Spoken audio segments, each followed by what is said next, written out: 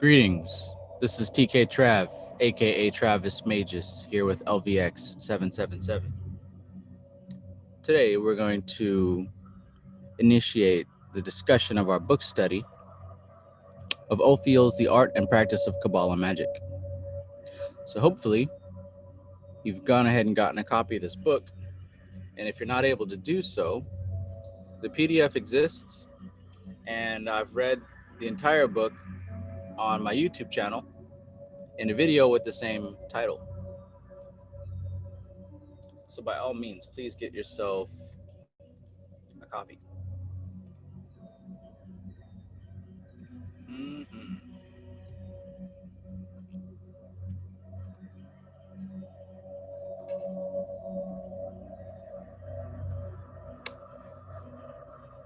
How are you guys doing today?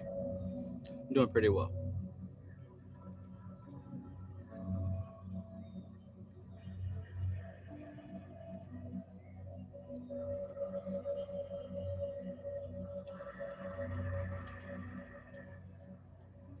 It's been an interestingly busy week. Lots of study on my part. That's to be expected, honestly.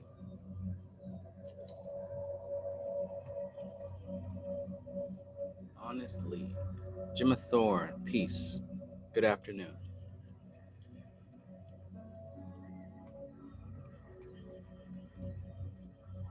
Mm-hmm.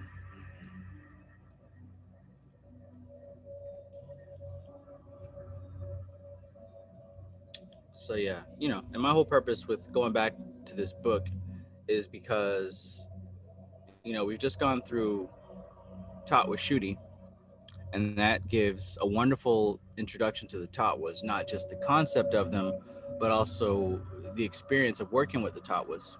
And then just before that, we went through The Mystical Kabbalah by Dion Fortune. And what I noticed was that this book actually bridges the gap between the two concepts. And the more that we start to study in the direction of the East, the more we start to find that all of the occult has common roots. And thereby, since everything mainstream religion wise has its origin in the occult, we can find that everything spiritual pretty much originates in the East, namely that Fertile Crescent, the big three, right? Egypt, Mesopotamia, and India. It's in those three sections that we can trace the roots of all spiritual systems to those three places. And I say those three because the history goes back so far, it's just about impossible to determine which came first. And really, it doesn't really matter who came first because knowing who came first doesn't really add anything to anyone. But it's good to know the origin of these things because if you think that the origin is something current or modern or new or misplaced, it's easy to be misled. But when you find the origin of a thing, you find the foundations, you find the core principles, and you get a full understanding, a comprehensive understanding of where this came from.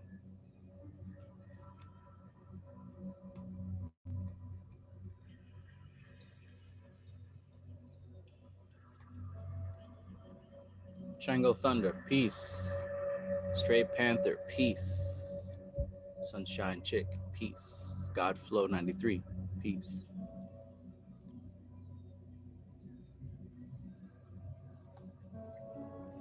All right, what am I doing? I am sending an email.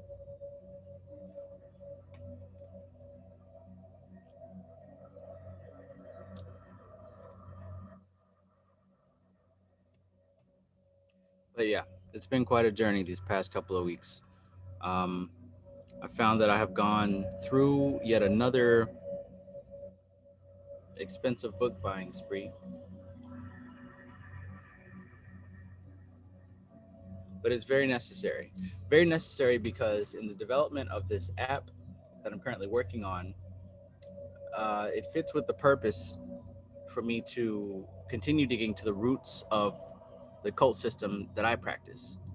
Um, which is an accumulation of different things dealing with Kabbalah, the Hermetic order of the Kabbalah, and the Indian Samkhya system. So for me to really find the origin of these things helps me to deliver the real essence of it. You know what I'm saying? As opposed to just some newfound, new age, made up type thing, right? Hocus pocus, love and light, feel good stuff. I'm not about that at all. At all.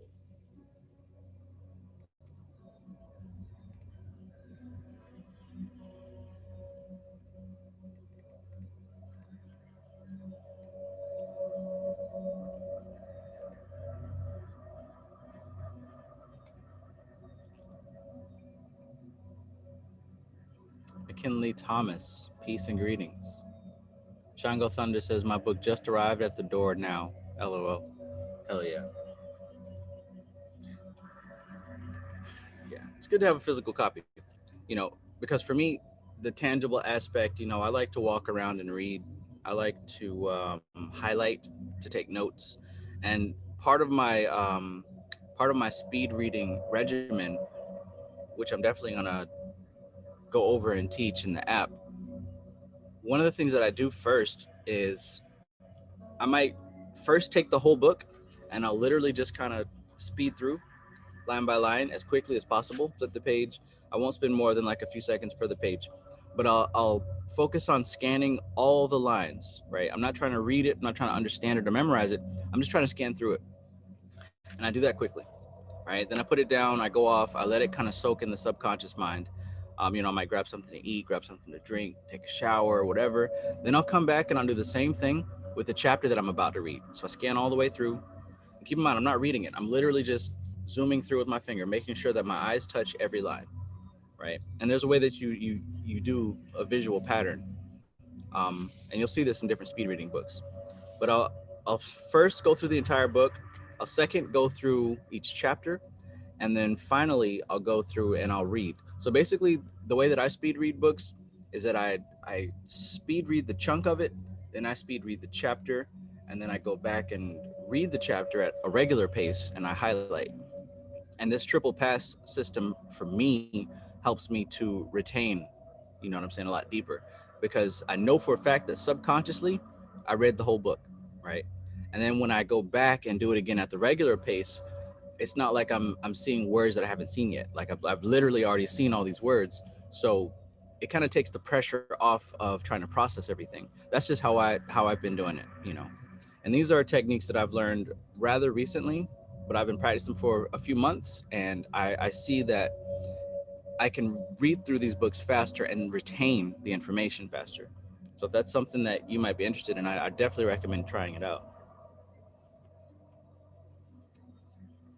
But yeah, so if you heard the audiobook or if you've read the first parts of this book, you'll see that the introduction, you really just get a feel of Ophiels' mindset and how he approaches the occult in a more relaxed kind of way.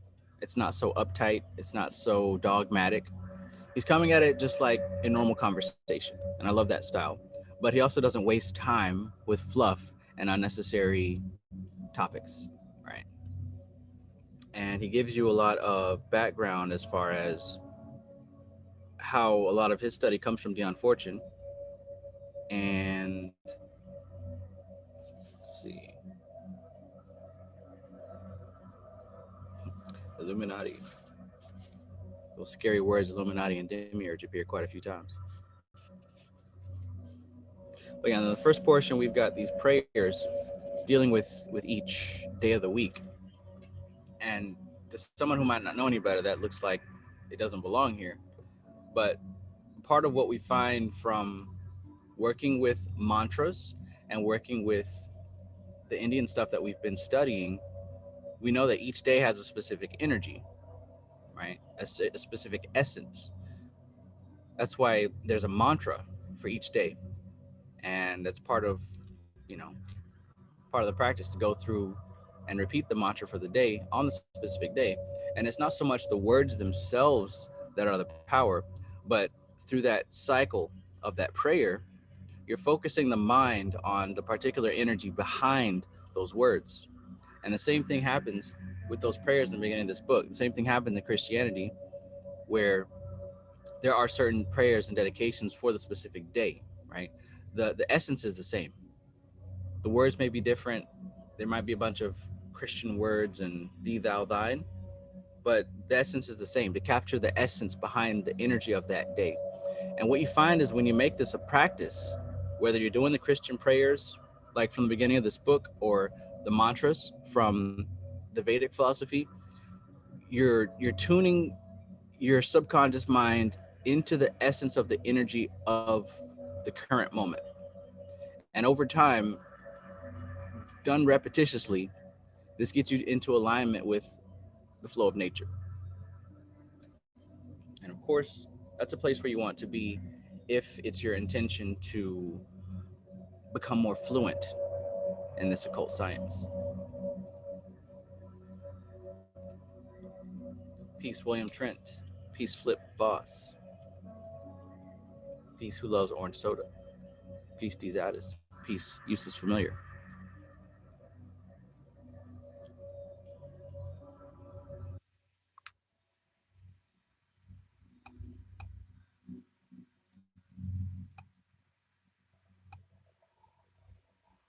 Mm-hmm. So yeah, whether it's the Vedic mantras for the day or whether it's different prayers like this, the intention is to kind of get your mind focused to where you start to pay attention to the subtle differences of each day, right? And not necessarily meaning that, oh, it's Monday, it's Tuesday, it's Wednesday, but what is the essence behind the demarcation of these days, right? Tuesday is ruled by Mars. So there's a certain Martian essence behind Tuesday, right? Same thing with Wednesday, Thursday, Friday. But the average person doesn't tune into that. They don't notice that. It's only when you pay attention to it, you can start to seek out the differences. And when you start to study the tree of life, because the tree of life, it's a filing cabinet system. It's an organizational system. It's an organizational system that helps you to keep in contact with the different energies that rule behind everything, right? Because there's limitless energy and there's limitless categories, and it would be impossible to try to figure it all out without some kind of key, without some kind of filing cabinet system. And the tree of life serves as such. And what we're able to do with the tree of life is we're able to keep these 10 spheres in mind and allocate all the different energies into one of these 10 categories. Now, each of the 10 spheres is represented by one of the planets, and those planets that represent it also rule one of the days of the week. So basically, we're dealing with the law of correspondence. If we're able to keep track with this filing cabinet system of these different energies and the different correspondences that fall in place with all the symbols that we categorize, we can start to know what works best when and where, why it's better to do certain things on certain days, right?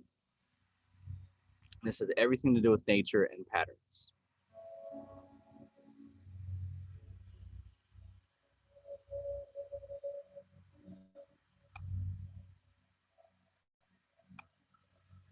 Bagplay asks, Yo T Mage, any books you came across on reality shifting? Just about all of them, including this one, including the last one, and all the ones that I mentioned. All the ones that I mentioned, every single one. And it's not the book that does it. It's how you apply the information in the book that shifts reality, right? Because I could literally name drop a ton of books like I've been doing, but if you don't read them and you don't apply them, if you don't find the connection on the inner planes, as they say, which is the essence behind the book, if you're not able to connect that essence behind the book with yourself, then there won't be any reality shift. You can shift your reality with Alice in Wonderland. You could shift your reality with a Mickey Mouse cartoon, but it's up to how you comprehend it and process it. You know what I'm saying?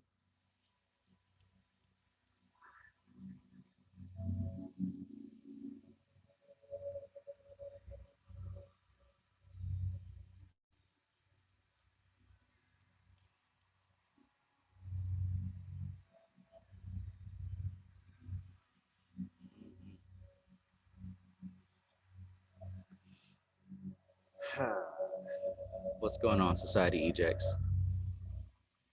So yeah, it's important to understand the tree of life. It's super important to understand the tree of life if your goal is to understand how the energies work in the universe, right? If you approach this thing without a key, without some type of system of organization, then it's very difficult to make sense of it all, and it's very easy to get carried away with things that don't matter.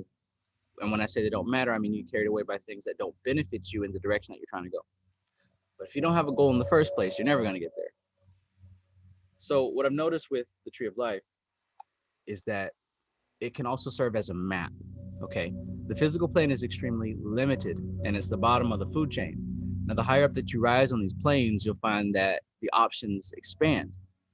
And what do I mean by that? I mean that everything we see in the physical plane is actually just a representation of forces on the higher planes. In order, that would be the etheric plane, the astral plane, the mental plane, the causal plane, the spiritual plane. So it's almost like an upside down triangle. Right at the very bottom, you've got the physical plane. It's very small, it's very limited, just like, Malkuth, planet Earth. But the next planes up, they are collections and patterns of energy that are more vast in their potential. And the things that we have in the physical plane are representations of those forces. Heroine Father, greetings, greetings.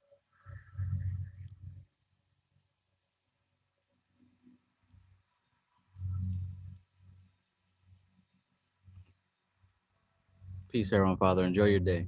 He says he's at the beach, so he's gonna have to miss on this one. All good. Backplay says, I figured. So you use a framework to expedite your process as opposed to, for example, programming your mind to be like, I'm always right. Every event is leading to my goal. I mean, you can hold both. You know what I'm saying? You can hold both because it's true. Every event is leading towards your goal. Um, that's a truth, but it has to be understood from a certain level. If it's understood from the ego level, from the individual attachment level, that can lead to confusion and illusion, right? Because if you think you're always right from the ego level, that's really just a justification of behavior that may not be beneficial. But when you understand that from a higher level, that means that you're not attached to any outcome, right? When you say that every event is leading to your goal, that means good or bad. That means things that may not feel good, that may not sound good, that may not look good. But you understand that it's not even about how you're attached to it. All of life is going in a certain direction. Now, when you're reading some of these occult books, it's not that they reveal to you the secrets, but they help point you in an inner direction so where you can experience what I just said. You can experience that there is a higher level and that the events that take place in your day-to-day life are flowing in a certain direction. When you're able to experience that and see that, it's a whole different thing from just saying it from ego, from just saying it from attachment perspective. You know what I'm saying? And that's the whole thing with affirmations. Affirmations can work, they do work, but they have to be done from a place of non-attachment.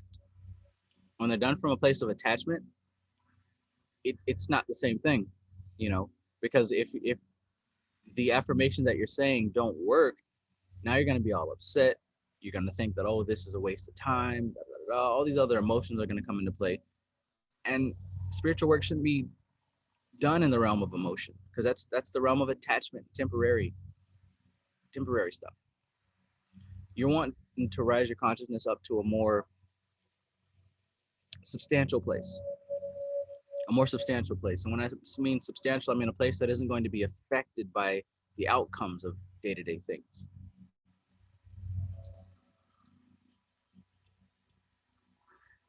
Yeah, you're exactly right. He says, got it. Thank you. I guess I want things versus mental alchemy. Yeah, mental alchemy. That's exactly what I'm talking about. So, with the study of Kabbalah and the study of Tree of Life, we learned that this is an organizational system to dialogue and to keep track of all these different energies and to know how to contact them, how to have a communication with them, how to grasp them, both on the inside and the outside. And what do I mean by grasping them on the outside and the inside? I mean being able to utilize the principle of correspondence, right? And the whole reason that the principle of correspondence works is because, like I said before, everything on the physical plane is a representation of things on these inner planes, on the etheric, on the astral, on the mental, spiritual, causal, etc. So with the knowledge of the law of correspondence, you're able to have in your vicinity, in your presence, in your life, things that symbolize higher forces, that symbolize specific energies. And when you structure your life in this way, things flow easier.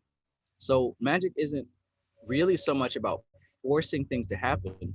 It's more about structuring your life so that things are in alignment and they flow properly. When things flow properly, things fall into place on their own. It becomes very simple. It's no longer a struggle.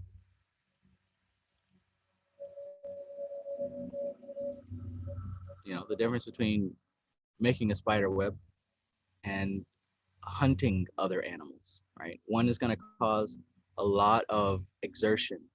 The other is going to take a lot of patience.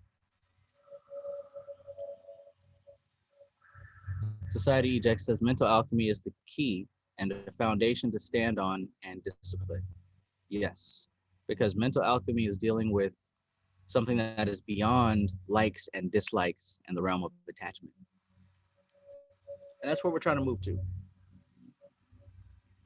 And that's the difference between high magic and low magic. Low magic is really practice. It's really a transitory period to get you from living a mundane, regular human life to moving into a magical lifestyle, right? You use low magic as a vehicle to do that. And low magic consists of working with the different spirits and, just all the different magical processes and practices to get your material gain in the world. Hopefully, what this is doing is it's actually weeding people out, right? It's weeding out those who aren't capable of going any further than that, and it's separating those who are actually called to a higher purpose, and those who aren't capable of doing anything more than summoning demons to get money and sex. People who aren't capable of doing more than that, they stay there, and that's fine. That's fine because life is really deeper and further than your individual incarnation. You got multiple incarnations that all add up with each other. Greetings, Hikate. Greetings. So you've got multiple incarnations that all add up to each other. And depending on what particular incarnation you find yourself in, that's going to have everything to do with what you're capable of understanding in the spiritual realm, right? A good way to think about this thing is like you growing up. Hikate, how you doing? Hi.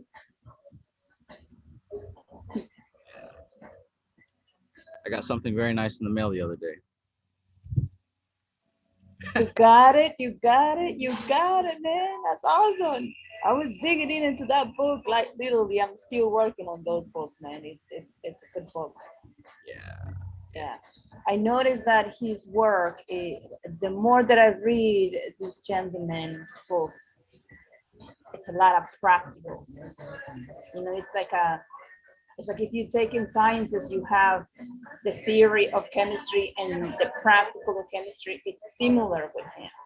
It's like you have the reading perspective, but you also have to have that practical perspective. Like you have to practice.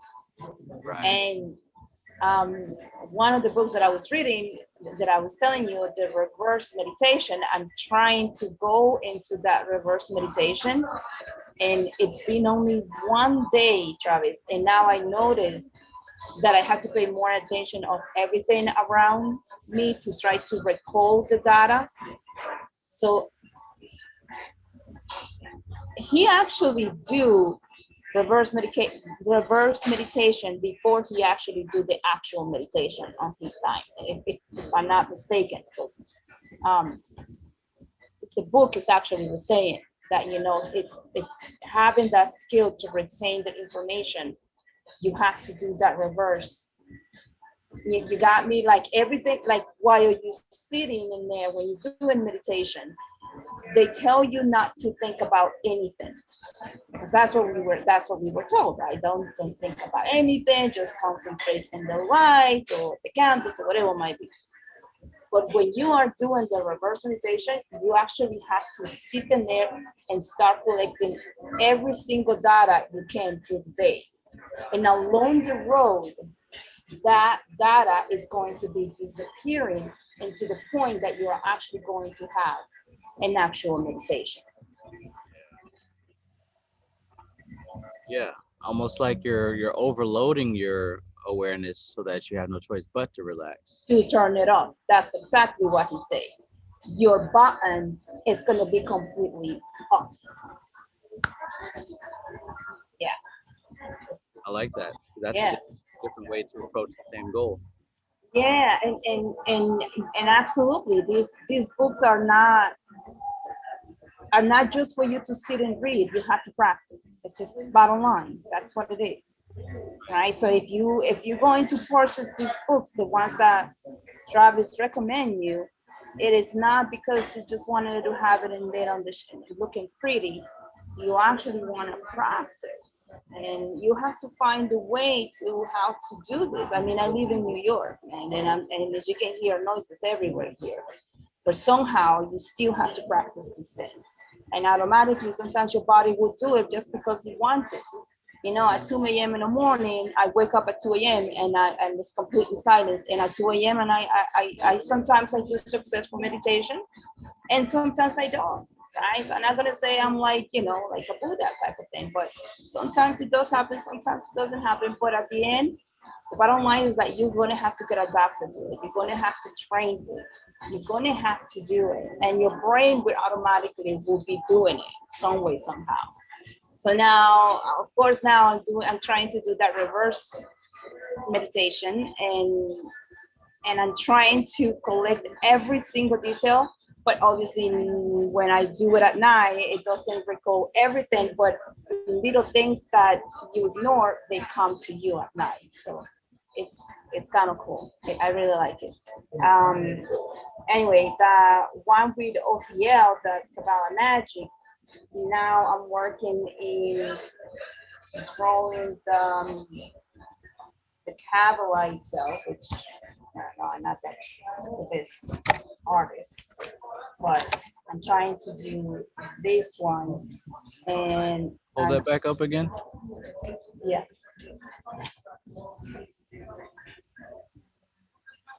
Very nice. Yeah, it's not even measured. You can see the angles is not measured. If you do your Kabbalah itself, you're going to know that everything has a specific length. It has a measurement. Each circle has measurements. Each distance has measurements. Where is the fabulous book that I tried to copy it from? Hold on, I'm trying to get it from here. So you see everything has a specific distance. Everything has a different angle. Like, the measurements has to be perfect. And mine came out one a little bit off, the other one off, the other one long, the other one short. Anyway, so we're trying to get these maps through the elements that this gentleman of Yale was talking about. And I went through your videos last time, and I was able to understand based on your video, because I was reading, but I couldn't understand it by reading it. So you were talking about this. Yeah. And then you were talking about the graphics themselves and how it matches to the Kabbalah. Yeah. So now I'm trying to do the meditations, because we have the fire with the fire, air with the air. You remember you were mentioned that? I don't know if you guys did pay attention, but if you have a chance, he was talking about on page 105 or 104, and I wrote the notes in there of the elements. So now I'm trying to convert this into my own Kabbalah, with the colors, with the appropriate colors. Because here you just had it with like black and white, but if you read, you actually try. So in there they tell you the colors. And actually, Ophia was talking about why it has to be those colors. Like you want to create your own colors. I don't know if you have that when you were reading Travis, that he was saying he didn't understand why they had to be a specific colors, that you can create your own elements. So for example, in Chinese medicine, for us, green or brown is earth. I mean, seriously, green, like the grass, or brown, like the wood, right? Like soil. So, right, so fire is yes, it's red. Water for us is gray. It's not blue. So you see, it's a different interpretations on the colors. So it has a lot of similarities with the 5 elements in Chinese medicine itself too. So everything that would make sense why on the cover of Initiation into Hermetics, he's got water as green. Yeah. And I think air is blue or something like that. Yes, air is blue. Air is blue. Yep, air is blue.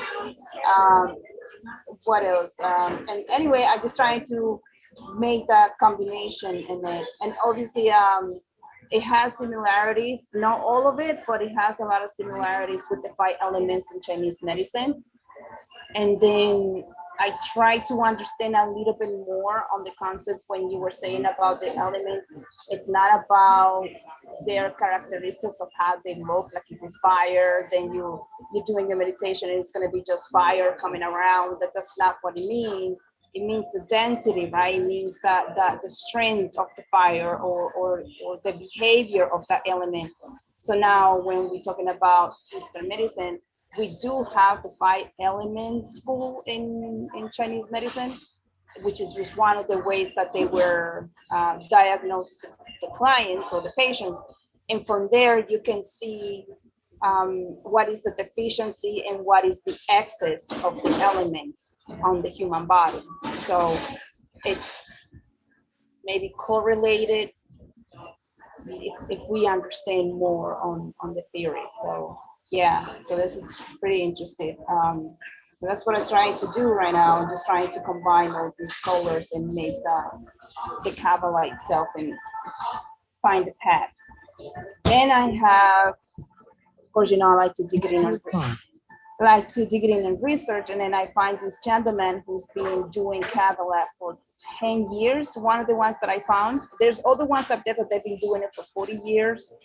And the one gentleman that has been doing it for 10 years, he recommended a few books.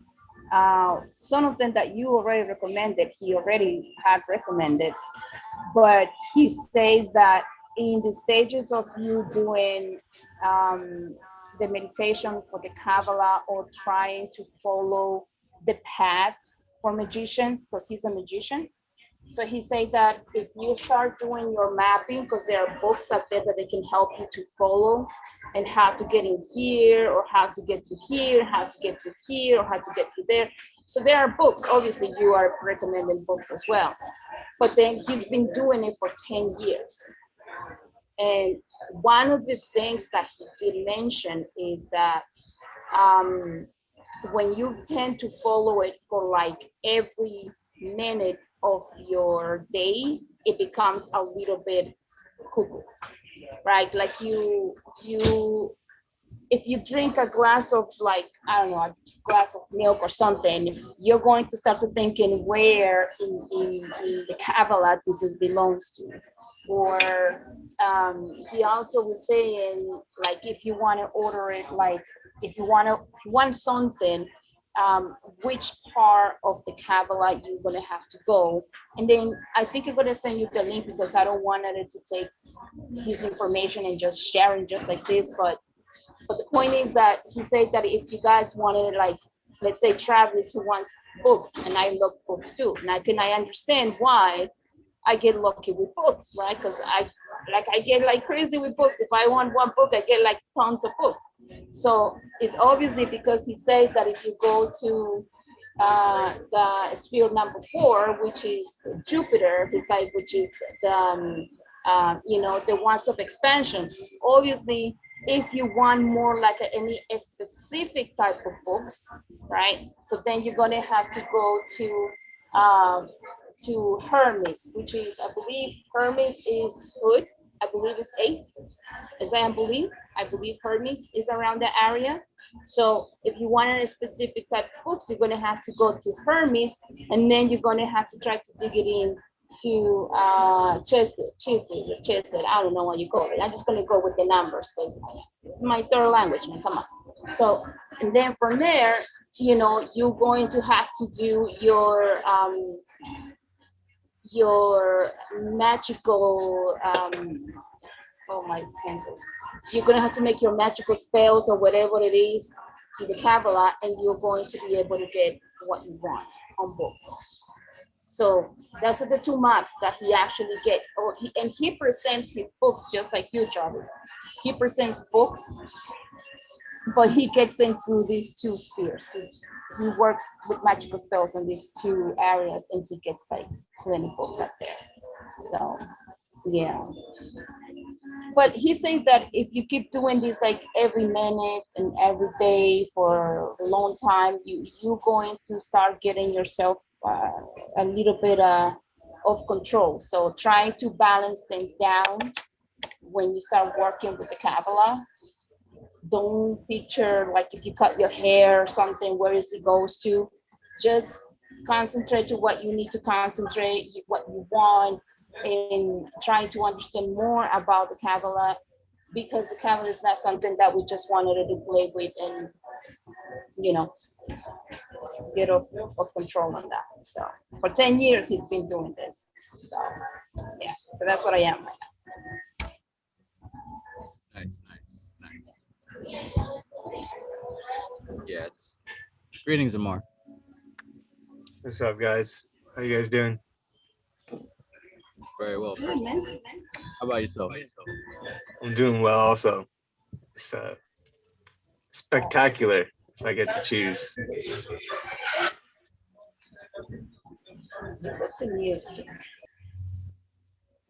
Yeah, like you're saying, Hecate, I definitely recommend that there, be balanced in all things, because I mean that's only natural, only makes sense. Too much of everything will be just like with the tree of life. What we learned from Beyond Fortune, she teaches that each one of the spheres should be balanced with each other, so that they can exist in harmony.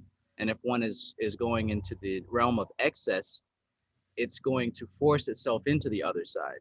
So instead of you balancing it, nature will balance it. And typically, when nature balances things, it it may not feel good. And that's something that we can easily see if we just look outside. Some poor creature being eaten by another creature, or whatever. Likewise. And you're gonna feel it. He said you're gonna feel it. You're gonna feel that this is getting out of control. We feel it every day, Yeah. and it's not even just with Kabbalah. This is like, really, Kabbalah, we're not stepping into something new. This is a recategorization of how we experience life anyways. So say, for example, we can deal with Netzach, Venus. You're in love, but you find yourself becoming obsessed to where you can't stop thinking about this person, and they become the center of your reality, and your well-being depends on how they are, and things just get so mixed up and so convoluted. That's an imbalance, and it will naturally lead to a place of correcting itself, and it typically won't feel good.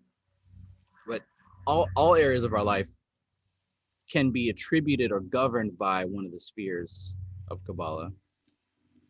But the way I like to approach Kabbalah is that it's, I like to say it's a filing cabinet system. It's a key. It's a organizational tool that we can kind of just keep track of the infinite forces of the universe. The human mind is limited. That's what they say. The older ancient guy, and I say ancient guy because he's like very old. It's an very old dude. He said that the Kabbalah, it's a map of the universe itself. So if you can understand it, it's like you definitely got a key right there. Yeah.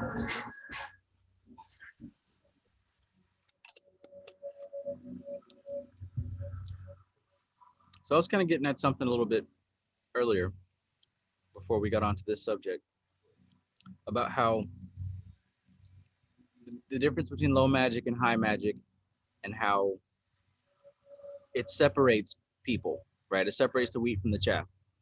Low magic is really focused and based on the practice of occult techniques that may result in material gain or personal comfort, and that's totally fine. But the separation occurs with people who don't move past that point and people who seek to move past that point. Now, of course, people who seek to move past that point, hopefully it's in their karma to receive the techniques of high magic, which is just a title for another way of approaching reality. None of these titles and names mean anything really, right? This is a side note here. Somebody messaged me this morning, and it was an innocent question. He wanted to know what's the difference between spirituality and occult and magic, because he says that he's heard people all over social media saying that spirituality and magic is different. I'm strictly spiritual. I don't practice occult, or I'm strictly occult. I'm not spiritual. Like, these are just words. It doesn't mean anything. And I didn't answer the question like this is what it means. I asked him a question. I said, how does this benefit you? How does knowing what these words mean benefit you? We're going into the realm of opinions here, because when you start looking at the definition of these words, it's subjective to that person.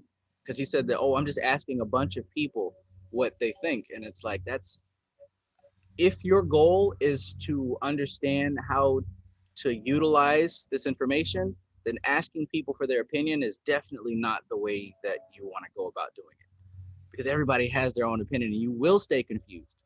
So my recommendation to him was to think about why you're even doing any of this. That's the important question. Not what I say it means, but why are you doing this? So I said that to say that the titles and the labels and the words, they don't mean as much as what it's trying to actually get at. So just like this, you see Kabbalah spelled with a C or a Q or a K, and I've heard people say, oh, well, the K version means this, the Q means this, and C means this. Like, that doesn't matter. What is Kabbalah? What's the experience with you? How are you using it? That's what matters. When you ask them questions like that, it's like, they Right. can't really come up with that. Right. Yeah. So it's not a debate anymore. It's not a back and forth. It's now you're going back to where you need to be, which is questioning all this and trying to figure it out yourself, not looking for me to give you an answer. Because if I was just been like, spirituality is da da da da da, occult means da da da da, and magic means da da da da da.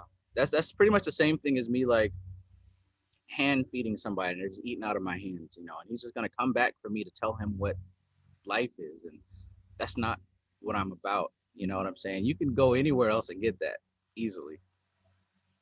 You can go off calling somebody the reincarnated Christ and eat out of their palms, do whatever you got to do. But it's so much better to just sit and think for yourself, for some people. But there's one thing I was thinking about this afternoon before I even came here to Canara place. Magicians, we have to live a solo life. Majority of us, to the point right now that I don't want to be bothered by no one. Get the hell out. Don't bother me. I'm just gonna go to my room. I sit in there and I start reading. I don't want to hear anything about anything. I don't want to hear about dead crucifixions and nonsense stuff. I don't want it. Like last night, my mom was telling me about the star, the devil star. I thought you say it's David's star. No, it's the devil star. Who the fuck cares? It's again with the words. It's all cares? The words. Right. I don't give a fuck. Like what is, for someone to say, oh, that's the devil. That's like an umbrella. Like, that doesn't mean anything. Doesn't mean anything, bro. I'm like, I don't care. So I just went to my room and I got myself locked. I'm like, fuck it, the whole world, fuck you. But anyway, you have to think about what we're actually dealing with. We're not dealing with people on the same level. because when you approach the cult, your whole mindset of how you approach life changes. Most people are, when you think of our minds, we're almost like radios, and we're tuned into radio stations. And the most popular radio station on planet Earth right now is this very dreamy, sleepy trance radio station where critical thought is suspended, right? And the way of behavior and processing is given to you, and it's a very simple way. That's why you can listen to politicians talk about nothing, but you feel like they're saying something personal to you. That's a radio station that you're tuned into.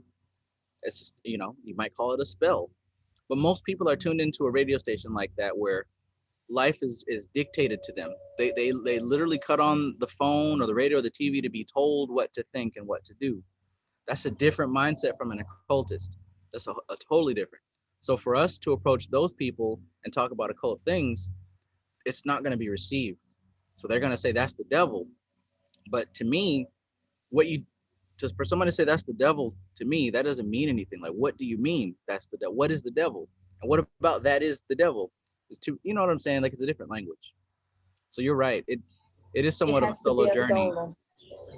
Has to be a solo journey, or it has to be a community like us, like we have similarities, because now you also talk about even with the spiritualism community, now you're talking about the pagans, the witches, the wizards, the sorcerers.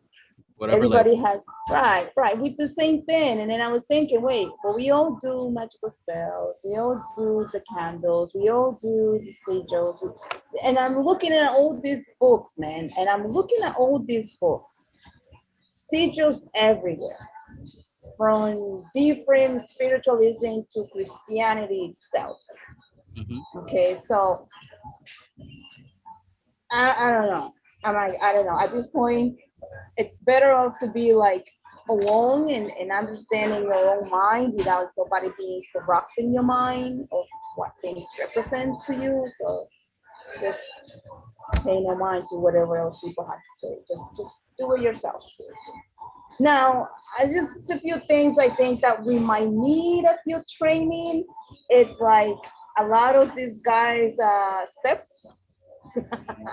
Right, because these books that we're reading right now, sometimes I think that I feel like I like to visualize how things happen and not just read, but there's other things that you're going to have to just keep it to yourself in your own opinions, and that's it. And just wait and listen to whatever else everybody has to say, and don't take it personal.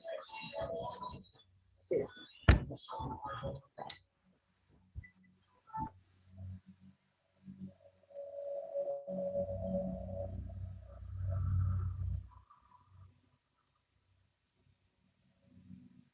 Anyway, Travis, I was going to ask you, by any chance, are you going to go over a review for us on this one? Because I think this one is the bomb on this book. Yeah. I think this is the heart. Yeah, we're definitely going to get to that. Not today, though. But if you just notice on that picture, it does illustrate a lot. At the very bottom, we know from the Tawas, the square represents the earth, and the next one up is water, and then fire and air. But that relates to what we learned in the Kabbalah about the four worlds. So we even notice there the four worlds of Asaya, Bria, Yetzirah, Atziluth, even those line up with the Tawas because they're governed by a certain element. So deeper study of what the Tawas represent definitely helps us to understand the different worlds of the tree. Now, why those specific colors, like this guy was saying? Why those, nobody knows why those specific colors that they represent? Is it like, maybe when people were doing their meditations, and they have that enlightenment, maybe they were seeing those colors, like the auras, maybe? I don't know. It was that. Yeah, maybe. I mean, I don't think that matters as much as the effect that they have once you do tap into them, Right. Because what happens with the process of flashing colors, I don't think he talks about that in this particular book, but what's supposed to be done as the technique of meditations on the tree is you focus on those specific tatwas, and then when you close your eyes, the inverse color appears. So you're not actually seeing a red triangle when you do the flash. When you do the meditation on these tatwas, the triangle is actually like a teal blue color.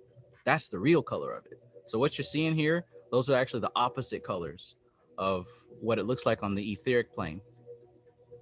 And you get an experience of it by doing the meditations. So if you stare at those colors and you close your eyes and hold the image, it's going to be the opposite color. And that explains why in the back of the book you'll see, well, not in the back, somewhere in there, you got the different scales of the tree and those colors, right? What we always use is the queen scale of the tree of life, but you'll notice the king scale is different. Those other scales are different because those are what they look like on the different planes. But you'd only know that from experience, right?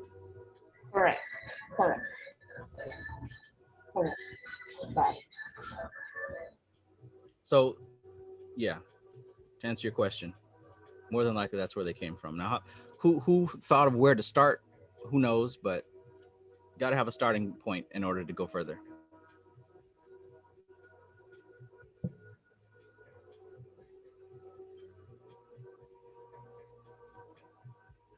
So yeah, I love what he says in the beginning about how this knowledge, it's cumulative, right?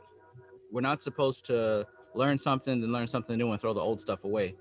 What we find is that when we start getting into this type of stuff, it's actually cumulative knowledge. It builds and it builds and it builds, and now you've got an intense library of data that you can pull from. And what I've learned about data is the more data that you have, the more patterns begin to emerge. So things make sense intuitively. And goodness gracious, data, accumulative. Where the hell was I going with that? Can I ask you, what was the purpose of this Monday, Tuesday, Wednesday, and Thursday thing? What is this mean? Like Saturday, Sunday, Jesus, Son of Mary, Salvation, World, World. I was reading these and I'm like, what does that mean?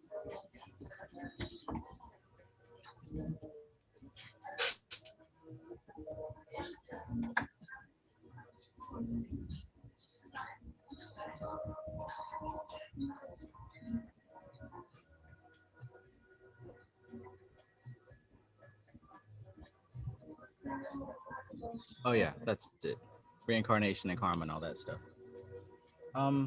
So yeah, those prayers in the beginning, the way that I saw it, I was able to relate it more to how in the Vedic science we go through the different mantras for each of the days of the week, and like what they say with the Sanskrit, it's not the words themselves, but the vibration of those words help us to the mantra. You know, it kind of circles the conscious mind so that it tunes into a specific energy, which is the essence of that day. Just like each of those mantras are a certain essence of that day. So it isn't so much the words that's being said, it's the focus behind those words. So the vibration of the day. So the accumulated data that we learn over time, this is how the universe works. Now, on this manifested plane, right? So we have to keep in mind at all times that there's multiple planes that are going on simultaneously, and that the plane of time and space is the lowest plane. So everything here that we experience with our five senses unfolding through time is the lowest plane of reality. That means there's nothing out in space that's advanced. There's nothing in the ocean that's more like, all that is of the same category, which is the lowest level of reality. Now above that, which is going up towards the astral plane. Now the buffer in between is the etheric plane, but that astral plane, we're dealing with an unmanifest, or it's going closer to unmanifest, so it's further out of time. So with that being said, the highest self and the higher aspects of what we would consider ourselves, it isn't going through this process of evolution. Our consciousness, our perspective is going through evolution. But what we actually are is not evolving. It's static. It's a static principle. And the further up we go, we begin to see that there's only two things. It's consciousness and ether, or also known as matter, also known as prakriti or whatever, energy. There's consciousness and energy. But that's at its purest. And even purer than that, you got Brahman, right? The one. But they separate into the two. And they continue to get more and more complex the more we get down to where we are here in this physical plane. So what we're finding down here is that we undergo this process of incarnation and death and reincarnation. And this is the accumulation of data, or so it seems.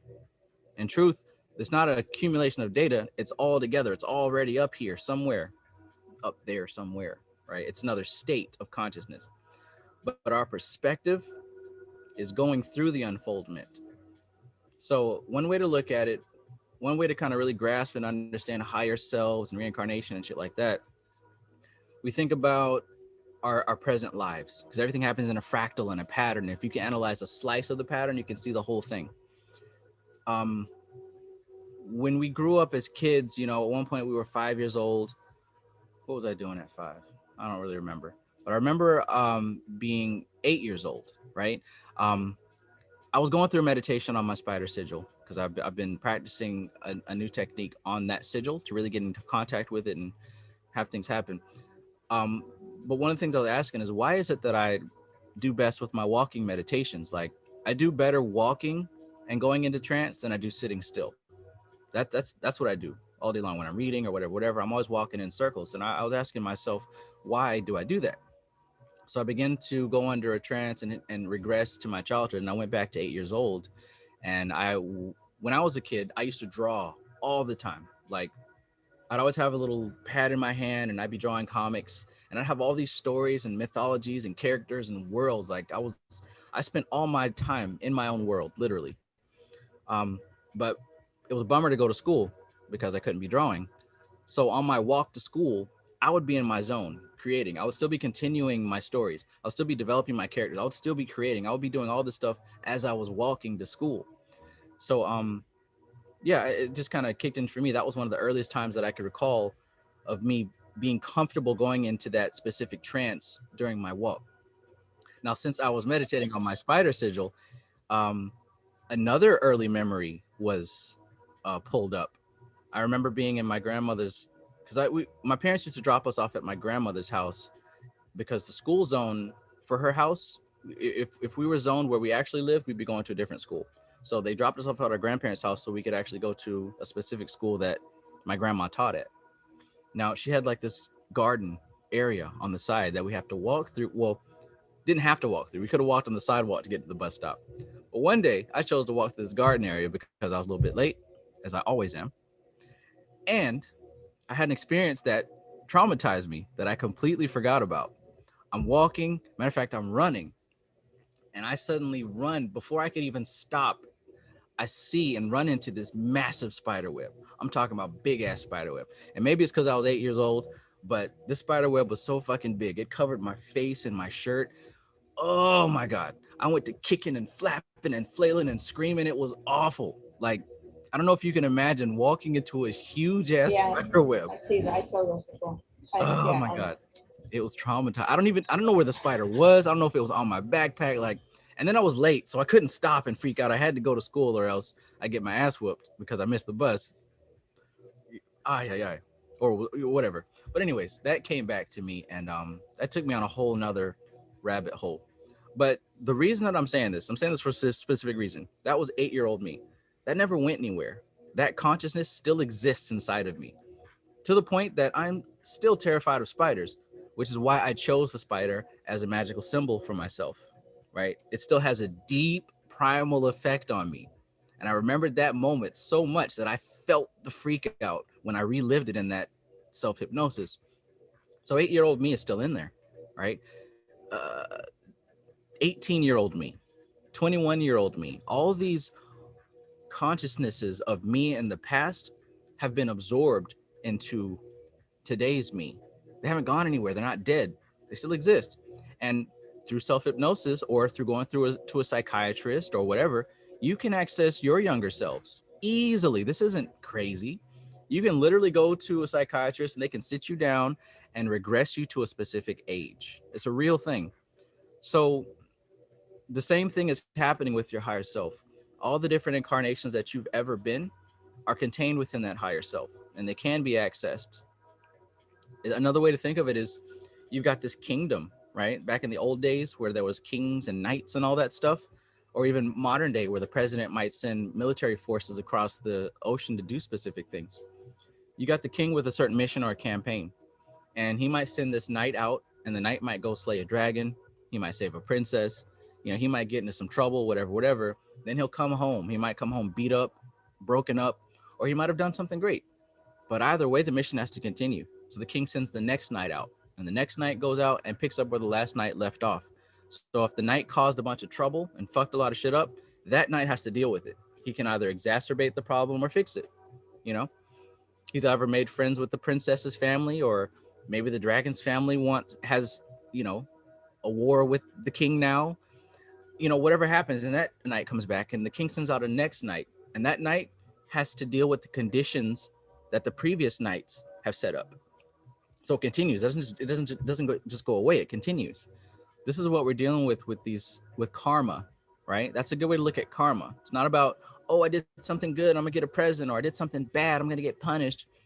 We're dealing with the echoes of past actions, right? And they haven't gone anywhere. They're absorbed in the totality of this thing that we call higher self. So to believe in the higher self, you have to also believe in reincarnation, because the two fit together.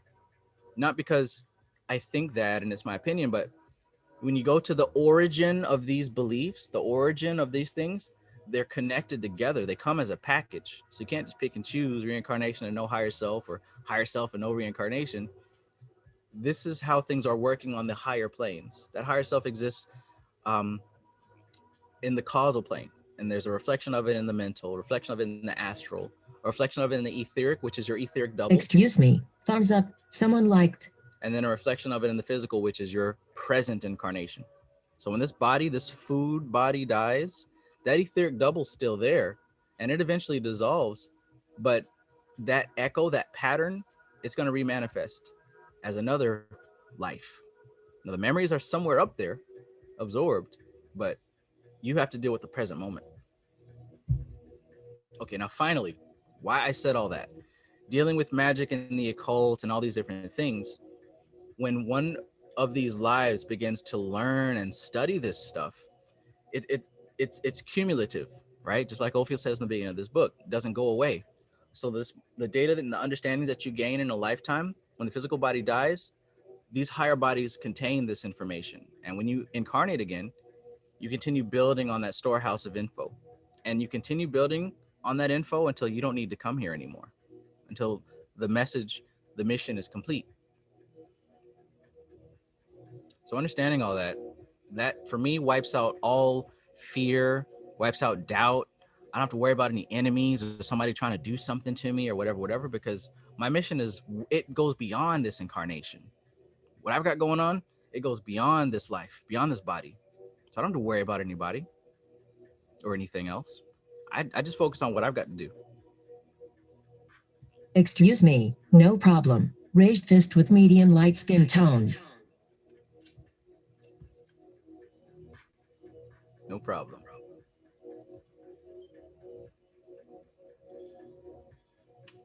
I can feel that heavy, like the last part, what you said about like it goes past the physical body. Because if anything happens to this body, I will just manifest another one. Right. As we like I've done, like I did for this body. You know what I mean? Like right. Yeah. And what did Vivekananda say about how? No, or was this in the Upanishads where he asked how many times have I reincarnated? Oh no, I think it was Vivekananda in Jnana Yoga. Yeah. He's like, how many millions of lifetimes have you had? Like people's fathers, kids, mothers, all this stuff, like roles that you've played. It gets to the point where the number, like it doesn't even matter. All that matters is do what you're supposed to do. Do what you're here to do. Let's not get wrapped up in things that aren't important, things that are not useful, Things are not appropriate.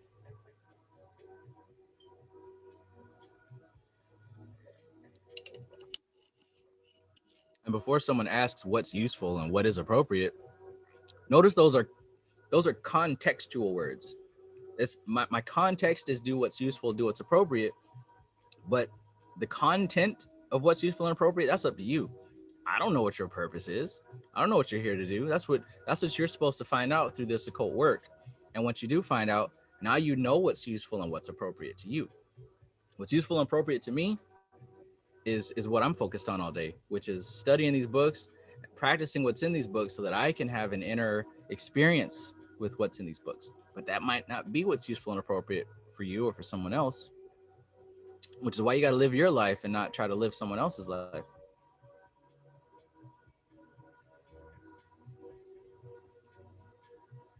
I love it. People get caught up in trying to be somebody else, or like be somebody, or like act like something.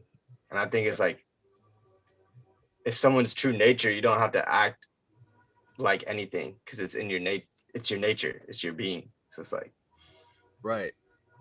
And the crazy thing is, the nature's going to come out. So if you're trying to act and be something that's not in your nature, you're going to contradict yourself inevitably. yeah. It's inevitable.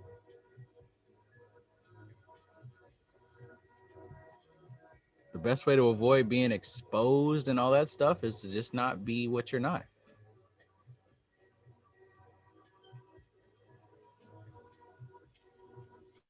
Good stuff.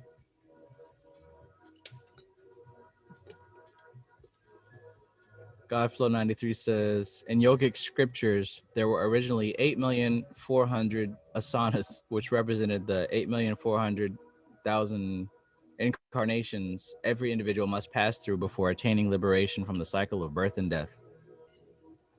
That many? Well, I also think 84 is just a symbolism for 12 in the zodiac. Nice. Yeah, yeah. Got a point. Nice. I think that all these numbers, it's like they have like something million, but like when you do like numerology, you just add them up. So like the 8 and 4 would be 12, and that's like a system. Yeah, that's the best way to think about it. And when you think about the 12, the zodiac, it's a circle, which doesn't have a beginning or an end. So at least from what I see, my belief is that these reincarnations are infinite. It doesn't stop. But what does change is where you place your consciousness. This, you're trapped in the wheel of samsara, right? Which means that it's a ring. You can either be in it or you can be beyond it. So this is going to still happening, but you don't have to be happening with it. Yeah. I think that goes back into like what we were talking about, like getting caught up on the words or like the numbers. It's the same thing. Like, what if you ask different like sects of Hinduism, they'll say that there's like 108 chakras. Some will say 7 chakras, 12 chakras, this many like nadis. You have like this many asanas, but it's not like in my experience, I found that after I heard all that stuff, it's like, it doesn't matter the number. It's like, what am I doing with the information now? Yeah. Yeah. Yeah. At the end of the day, what are we even really talking about here? Are we talking about how many and what this word means? And like, that's not occult science. What this word means, how many, that's not occult science. That's intellectual stuff. That's that armchair occultist stuff, you know? Yeah. An armchair occultist can't go past that type of thing. You got to have an inner experience, and that's moving from that to the realm of what am I doing with it? How is it actually, what's my personal experience with it? I love it. Peace, Kevin Wise. Peace, Al Dickey.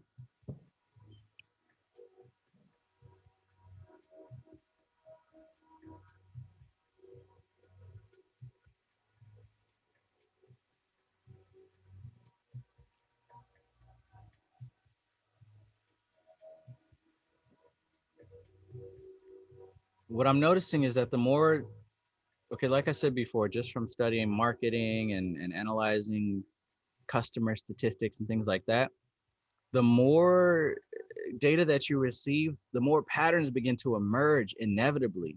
Like it's almost like you're zooming out and you're seeing the big picture, right? Literally.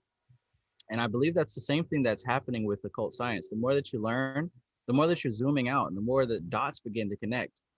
And when it comes to enlightenment, I mean, there's an intellectual aspect of it, but there's also an energetic aspect of it. I mean, what are we talking about? Consciousness and matter, right?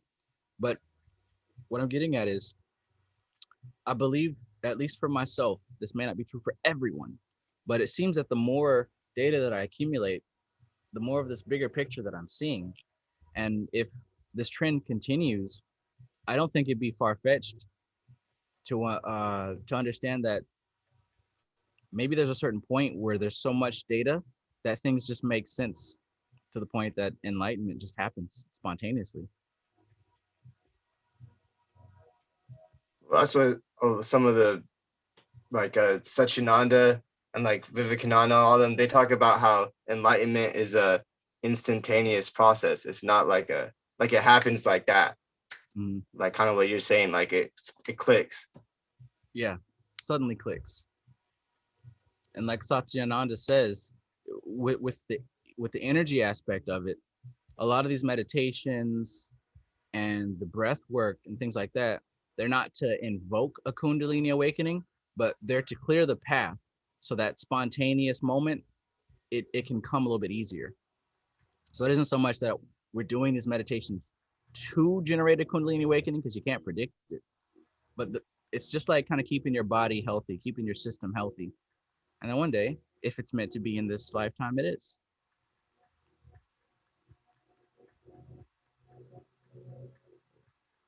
And when it happens, there's no mistaking about it. You're not gonna say, maybe I had a Kundalini awakening. I think I did. No. Geez, I did it or I did not. Well, I don't know. I experienced, but I don't know. I don't Who know. knows?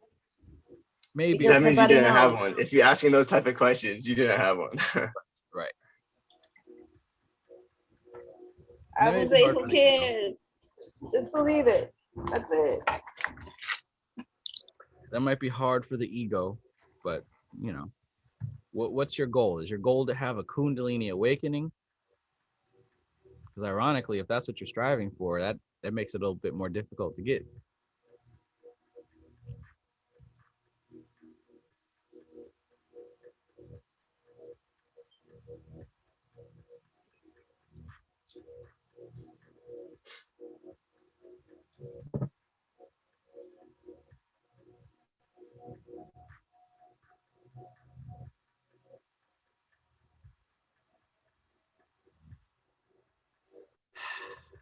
Sadhana.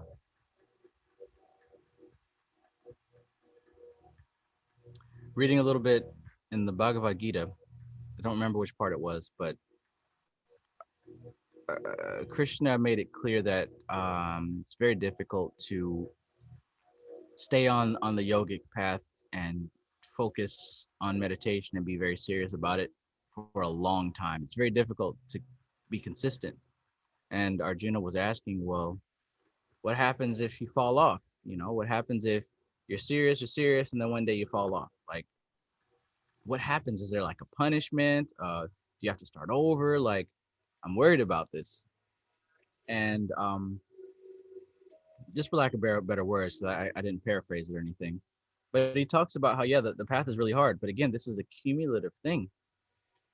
The work that is put in with the lifestyle of the seeking and attainment of this high knowledge and this high science, it continues. So if you do stop and you fall off and you become human, right? Because as a human being, we are bound to our senses.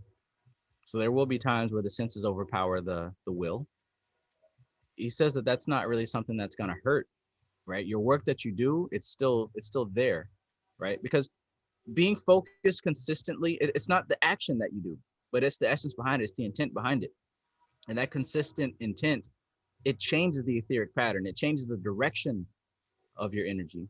And though you may die, and though this may happen or that may happen, dealing with karma, this is going to set up the next incarnation to have better circumstance. So he talks about sometimes you may lead a auspicious lifestyle. And he told a specific story of this one particular sage who was meditating so much and getting so close that one of the gods got jealous and decided to throw a beautiful woman at him. And of course, he slipped on top of her and they had a kid. And then when he finally came to his realization, he's like, oh, I screwed up. I'm out of here. So he left her and went back to his meditation. And of course, she was pissed. But he passed. He didn't quite reach enlightenment, but his next incarnation was so much better. I think he even incarnated on another planet or whatever. And he got it that next time around. So it's not so much like Christianity where if you slip and backslide, you're going to hell. It's more realistic, you know. It's a journey, it's a marathon, it's a long term, it's a commitment, it's a dedication. It's not something where you do something to get a prize or you do something to get a punishment. I thought that was a wonderful way to put it. And it gives a little bit more faith in it gives me a little bit more faith in what I'm doing, you know. If y'all watch Avatar: The Last Airbender, that's exactly how it is. Like each Avatar incarnation, they're linked together, but it's a different vessel. So it's like Aang was the last Airbender Avatar, and then before him there were X amount of avatars. And when he goes into like Avatar state, he's linked to all the other lives. So you can like pull from, and like what you were saying about like if the past incarnation did someone wrong or whatever, like he had to deal with the people of the last incarnation. Wow, that's actually pretty deep. Yeah.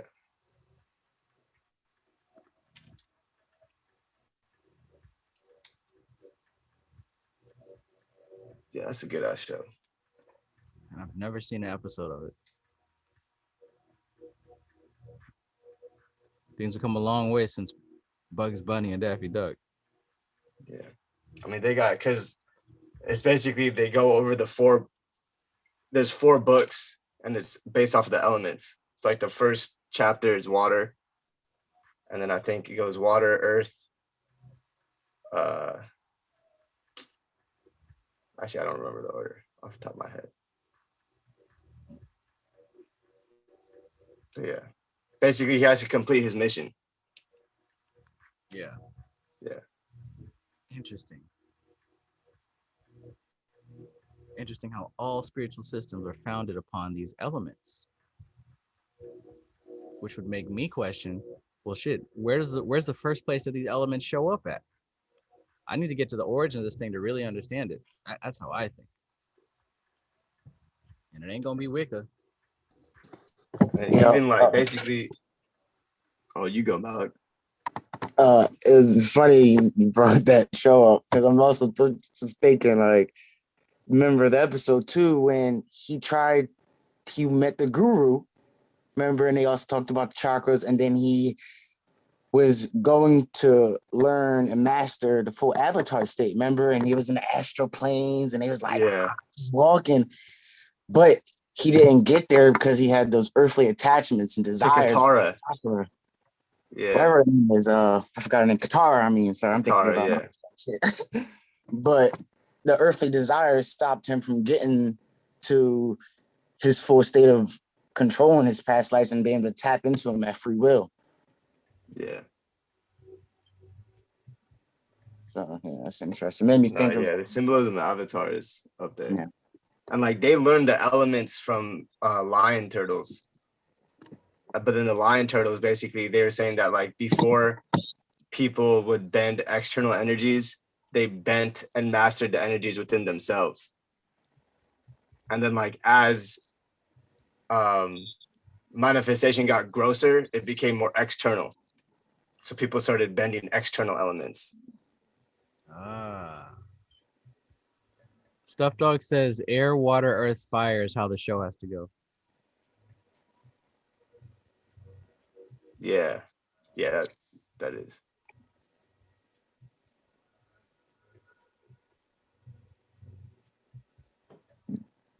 Another interesting note about what Krishna and Arjuna were talking about in the Bhagavad Gita was that in this particular age that we're in, um, straight up meditation is going to be extremely difficult. So that's not going to be the easiest path for the human being to reach enlightenment these days. That's why they talk about karma yoga in the Bhagavad Gita. Mm-hmm. Yeah. So actually, karma and action is the best way, right? At least for this current age. Yeah, because the Bhagavad Gita was compiled for the people of the Kali Yuga specifically. Like, it's like a boiled down, condensed version of the Vedas. Yeah.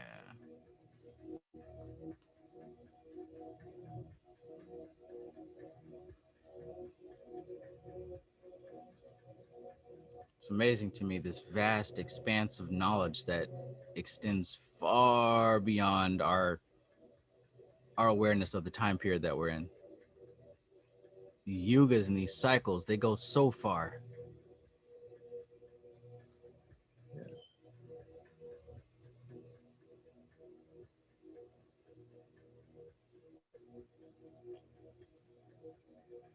I'm just amazed how in our modern times, with our microwave attention spans, golly, things have gotten so crazy. But how, like, we're taught to believe that this knowledge is lost and that, you know, we don't know what happened, or we don't know what's going to happen, or there's just so much confusion. Even now, with all this information being here written about, we're still confused and we still assume and we still go off of opinions. But just digging back into these old books, you know, I've been reading The Secret Doctrine as well. Blavatsky is really heavy. A lot of stuff that she's saying, I can see that a huge chunk of what we know about the occult is coming out of the Theosophical Society. But where did she go to get her information?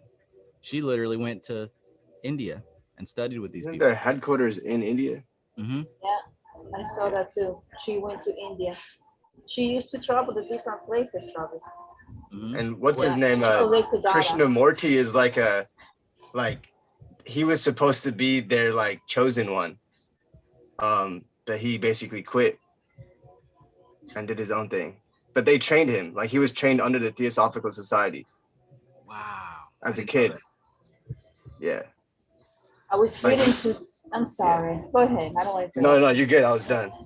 I was actually, like you guys, I like to search for the writers, right? The authors of these books. And the one that Travis was mentioned, what's her name? Babowski, something like that. The one that you were mentioned, Travis. I was watching some of her the commentaries, and I think they say that she was married at the age of 17, and she was married only for a week, and then she decided to get the F out of the marriage before consuming the marriage.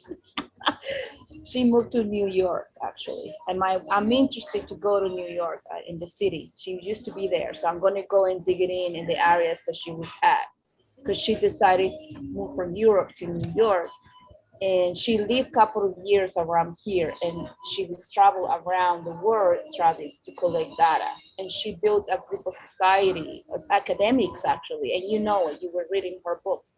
She built up school of magic, right? So it wouldn't say like magic book, but it was like a society, like a secret society. Right. Very successful in the United States, everywhere. The schools were everywhere. They were expanding like crazy. Yeah. You saw that? Crazy. People were expanding. That's why I'm saying it's insane to me how now this information we consider as like as lost, or we don't know, like, but people don't realize that this was actually very accessible. Yeah. Very famous people. I mean, potential Newton, Con Edison. People talks about Tesla. He's a wizard and all that. You realize that Con Edison was part of that group. Okay, Yes, he was in a yes. secret group, but he was in that group where she was originally. She I don't know how, but he went into that group. They're all, yeah. There's a pic that has literally like There. all the scientists in one picture. Yes. Carl Jung, Freud, Yes. all of them. Yeah. Yeah. See, that's We're what I'm all starting to there. learn here from reading these older books. Yeah. A lot of these names and these scientists and these intellectuals and these wealthy Yeah. people, they're involved in these secret societies, and you know, just from being coming out of this whole conspiracy theory shit, when you hear secret society, the first thing that pops up is this evil group that's so mean and terrible and eating adrenochrome and shit. These average Main Street Nonsense. people don't know anything. No. But behind the scenes, yes, there are groups of people who congregate mainly because of what we just said about the masses being in a trance. And to understand occult technology, you have to have a certain mindset. You can't just be out and about talking with people with this stuff for multiple reasons, but mainly because you'll be misunderstood. So the only way you won't be misunderstood is if you're congregating with like minds. And a lot of these movers and shakers of the past, they congregated with like minds, just like what both of y'all just said. Yeah. I had a sense, but I see that now. With whether it's the Theosophical Society or the Golden Dawn or the Rosicrucians, like these groups were everywhere, and the cream of the crop of society was involved with these groups. But who's to say that that's no longer the case? And they're pretty like high, like even right now, like because I subscribe to the Rosicrucian email list, so they send out these emails, and I started googling the people that they like the quotes are from, and it's like one of them is like basically he owns one of the like largest hospitals in the country, and like that's his, and he's part of the Rosicrucian order. I'm like, all right, this is like Yeah. That's and probably his ancestors were part of these groups too. Don't doubt that these families, they continue to keep in their traditions along because they know that this is a very intense type of and like also like the fraternities in schools and stuff, like looking back I could see like it's like if you're initiated then you know what that's for. Like it'll only be for like one or two people out of the millions of people that go through fraternities. Yeah. It's like the whole system is made just for like those couple of people. Interesting like the enough. whole curriculum. Interesting enough, I was looking at her background, right? Because Travis was mentioned her in his books, and then I dig it into the research. And again, she was 17, she moved to New York. I still going to go to New York. Just summer is gonna happen. And when she opened all these schools here in United States, right, was very successful. I think only in Europe they have schools right now, and a few in a certain states here in the United States. But what happened was that after she passed away, she left the school to her apprentice, right? She had a particular apprentice that it was following her, and she was teaching her everything, all the knowledge that she probably had in those books and beyond. And when she passed away, she left it to her apprentice. But there was other people up there that they wanted to control. I believe, if I'm not mistaken, there was 108 schools that she built up. 108. So they wanted to control it, like political people, I guess, like not political people, like powerful people. They wanted to control it. It was just some greediness around it, that there was a conflict between the authorities after she passed away. And they all wanted to control it into the point that they say, you know what, we're better off to like let the schools go and shut down the whole entirely academics. And they did. So far, I think there's only like 2 or 1 in the United States. And then in Europe, they still have some of her continuation of her schools up there for magic and spiritualism. But it was quite interesting though, how everything, like you were born to have this you know, you were born to have these achievements here, at the age of 17, and all of a sudden everything is just like poof, disappear. But yet the data is still here for us to continue. You know what I mean? Like it's still for us to continue. For the ones who look for it, Right. you will find it. Yeah. And even how Dion Fortune says in Mystical Kabbalah, like meditating on the glyph or on the tree of life or any sigil, it taps, you get information that way. So it's never lost. Right. No. A lot of the stuff is that the intention of it is for it to be brought forth into the general egregore, you know, and we might think that it's a failure because society broke up or whatever, but the work is complete. Like it's been brought forward now. We're talking about her and her book, you know, Yeah.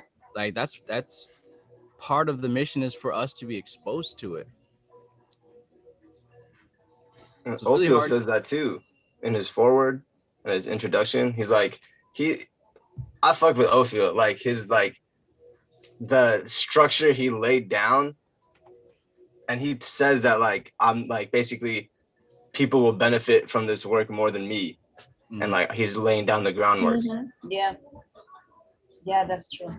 It seems like he already knew at his time that this one was coming.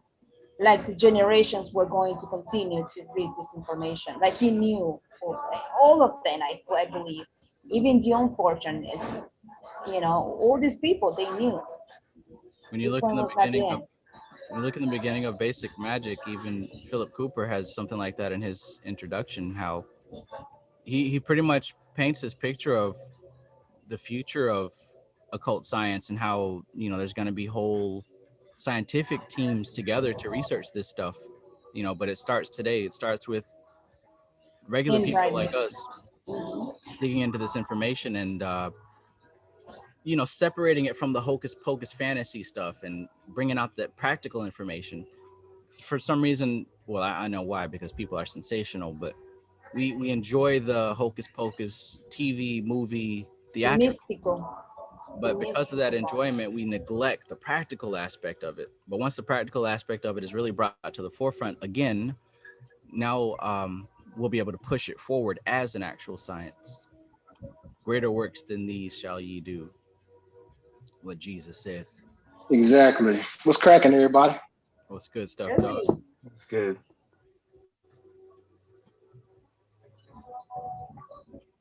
I'm sorry, I got a call. What's happening? Greetings. Greater works than these shall ye do.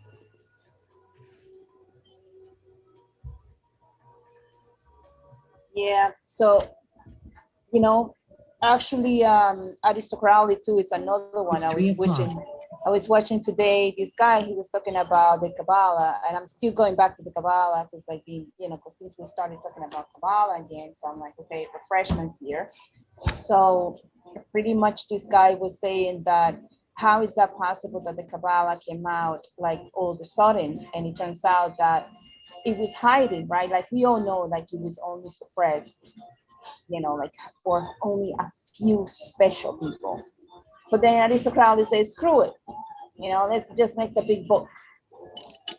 And thanks to him, you know, people got a hands-on on information, right? So they say that he's one of the beginners too, in how to like public concepts of magic and Kabbalah. We should give him his honor too, because without him, they would be a little bit more harder to find information. I mean, I know some the unfortunate and everybody else up there, they also got some information of a cycle of, I think all these magicians and all these people, there was a cycle around them and how to get the information. Remember in the old times, they didn't have access of the internet that easy like we do at these days, right? Like I can just type it in a specific magician and I'll find like tons of books available on him or her. And it's easy just to type it in the computer. In the old times, there was no access for that. You had to go for libraries and try to find out information. If any of the libraries were open for you or giving you access to these things. even in the church, sometimes they have these books like this, and now it's just like free for everybody. But anyway, the point was that he was talking about that this Kabbalah was actually, we are very lucky to have access to this information because Aristotile was kind of like one of the ones who gave us access to it. He was one of the beginners to release the data. Yeah. Quite a few different occultists brought it to the forefront. He's just one that happens to get that's the most popular, The mostly because 666. he's so outlandish and his reputation preceded him.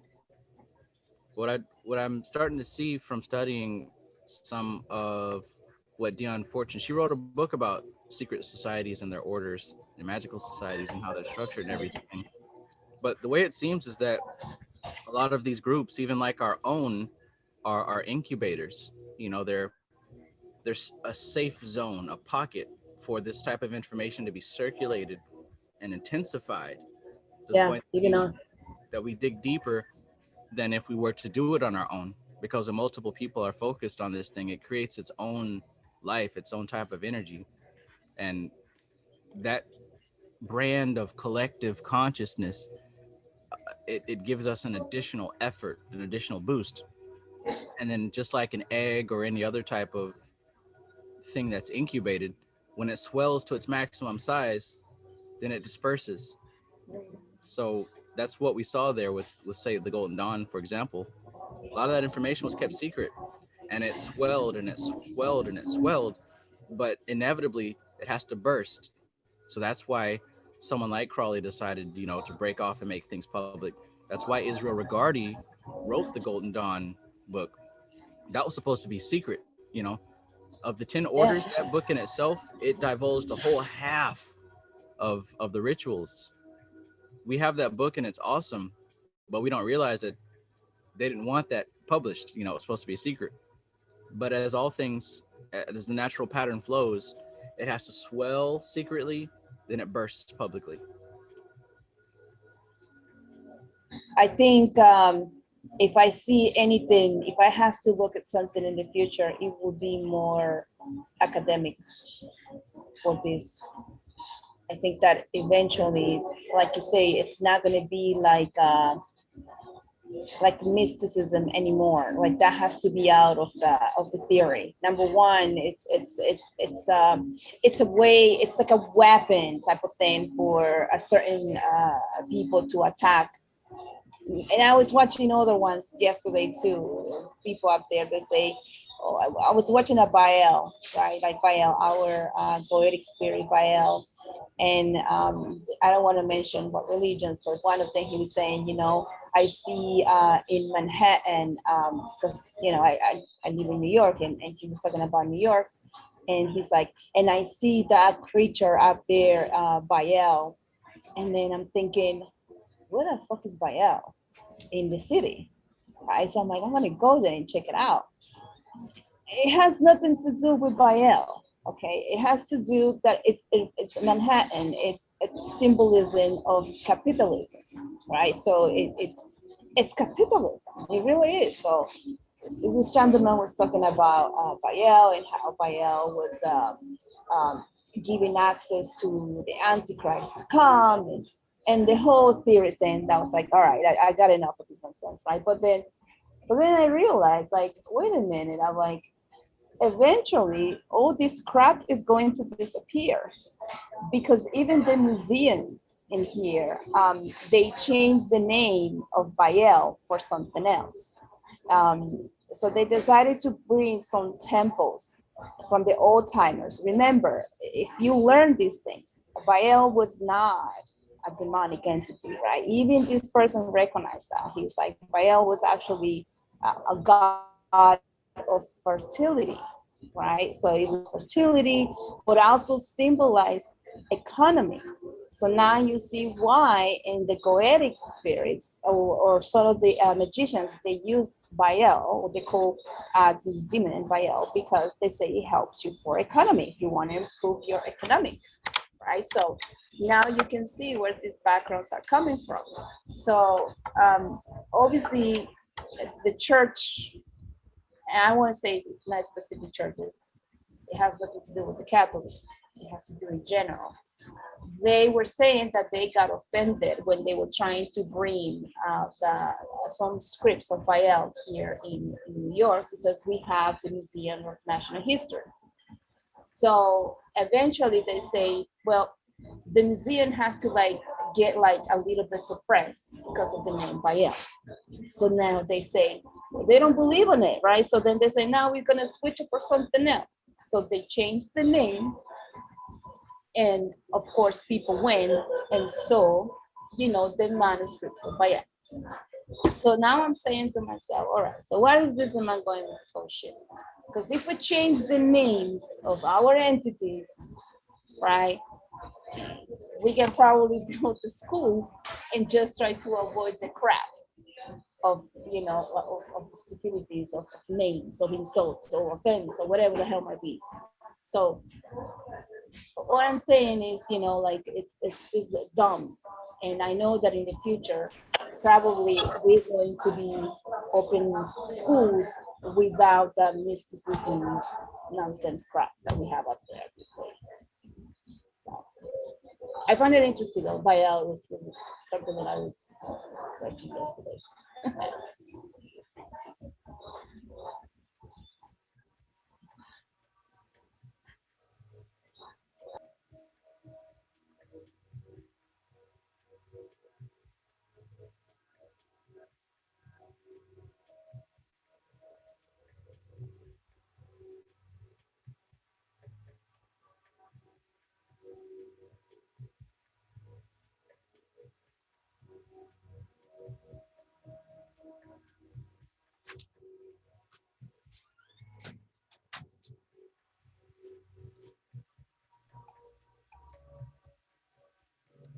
Baal is very complex. We'll see that the sources of him are extremely numerous. So much so that it's very difficult to attribute just like one series of things to him. And I think that's part of the issue with why a lot of people don't understand when it comes to working with these spirits. It's not like, okay, this spirit does this and this spirit does that. Some of these entities are extremely complex because they have a very rich history, and one could maybe argue that Baal may have the richest history of all the Goetic spirits because he's one of the oldest entities of the whole pantheon. Yeah, he is. Greetings, Witchy Crafter. Greetings, KT. Greetings, MC Maestro. Hello. Oh shit, I didn't know you were here. I just got on. Right.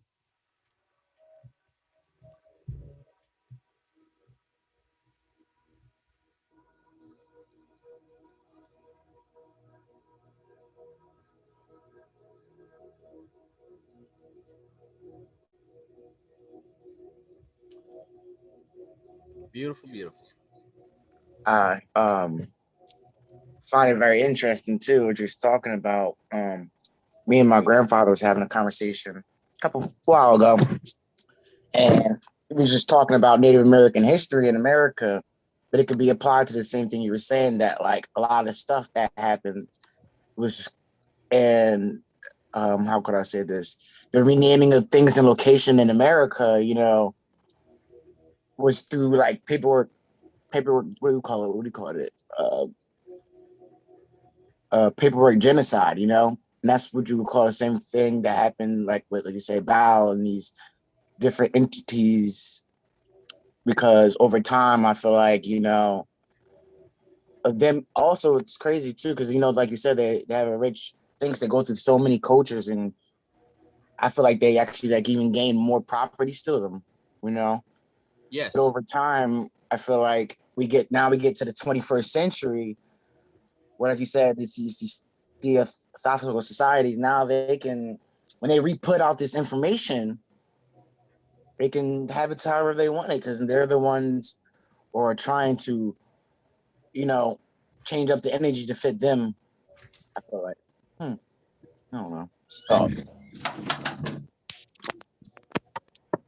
And, you know, you say change up the energy to fit them. I would be willing to consider that someone who's able to reach a level to be able to do that understands that there is no changing of it.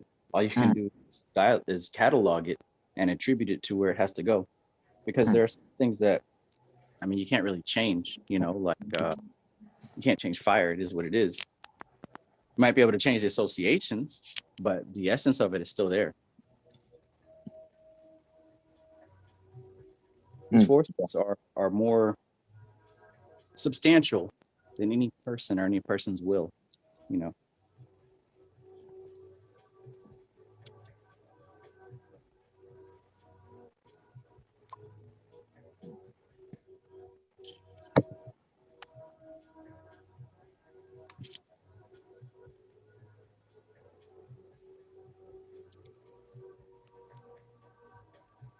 I remember when I didn't have much research on these things, and I hear a lot of people saying negative comments about Crowley and negative comments about Blavatsky, and because I didn't already know anything about these people, I accepted a lot of these negative commentaries, you know. But it wasn't until I started researching their actual work that I started to realize, you know, a lot of these people that are saying negative things about these folks, they either have an agenda or they didn't understand what they were reading. Because you can easily look online all over the place and see all these people demonizing Crowley. But if you look at what they actually say, it's easy to tell that they don't read Crowley or they're just trying to push some kind of agenda. They weren't even reading. You have to read. This is why I always like to look it up into this writer's history to know. This is what I was saying last time. You have to have some kind of like, you have to go back and put yourself in their shoes, and if you're going to make a spell, do what they did so you can understand better. Put yourself in their shoes, you know. I mean, I don't say become aristocrat. What is it, Crowley in there and get yourself cuckoo and marry 5,000 wives. And this, you know, I don't know, maybe a personal thing, but not to be judgmental either, right? So then I try to understand myself too. Well, the way that they talk about him, and when they make the negative comments about him, that he was a womanizer, he used women and stuff like that, and then you get like, wait a minute, you know, like back it up in there. And then I'm trying to understand what exactly he was trying to do. He was trying to connect with the feminine energy somehow, and he has to be with many women somehow. I don't know. Who cares anyway? So then at the end, I'm starting to actually looking it up at his books too. Like I bought the book that he made. What's the name of that book? The Golden Dawn, and I got that one, and I started to look it up into his work, you know, and he had a fantastic mind, man. This guy had a crazy mind. Like he was meant to be doing this.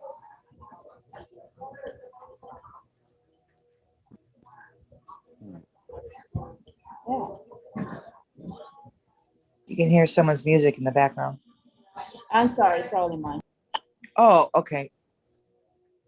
Yeah, the big thing You for were me, talking, so. No, I'm in public right now in Panera.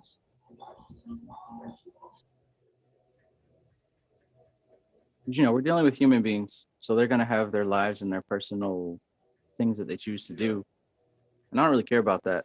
You know, a lot of people, they try to cite Crowley's personal life and his personal tastes. Like, that's not why I'm reading Crowley, to learn what he does in his free time. I'm looking at the occult principles that these people are talking about so that I can test to see if it works for myself. But, you know, humans will human. Which makes sense for you to do.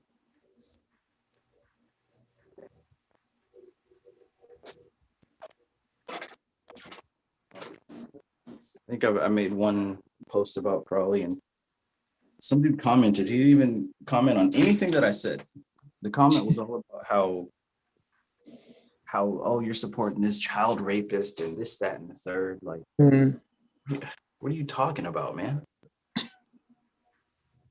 Nowadays, that there's a lot of that. You know what I mean?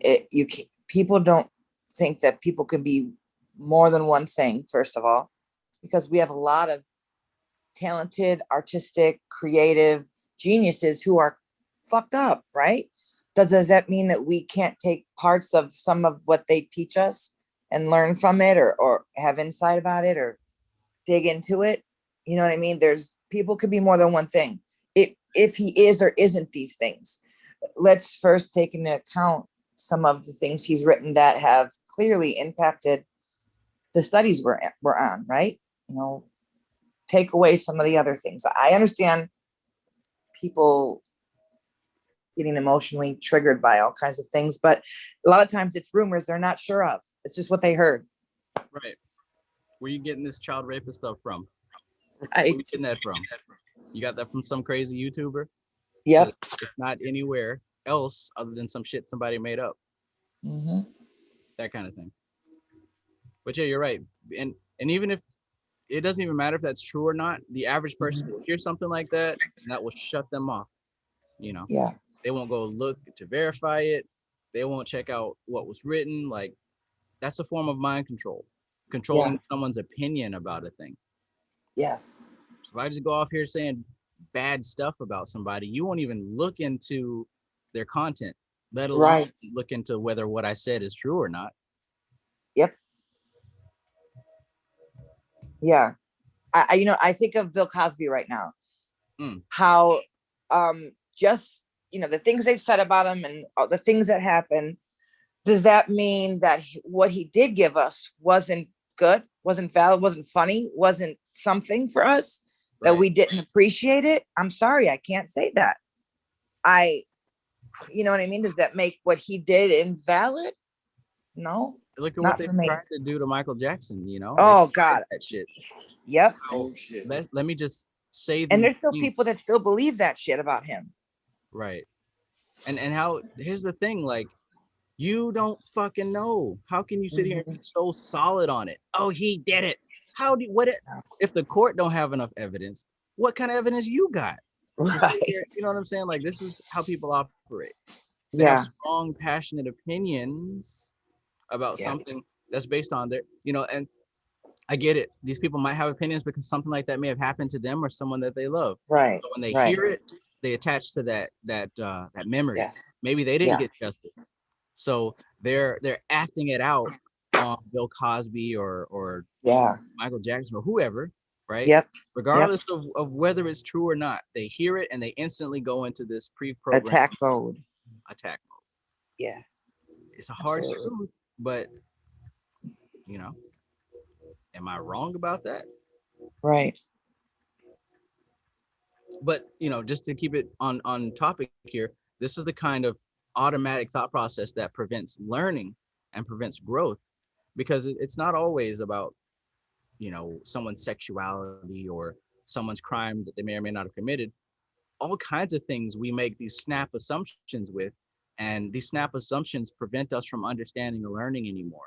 For example, what Veronica said earlier, oh, that's the devil, right? So if I hear that, depending on what kind of assumptions I've got, I'm not going to research any more about this topic. Nope, that's the devil. Not going to do it. I'm not going to hell. Astrology is floating rocks. That's nonsense. Hocus pocus. This, you believe that pseudoscience? Yeah, pseudo. Right?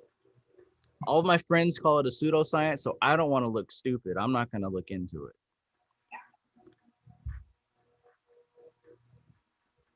It's hard work to think for yourself. It really is, but I encourage it because there's a wealth of experience out there when you think for yourself.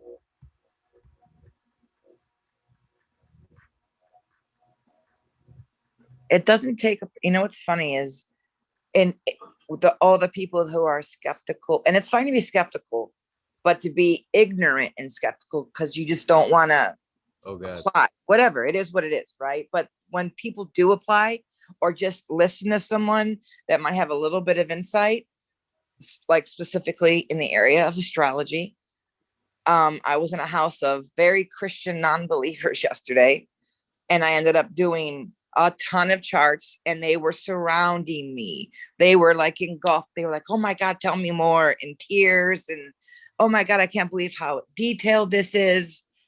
It sometimes just takes just a little bit for you to see there's more than what you think you see, than what you think you know. Just a little open mind and a little, a little practice, a little reading, a little, and the funny thing is a lot of these things will come to you on their own. Like you don't really, you don't have to seek them. That if you're listening, things will be shown to you, and then you can go further and study. But like, you're constantly given things, messages and insights and symbology, whether you're paying attention or not is, another thing. But you're being shown stuff constantly. Just gotta listen. Yes. Because we live in a sea of divine data. Like, we live and breathe and have our existence in God, essentially. And I triggered some intellectual occultist dude because I've been talking about God lately, and he's all, God doesn't exist. You're leading people to ruin and destruction. Dude, you literally got triggered over a word. You're not listening, and you obviously don't know as much as you think you do. When I say God, it's just a word, man. Right. Word. You're not talking about Sky Daddy. Right. Because what I'm actually talking about, it's indescribable. So the best thing that we all understand is God. Now, your personal conception of God is going to be different than what I say, but that's the closest I could get to the divine. Or I can say the divine, I can say the universe. I could have said it, Yeah, sure. of course. It's easier to say God because I'm really trying to not exclude people from this. Of course. Right. Mm-hmm.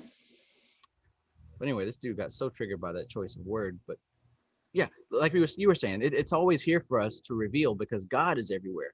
And the only reason that we don't see it is because we're not conditioned to see it, or rather we're conditioned to not see it. Absolutely.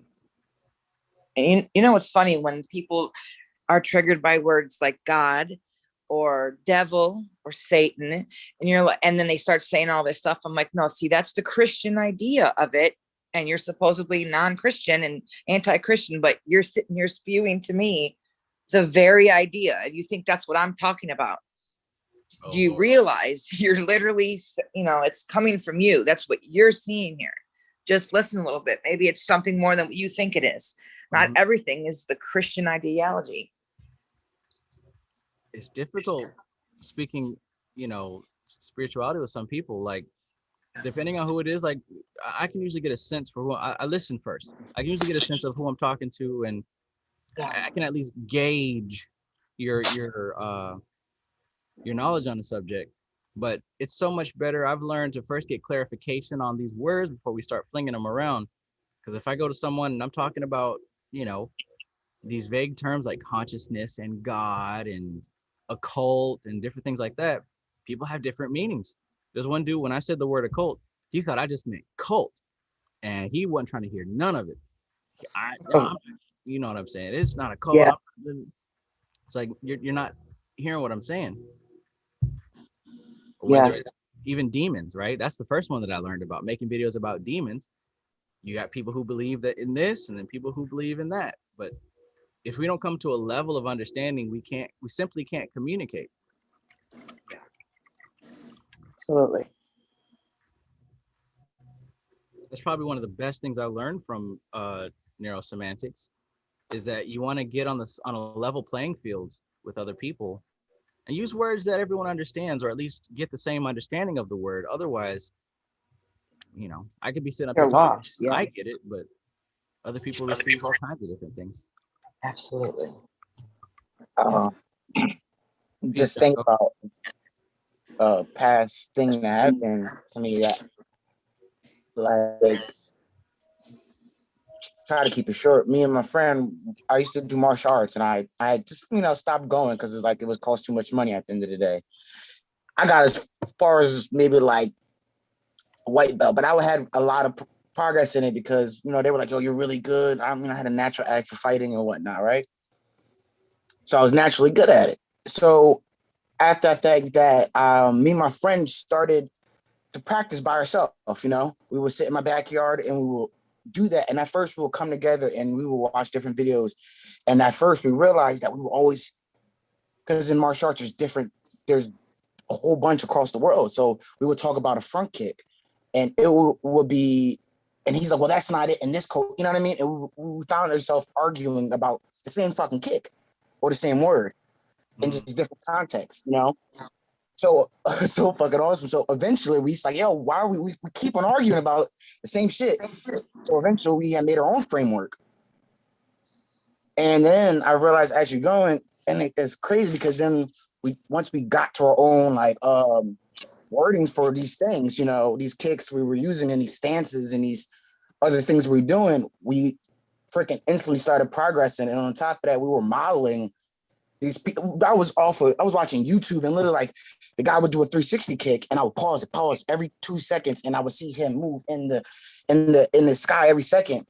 And over practice and time and dedication and paying attention and doing it constantly, repetition, I can do all that shit now.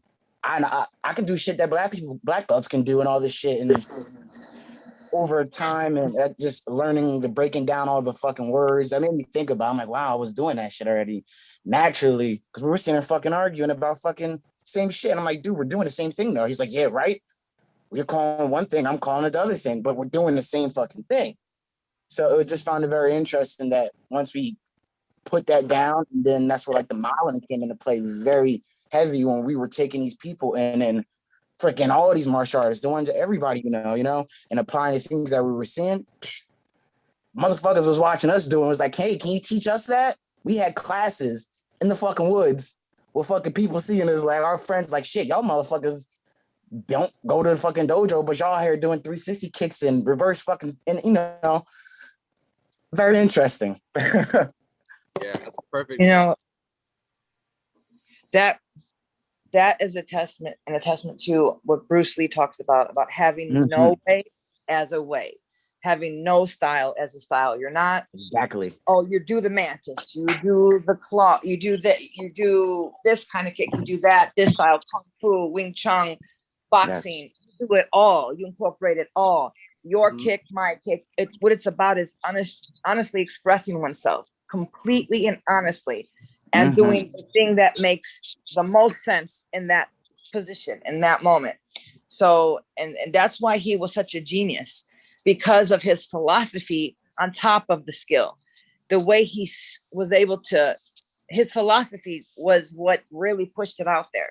It was more than just, I'm a badass, I'll kick your ass. It was, you know, his thinking and how it wasn't my style versus your style versus his style. He incorporated everything. He looked to everybody. He modeled everything, and he perfected it for himself. And that's why he was so good. I think it's important to note also with that because there are people who would hear that and take it the wrong way, right? But one thing that's overlooked, I would say, with what you just said, is that when he says, you know, there's no way is the way, he learned all those other ways first, right? He studied all those other styles first, right? He got an understanding of all those different techniques, and then he put them together for his own. So a lot of people who approach spirituality like, oh, I don't have to read a book, or I don't have to do this, or I don't got to do that. I'm going to just figure it out and listen to my intuition. Well, first of all, do you even know what your intuition sounds like? In other words, what I'm saying is education is severely important.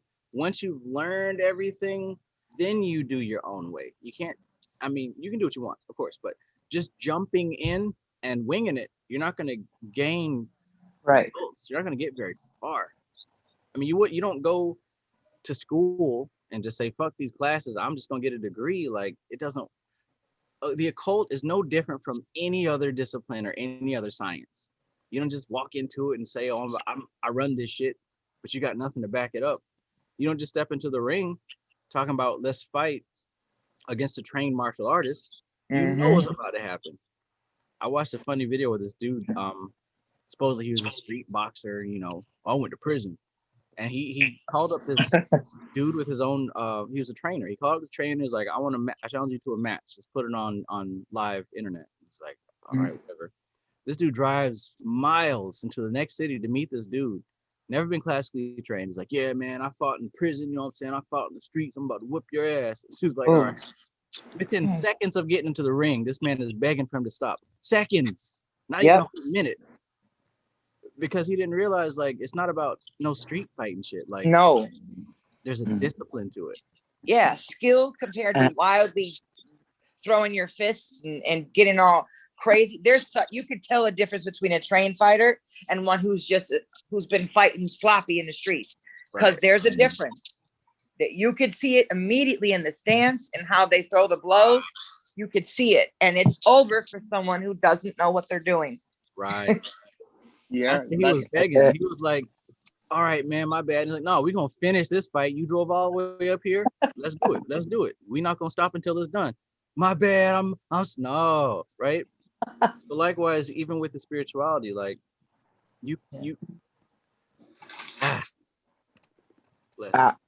I feel like I can piggyback off that, because even applying back to that same situation I brought up, after 3-4 years of doing this, I'm like, shit, I know all this stuff. I got this under I practice a lot of different styles. This was like a lifestyle at this point. And I said, let me go back to this dojo, because the dojo I went to he was a grand master in Tang Sudo. So he's like very highly renowned, you know? So I said, let me go back and go refine my process and take what I have learned and come back to somebody who has mastered this shit. You know what I mean? In that aspect, you know what I mean? And that's what and then once I did that, it just went to a whole nother fucking level. So after me going out, it was like, I don't know, it's so funny. But it's like I started off at the dojo and then I left to find my own path, you know? It was like shit, you came back and returned to the master to get to find teachings in my just, using it as a story. And I'm like, and after that, I came back with all this stuff I had learned, coming back with my friends and us putting this shit together. I had my own fucking style. I came in the dojo like a different person. He was like, oh shit, what the hell was you doing? Where'd you go? Well, I was in woods. And then he was like, and I told him, he was like, what the fuck? And then, stopped going again, but still very interesting. Learned a lot from doing it too. I love that. Martial arts can kind of seamlessly connect to the occult when describing, the context. Absolutely.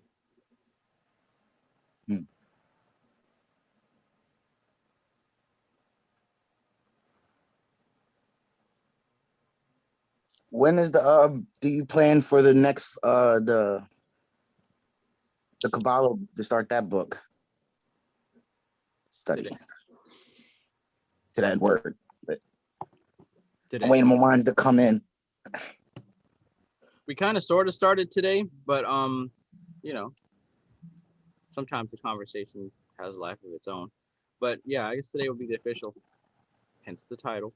Well, you're not watching on YouTube, are you? No. Okay. Yeah, today's basically, going over chapter 1, and he doesn't really get too much into the science, but mostly the setup of his thought process and the book. And there's a few prayers for each day. And on first glance, that's kind of just like, why does he have a bunch of prayers? But it's kind of illustrating the same energy as the daily mantras from the Vedic stuff. You know what I'm saying?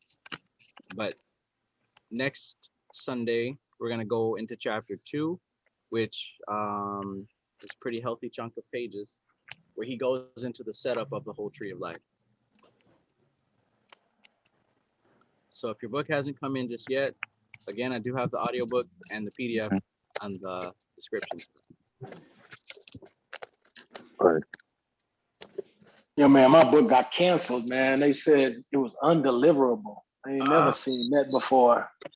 Undeliverable? I never seen that one before. I seen where it get lost and stuff, but it just came up undeliverable. So I had to order it again. So it'll be this week.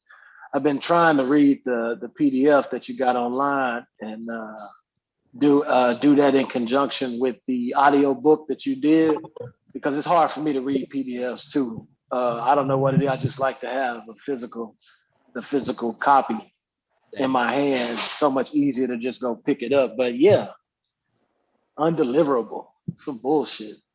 That happened to me one time, and it was painful too, because you know sometimes there's these books out here that are out of print, right, and they're rare. So like, I found one on, it was a particular neurosemantic book, by a dude in the UK, and it was like $40. The next one was $100. So I bought the $40 one, and it came up undeliverable, and I'm like, what's going on? I sent the messages and like, yeah, we refunded you. Like, oh, okay, what about the book though? I don't want the refund. I want the book. Oh, well, I don't know. They gave me some excuse, but basically, it just never saw it. Tried to order didn't it. manifest. Didn't manifest. Wasn't the Sometimes it time. goes. Sometimes it goes like that. But I ordered another one, and it said it would be here this week. I was able to find another one because I was watching them go. You know what I mean? I was watching them go, and I thought I was assed out. I thought I was like, damn, I'm assed out now because I was watching Abe Books. I think we was talking on the chat one day, and I was watching the books, go after you had mentioned that we was doing this book study. Yeah. And luckily, I found one. And it should be here, and it was reasonably priced. It was still like $17. Yeah. Every time you mention a book, Travis, they either sell out or the prices go like super, super high. Yeah. Every time. It goes to like Yeah. $500. Yep. Not even $20, man. Yep. It goes like It's a like few from $30 people. to like $400, $200. I saw one of the books for $1,000. Ridiculous. What? Listen, 2 days ago, Veronica, that book that you and I talked about, Yeah. that thing went up to $20,000. Get the hell out of here. 20 What's grand. wrong with you, man? Yes. What the heck? Wow. Go What to book is eBay. that? Wow, that's crazy. Yeah. That's insane. And to think people are buying that. That's how valuable the information, people go out the way. Because how you going to put it that high? Somebody's buying it. Somebody has to buy it. There's an influx of people buying it, so they think there's a demand, so they drive up the price. Just like Ubers or Lyfts, same shit. Man. 20. That's crazy. Speaking of books, Trav, I told you about Ascension Magic? You ordered that, didn't you? Did not order it. Oh, you didn't. I thought you said you did. Okay. Ascension. Yeah. I did not order it. Yeah, the Christopher Penzick book.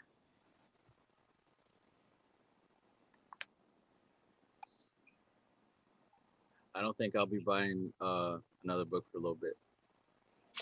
Yeah. Yeah. I'm with you. Yeah, me too. Yeah. I kind of like slow down too. This has been the most I spent on books in about 5 years, all at once. Travis did a good shopping up there, and I'm like, and I'm reading. But no, it's an investment. Good. Stuff Oh yeah, this yeah. stuff here is extremely valuable. Yeah.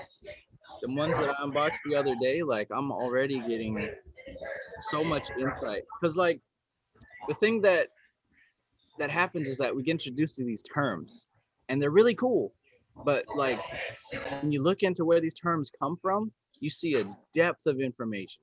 You see so much more depth about the etheric body, the astral body, about all these different concepts. Like there's a mention of it in Taught with Shudi, or a mention of it in these other books, but there's whole books dedicated to these subjects. And that's where these other books get their information from. I gotta know.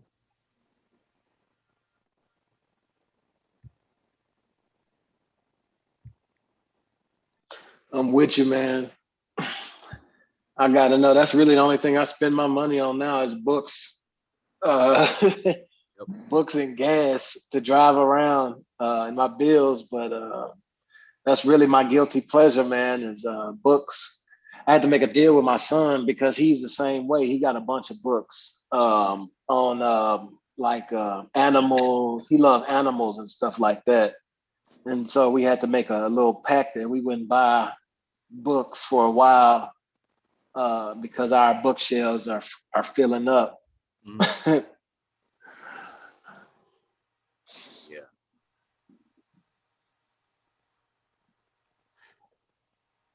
And now what helps me actually get through these books, like not so much the technique, because I got techniques for speed reading and retention and all, but what helps me is the overall purpose. Like I have a reason for reading all these books. You know what I'm saying? Like with me, with my goal with this app and everything, I wanted to get to not only supplementary information, but source information so that what I teach isn't based off of something that somebody just came up with yesterday. Like I'm teaching from the source of where all this stuff comes from.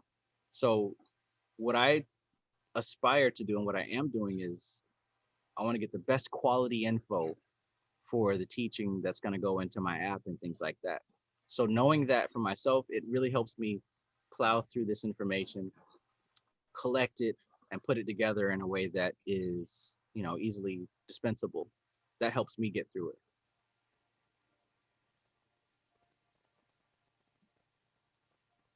I'm trying to tap into your egregore. Easily. Yeah, I'm seeing it. It's clearing up. I'm doing. You said when you said we talked about a couple of weeks ago the invocation, and one came to me. So that's what I'm working through right now. Finding different correspondences and things like that to make it, that much more clearer. But I won't say I picked this entity in the Goetia. It kind of picked me. And seems like I've been working with it for a long time. Mm-hmm. And I was calling it something else, but it is this energy. I mean, the description, everything that, it's marvelous. I'll just go on and say it, but everything, all of the correspondences are coming, and I'm seeing them all, and I'm like, man, this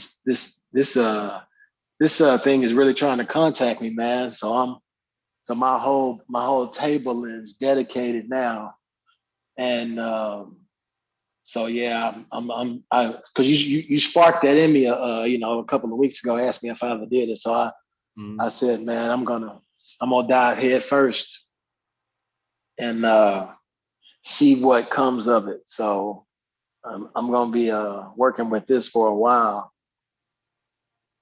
That's awesome. See, that action, it creates momentum, and it's that momentum that really paves the way for the progression, for the knowledge downloads, for the experience. But yeah, that's awesome. That's awesome. No doubt. Marvelous. Strange looking, the way they depict him is pretty strange, but I think that's really to trigger a certain subconscious feeling. Yeah.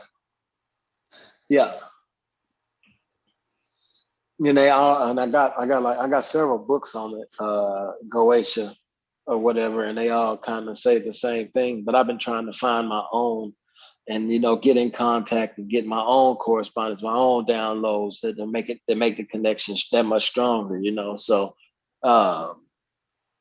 yeah, and it's going pretty good. We'll see what comes of it, but yeah. Awesome.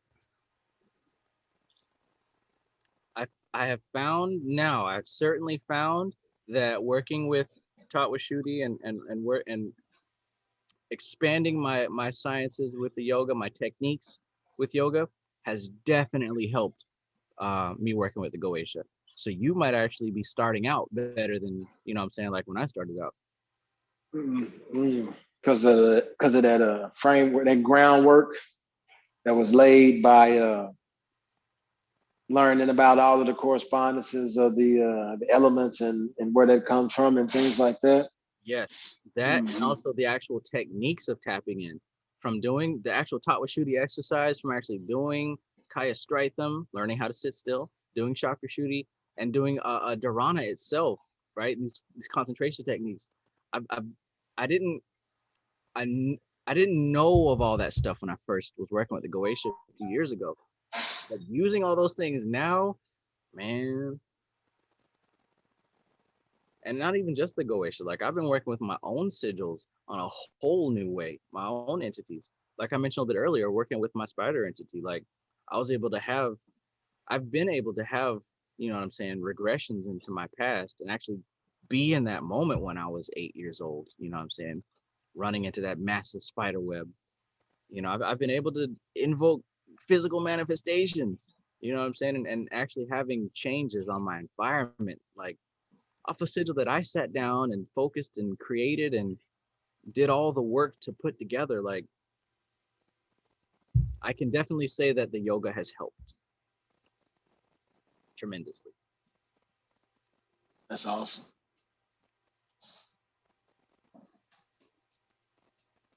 I guess at the end of the day, the most powerful thing a magician can have is the mind. Like, and I'm saying this because I was watching this guy today. He said that if you have a very healthy mind as a magician, man, you're good to go.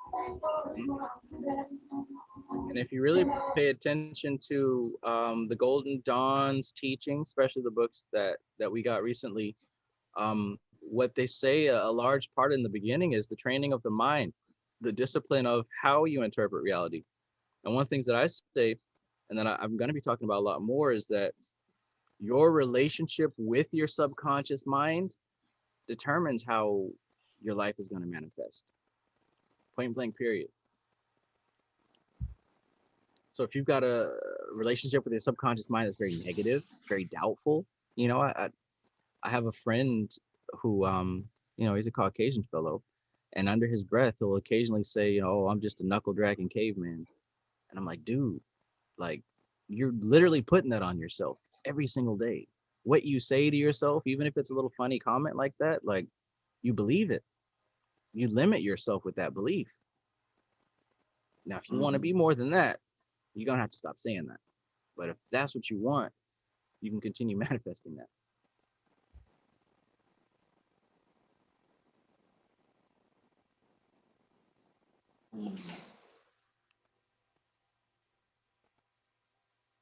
Especially with magicians, you have to be more careful.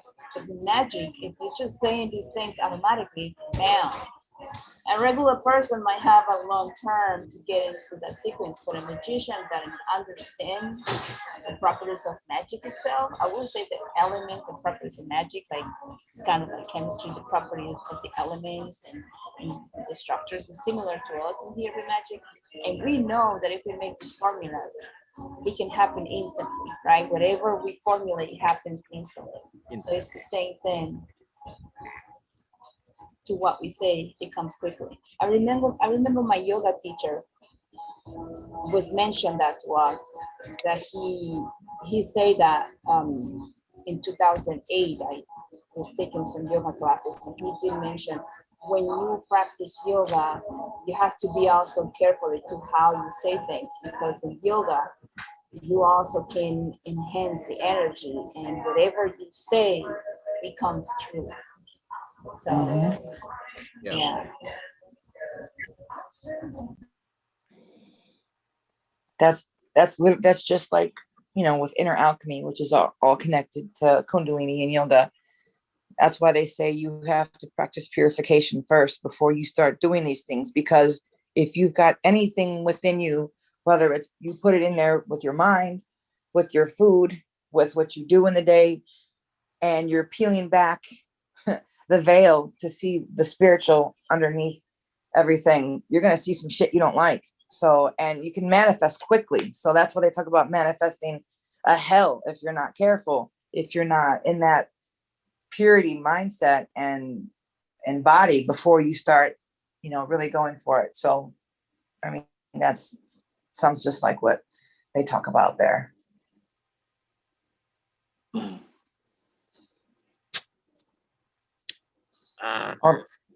All the people that have those Kundalini awakenings that they get scared of, or that demon came to me, stuff like that.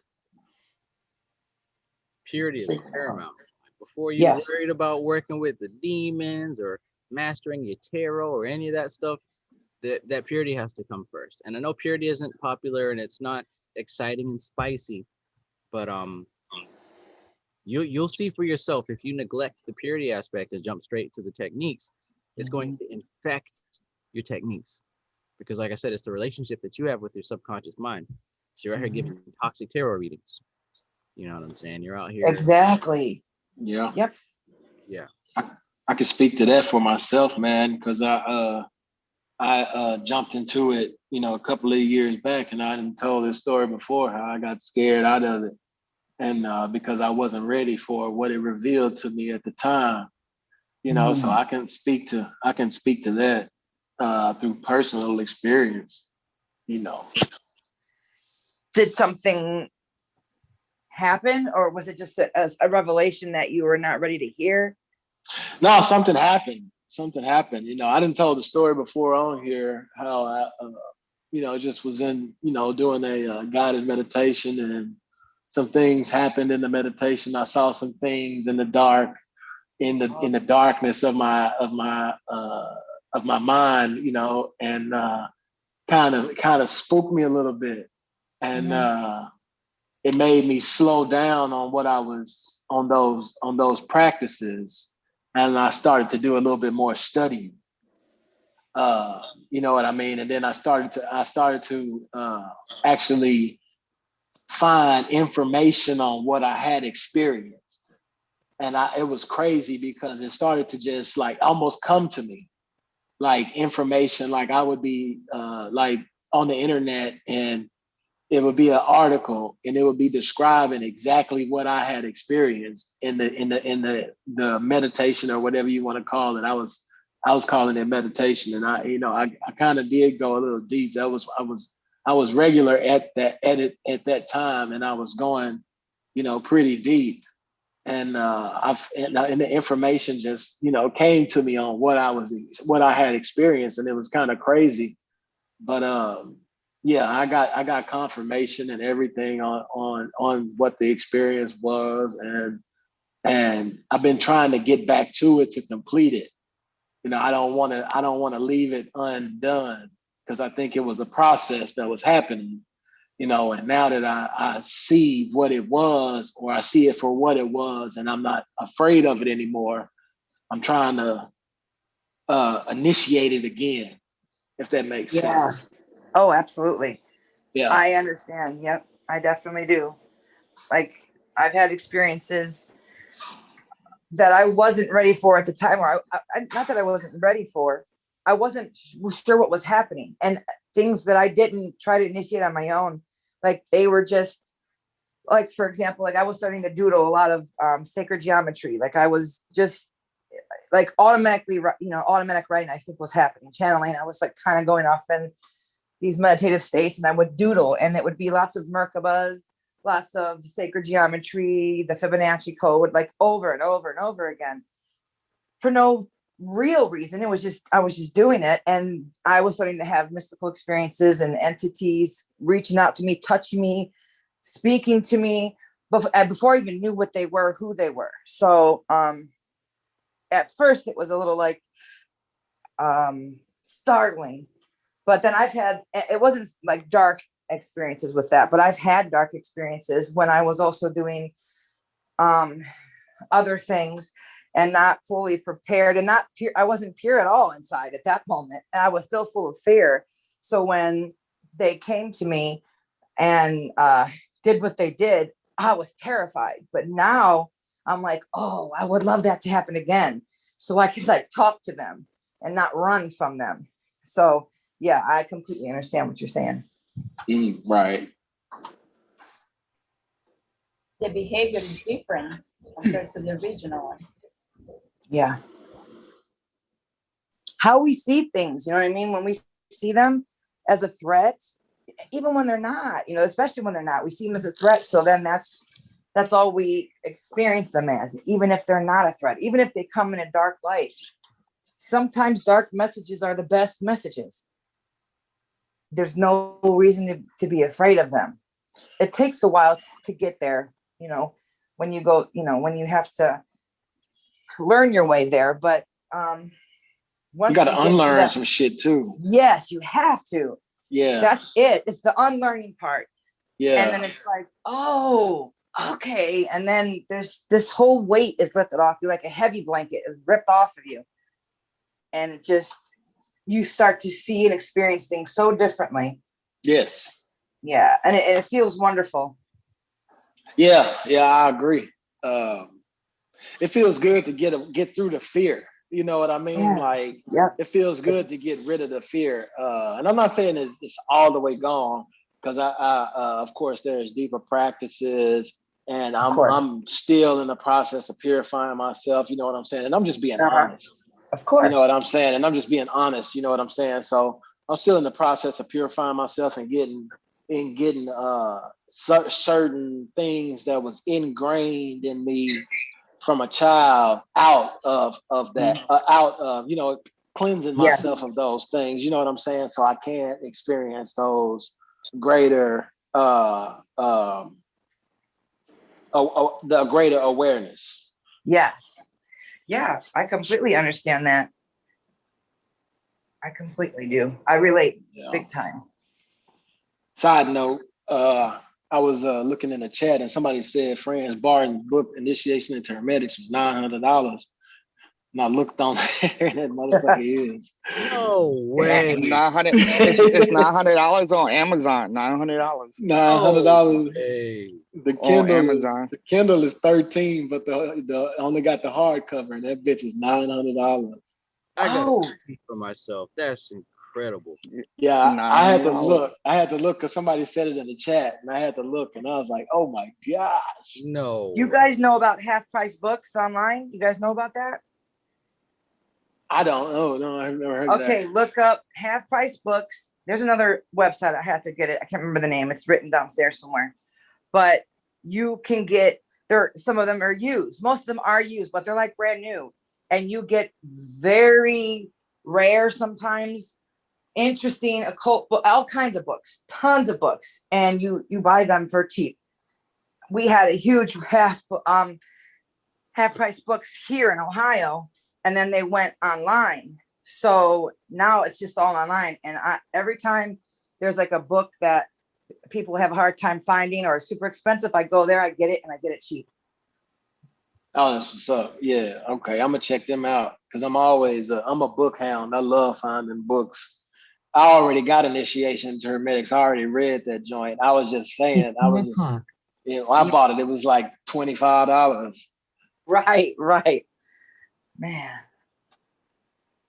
Yeah. But yeah, I already read that one. And I got his the practice of magical invocation too. Oh yeah. Which that one is $60 on Amazon right now.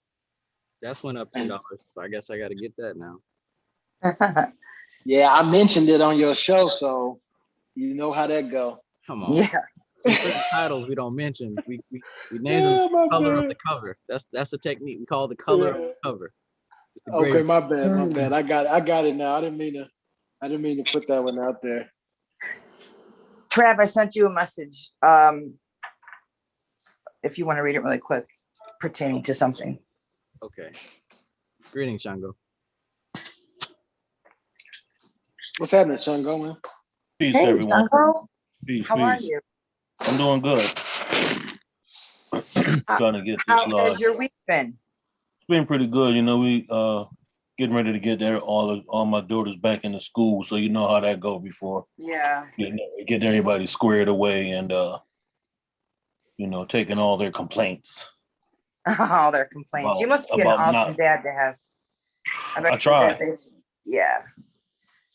Having these girls, well, I tell you, it's a heck of an experience that the Yeah. that the creative source wants me to experience by having daughters. Yeah. You They know? say a real man has daughters. That a real man can birth, seed a daughter. Well, I must be a hell of a man with these There you four. go. You know? Well, man, I was listening to y'all speak, right? I've been I started back reading the Zohar again, and because you know, like how how Trav says, the information that he read, he want to go to a source. So one of the sources for Kabbalah, well, from the Hebraic, the Hebrew side of the Kabbalah, you want to incorporate the Zohar, because the Zohar is going to give you a breakdown of the Kabbalah. So as I was reading that, of course, it has commentary and have extended explanations and stuff. So when it got to the point, because it does talk about the clip off, in the Zohar as well, and it speaks about the how if you got Bina, or all the Sephirah, and each one they deal with the different particular name of, or not just necessarily, that's not really names like Jehovah, Elohim, and all. Those are personalities. Those are functionings, what I'm saying, of the creative source. So as the once the creative source, the way that it's explained in the Zohar, because it's all explained the same way as it is in the Vedic science. It just says it in a different way because it's from a different culture, different geographical area and stuff. So it's pretty much once the creative source, went into motion and desire to know himself. So what I'm saying, that's like the Zabzum, that dot, it created a dot. They created this like a bindu, as it's called in the Vedic science. It created a starting point, and that starting point was the creation going from the Ein Sof, right, until Kether. Soon as that process initiated, clip off initiated at the same time. Clip off, as we consider it, is everything that Stuff was saying when he said, he did the meditation, and the only thing we can do is humanly define it. That's what we do, is humanly define, so we can logically discern each other. You understand what I'm saying? So he said it caused something to happen. People say something happened. Nothing really happened.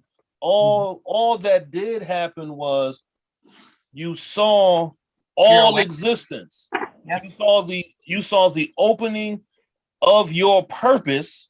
A part of your purpose for becoming manifested existence is that the divine creator had that for you. You saw what you were supposed to see.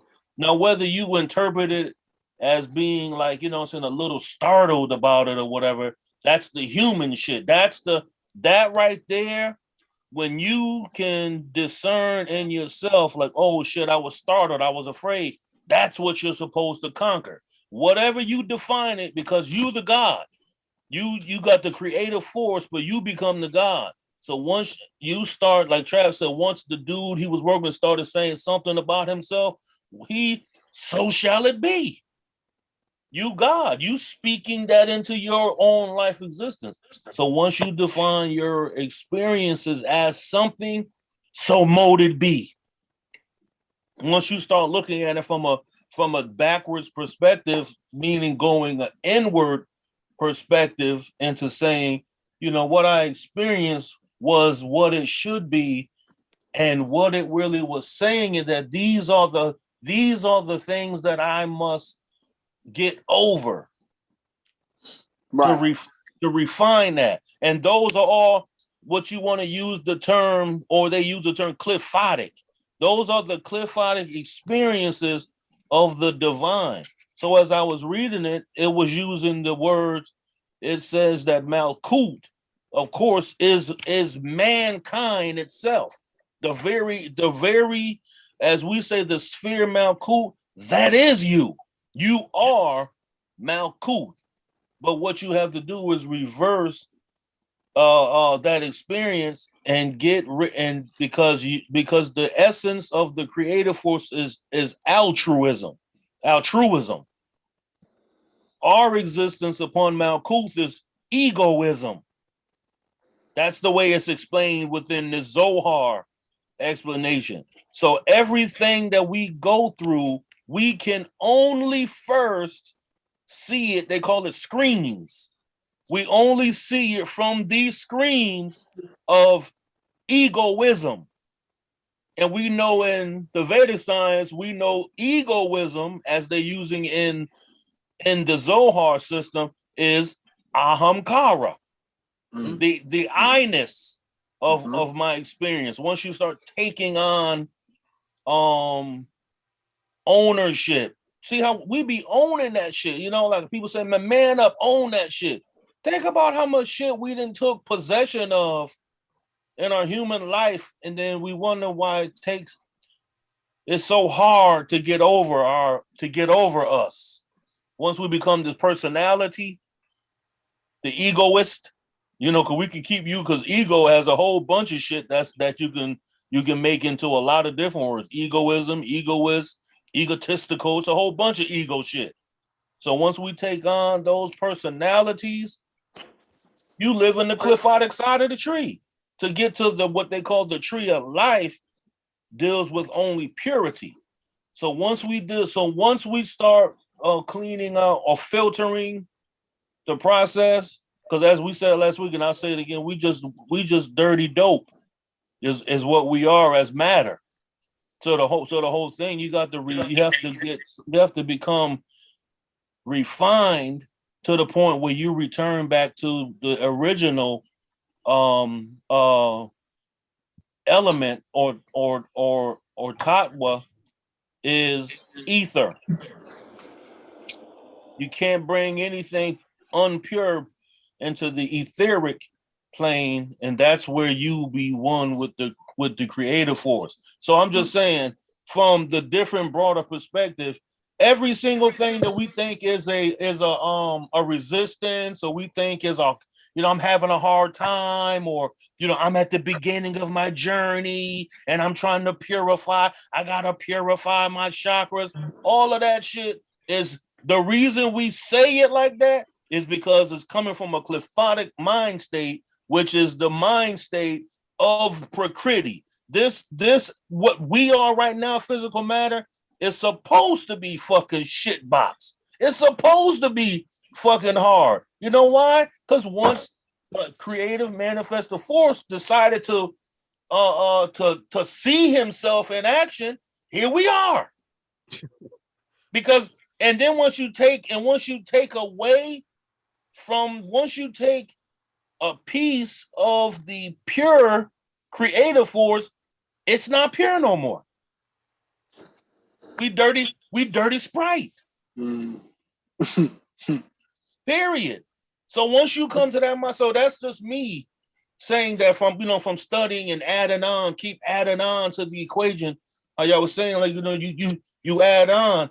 You know, it's just like y'all said, Bruce Lee added on Wing Chun, but he just didn't add that shit. He added meditation. He added the mental science of martial arts along with fucking quickness, power, strength, and Tai Chi. The nigga was mixing mixing Wing Chun with Tai Chi. And boxing and kung fu, all of it. He did it all. He was mixing Western boxing with Asian boxing, which is called jute kicking and all of that shit. And fucking shortening the distance between power, resistance, and force. So the nigga was 2 inches away from you and hit you and knock your ass all the way across the fucking room with broken ribs. Yeah. He didn't need to extend his whole fucking arm. So the whole thing is, that's the same thing that we're doing. We're mixing Dion Fortune with the old Order of the Golden Dawn with motherfucking Brother Panic and all these different filters, all of this shit. Bobby Hemmett was nothing but a filter. Panic is nothing but a filter. Brandon, all of friends Barton, a filter. Every Steve single Powell was thing, nothing but a filter. it's nothing but a fucking filter. Your Yeah. physical body is what? A filter. Your And senses are what? Filters. they say in Hindu non-duality that the only thing that is the awareness. You have the eyes you see out. You see with your eyes, but then there's the eyes that realizes that you are seeing something. There's the self that's behind all of it that realizes you're experiencing. And that's really all there is the awareness. And there's really nothing to do or nothing to fix, and no and that enlightenment awareness had. That awareness is everything we call God. We can call it Brahma, Shiva, Vishnu, Allah, Jehovah, every single, from Norse gods to Zeus to Oludamare. That right there is that ultimate awareness. Ultimate awareness knows nothing but awareness. Yeah. That's the whole filtered down process of what it said. This creative force decided to become aware of other aspects of himself. And not even in that low level, the way I said it, but it's pretty much that's how you can explain it. When you be like, damn, I want to see something else, but I'm gonna expand myself. Instead of me shallow breathing, let me deep breathe. So all he did was change to another form of yoga. Mm-hmm. The nigga went from Samkhya to Tantra. You know what I'm saying? So when a person feels music, and as soon as everybody has a song, the first 3 seconds, soon as the kick drum go, boo-doo, boo-doo-doo, you be like, oh, that's my shit, right? That be that essence of the creative. That's what the creator wants you to feel: joy, peace, happiness. You understand what I'm saying? Who doesn't want to feel that instead of doubt, worry, fear, anxiety? Don't nobody ask for that shit. Those are the awareness cliphotic essences that you got to be aware of. You understand what I'm saying? So when we label it like how stuff is in, when we like any true scientist be doing science experiments on their own self. You always got to include yourself in the science experiment.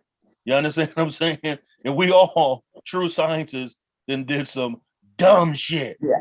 We always include ourselves, even if we don't realize it, because we are the awareness. You know what I'm saying? You the observer. Yeah, you the observer. Always. We have no choice. So people who think like us, we're filtering out Malkuth. We're going the direct path. They also, I don't want to speak too much about it because I haven't retained it enough to break it down. But what it was explaining there's 125 degrees of separation from the Malkuth to Kether, and then to Ein Sof. So we're separated from the pure, true essence of what we're seeking by 125 degrees, meaning that from Malkuth, Tifereth, it even includes Da'ath to Kether. There's these particular, and it's like Vedic science, it's not just those Sephira. These Sephira are broken down into fives.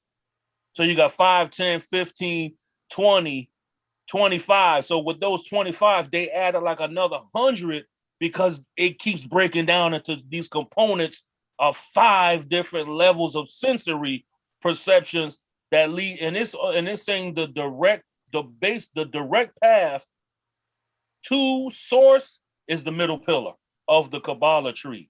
Now your particular pathway of how everybody has a karmic pathway.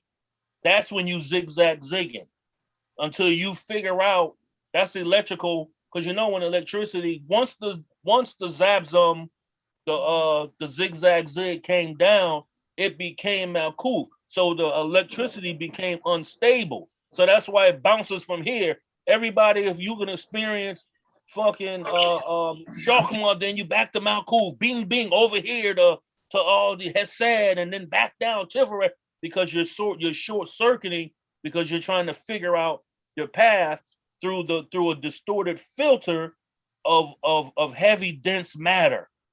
You're in the cliphotic shells. That's why they say you've become a former shell of yourself. Yeah. Yourself is not a shell. Yourself is not no self. You are God. You the fucking whisper. You the breath. God breathed into the nostrils of man. Man became a living soul. That means you the fucking living soul of God. Mm-hmm. Period. I don't care if you don't fucking follow the Bible. The European rolled up. Motherfucker, all they did was decipher and make huge mistakes and said, fuck it, we're gonna roll with it. Right.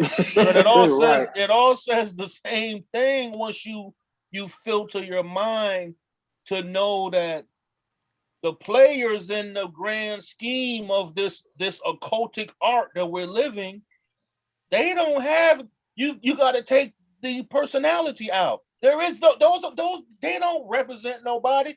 They represent God. It is what it is.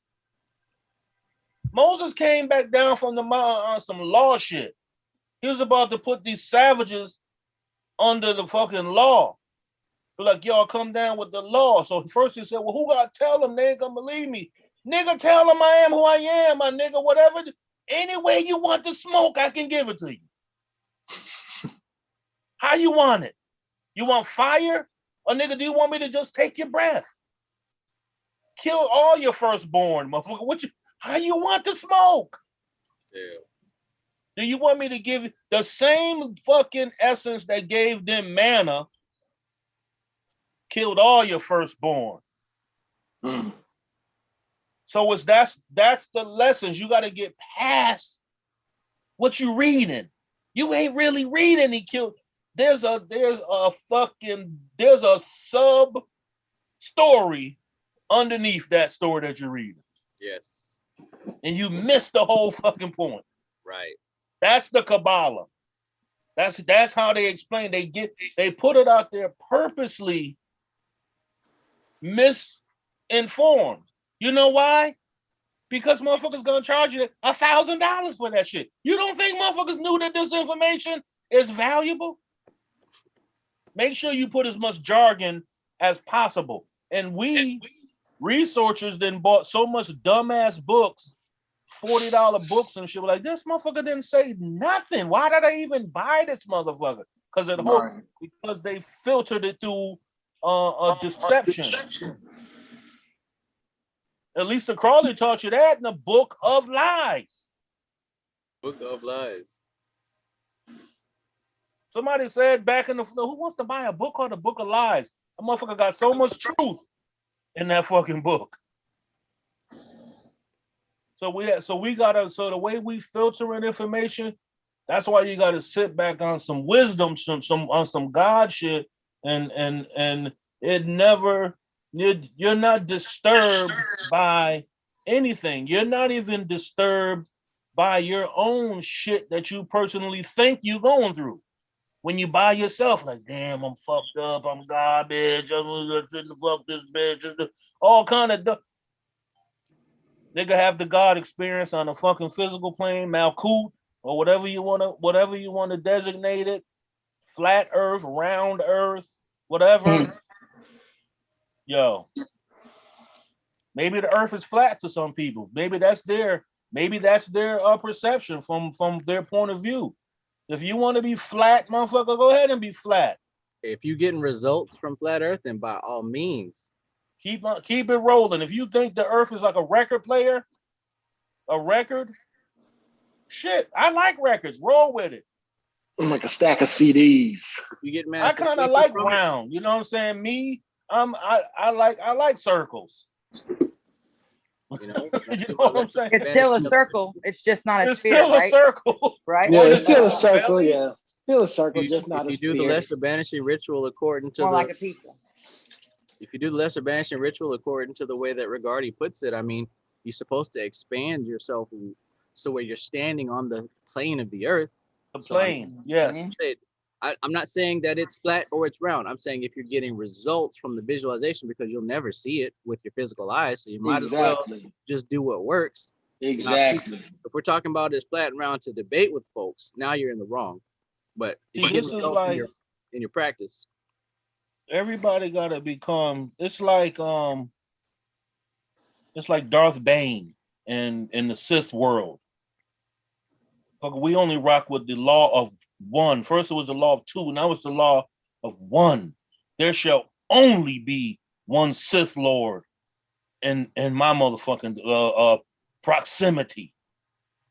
Does the apprentice job, the Sith Lord knows that by training his apprentice is going to try to kill his ass. He's gonna kill him. He's gonna kill him. Yeah. That's the whole Sith thing. That's Jeez, thank you. And I'm a teacher. That's I'm gonna get killed. So that's the way of the Sith. How thorough are you as a master of self to know you have to train somebody because you can't let the Sith essence die? But in training this person, they are either going to kill me or I'm going to kill them, or they're going to just run away and flee to another star galaxy somewhere.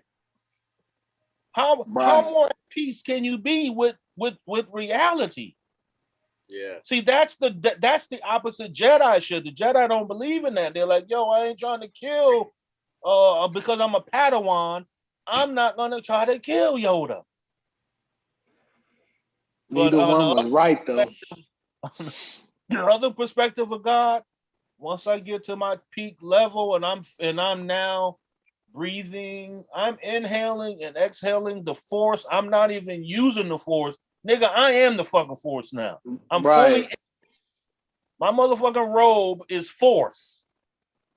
It's time to take Darth Bane all the way out of here.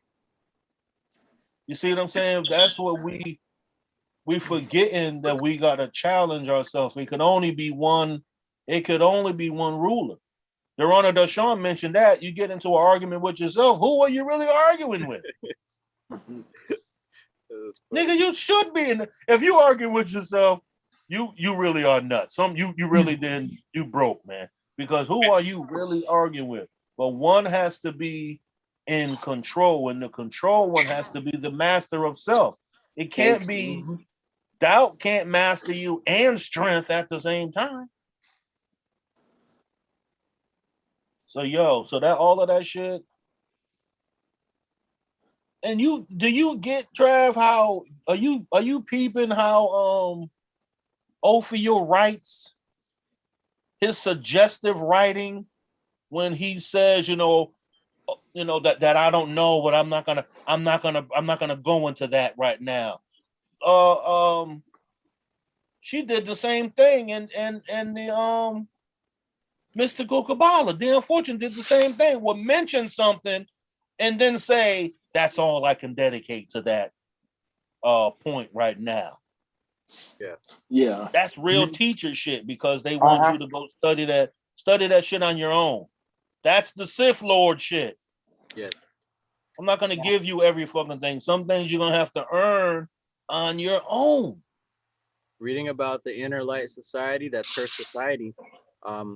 Another one of her students, which is quickly becoming my favorite occult teacher, quickly. He does the same thing, and he mentions that there's two paths in their society. One set of teachers, they give you everything. And the other set of teachers, they mention something, and you have to do the work in order to come back and get the next lesson. You have to go research it so you can come back and we can continue. In Masonry, right, when you becoming a Masonry, you have classes that you go to. When you become an entered apprentice, you got to go to classes. You got to learn Masonry shit. You know what I'm saying? Then you the fellow craft degree, you got to learn Masonry shit. They start throwing a little bit of third degree shit around during the fellow craft, but you don't really get, when you get to the third degree, when you're entering, they don't be having no classes. You gotta, because the master, if you've entered at a mastery level, you should know by now that you gotta go on your own fucking journey. You gotta go search. for yourself. Mhm. I started going back watching all the old movies I used to like watching as a kid. Jason and the Argonauts, Sinbad of the Seven Seas. Go back and watch them old movies and shit like that. It was always the journey. It was always involved with a princess. The fucking king always needed some help with some shit. The kingdom was always about to get destroyed. Somebody has to save the kingdom, then it always has to be the lowest of the low The class. lowest guy. Yeah. So he got to be the one to go save it, and he got to learn how to do it as he's going along. Yeah. Hey, that's the story of the higher self and the incarnation. That's Right. exactly that's exactly the journey that everybody has to go on, man. The hero's journey. I'm Yeah. gonna keep it real with those books going up 900 and all. You see how you're adding value. That's why a lot of stuff is not put on public display, and words are you know what I'm saying, like I said, in the language of the alchemic jargon. Every time you fucking say a book and people buy it, they're like, man, run the price up. Who's doing this?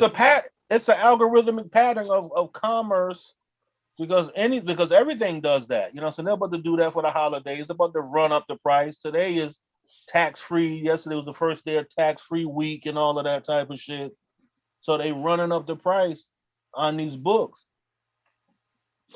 Or I think maybe we should do a book study on a cheap, corny ass book and see if the price of that shit run up. You know what I'm saying? Yeah. The one that we had in the chat. I keep forgetting the name. Yeah. Oh my God. Yeah. Aura, wasn't it Aura or something like that? It was something like that to do with the black fingernails. And I'm not even shitting on that dude. If he individually and personally is empowered by looking like that and doing what he do, so be it. Who am I to go against his but I do got jokes though. I got jokes. I'm gonna crack jokes. To make a book cover look like that, you asking for trouble.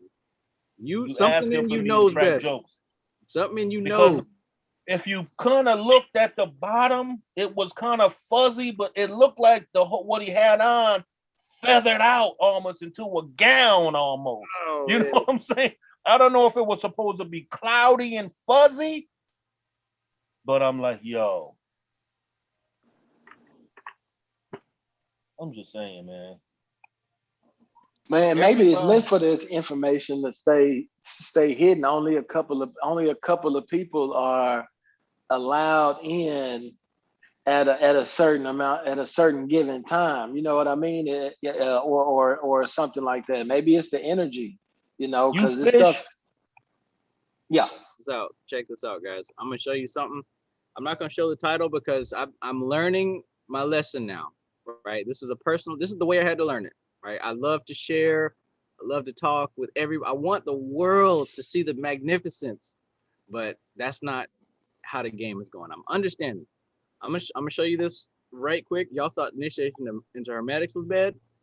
This is a book that I just bought, and I'm not gonna say the title out loud. Some of us have it.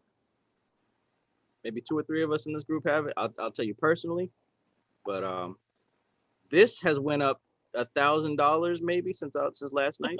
$1,000. No, $15,000 since last night. Oh shit! Yeah. What is the name of this? Oh, yeah. This is real. This last night it was 20 grand. It is now $36,891 for the hardcover. Hey, put that in the chat. I want to see what that is.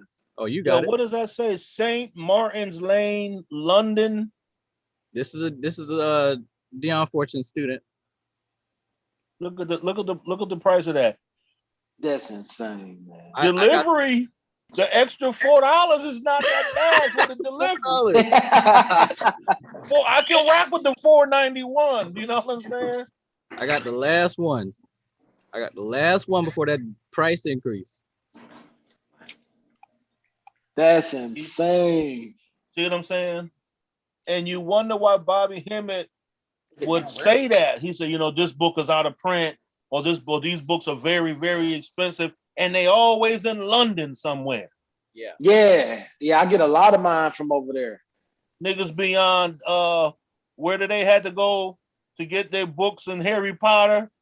Diagon Alley. They selling books on Diagon Alley and shit. You know what I'm saying? 36,000. That's crazy. That's not even think about it. They selling a book that can get burned in fires, like some of my books. Had a whole bunch of books inside of my homeboy house caught on fire, all the books burn up. What if I'd have paid $36,000 for one book? Oh man. What's in this book that somebody can say the value of this book is $36,000 for what it's written in here? Right. That's what they're saying. It's not actually, that's not the that's a gate. They're saying nobody else needs to get this. They're not saying, oh, this is valuable, I'm gonna charge. Though they say, oh, none of these little YouTube Negroes gonna get a hold of this book right here. That's what that is. You see? Yeah, and that's what I was saying. I mean, like maybe that they just letting a few people in at a time. Because if everybody got enlightened, I mean, it wouldn't be nobody here to populate the goddamn realm. It's always been a few. Everybody can't be everything. You understand? That's like everybody with the king and queens. Man, every fucking kingdom only have one king and one queen. Mm-hmm. Everybody's not gonna be the king. That doesn't mean you chumped. I'm not chumping you. I'm just saying, yo, you can't be king here. I need somebody to run the equestrian department, man. I need somebody to keep the royal stallions in check. You understand what I'm saying? I see you really good in that position right there. You can do, nigga, you're gonna live boss. You're living in the palace with me. I'll let you rock with the harem too, but you can't be king here. You're gonna be the head of the equipment. So I'm just saying. Okay. No, I don't want. I already have one. Yeah, but the whole thing is, everybody wants to be everything that somebody else is already doing. Holding space there. You know something? Matter of fact, right? I'm not gonna say the title of this book, but I done had this book for a minute, so I started rereading it, and it was mentioning something about Warren Buffett and shit, right? I had to highlight this part. So he was basically gave us some insight into Warren Buffett and how he operates. And then he was saying the only reason he brought him up, Warren Buffett, his importance in the book was, he said, to look inside yourself, try to identify your strongest threads, reinforce them with practice and learning, and then either find, as he did, carve out a role that draws on the strengths every day. So what this part was talking about, most people try to strengthen their weaknesses instead of trying to strengthen their strengths. Right. Focus only on your strengths. Not saying to ignore your weaknesses. And then he says, focus on your strengths and you build your duties around your strengths. Don't try to build them, don't try to waste time by always focusing on the weakness. What are you strong at right now? So it went into 3 categories: your strengths, your talents, and then it was something else. Because, the way, and I never thought about this, we sometimes mistake our talents for our strengths and our strengths for talents. The other section was knowledge, because those are things that you can learn a strength through knowledge. Your talent is something that we call it intuition. How Ray was saying earlier that he just automatically knew how to start doing them. You know what I'm saying? I'm gonna just go ahead and start being Bruce Lee right now. I've been doing this. You understand what I'm saying? It's just like how for a lot of people, Travis Mages, LVX 777 is an algorithm that's in this grand system that's showing them a particular pattern of how to get things done. You understand what I'm saying? You and how you do it are a very pattern that you study. You are a model. You came into existence of who you are because people needed to see how it's done, how particular ways to get occultic work done. How you can be an occult, what they call an occultist, what saying, to give a title and not have to be on some extraordinary spooky shit. How motherfuckers used to make it back in the fucking day. You damn near had to be in drag back in the day to say you fuck with the occult. Niggas biting bat heads off, like say Ozzy Osbourne. Yeah. So the pattern is everything is always refined, and it goes during it goes right now. So you quantified on your strengths. You know what I'm saying? You were like, yo, these are my strengths. And like you said, your strength is research and study to be in a better position to help people. Then you worked on that. So those very things that we see people who be in these positions of power or this and that, everything they got can be obtainable to us once you figure out your strengths and your talents. So even when we on our study right now, some people, their strong point may not be hard, deep, hard study. Right. Can go at it all day, 2 days in a row. But their thing may be, you may be real good for 10, 15 minutes. Yeah. Go fucking hard for 10 minutes. Yeah.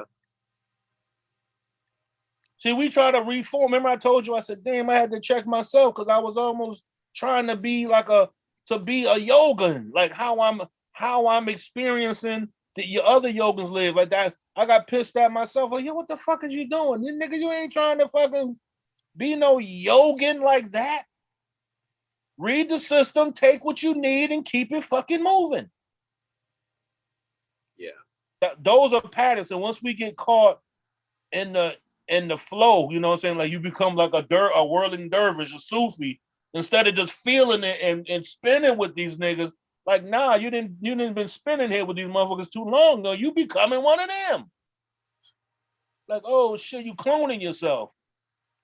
So the whole thing, we gotta the occult yogic path practice, because the yogic science that we're reading is occult, because it is hidden from the normal people unless you're seeking it, the truth of it.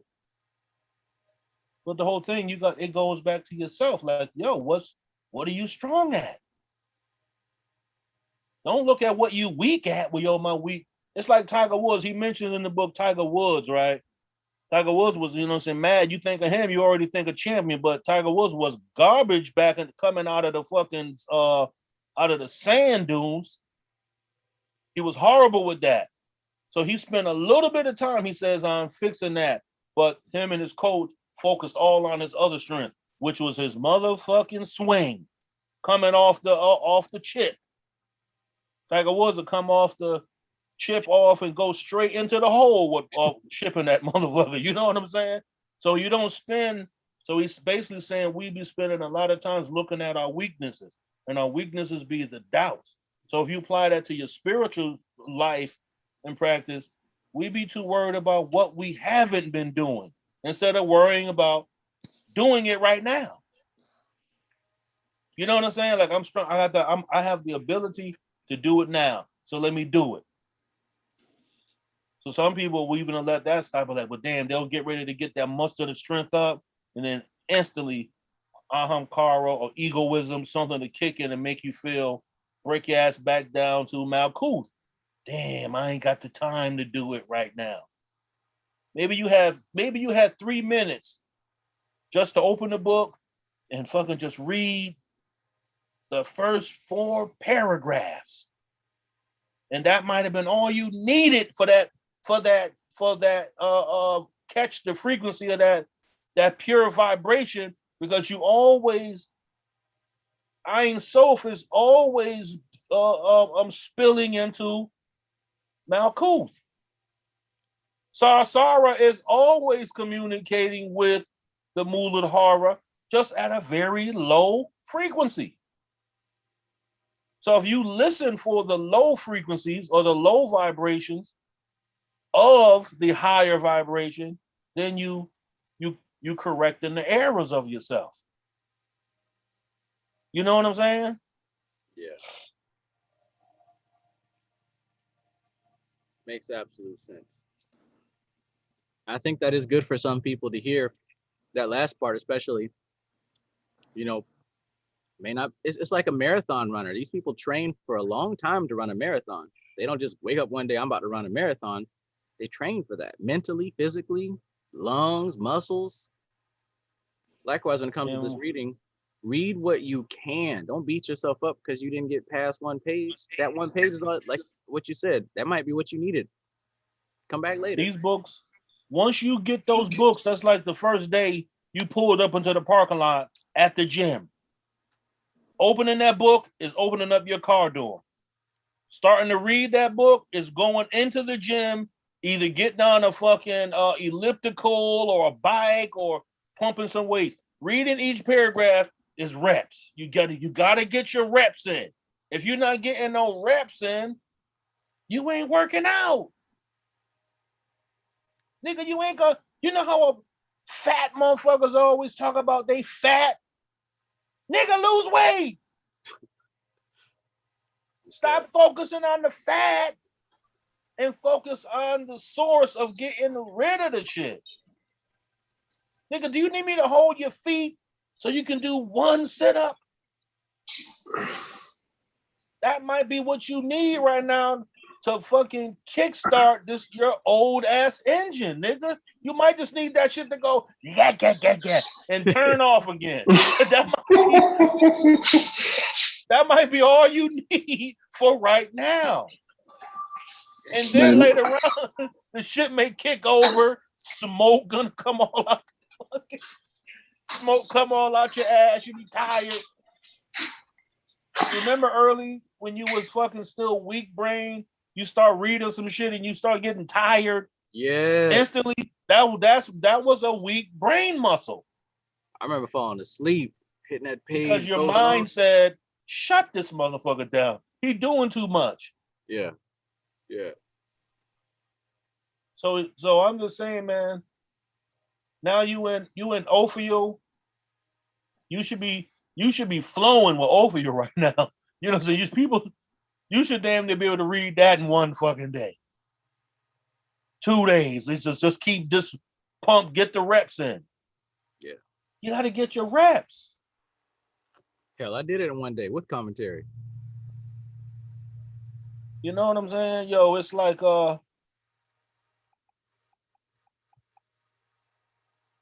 you got to give yourself a chance because you are divine architecture, the highly complex machinery, and you gotta be patient with machinery. You can't just start.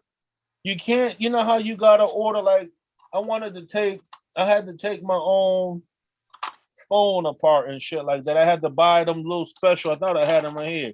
You had to buy them little special screwdrivers and shit like that to open your phone. You can't. I got little screwdrivers that are still the Phillips and the flathead. I could have tried to finagle it with those, but that's not the tool that work with it. I'm a fucking chip the screw.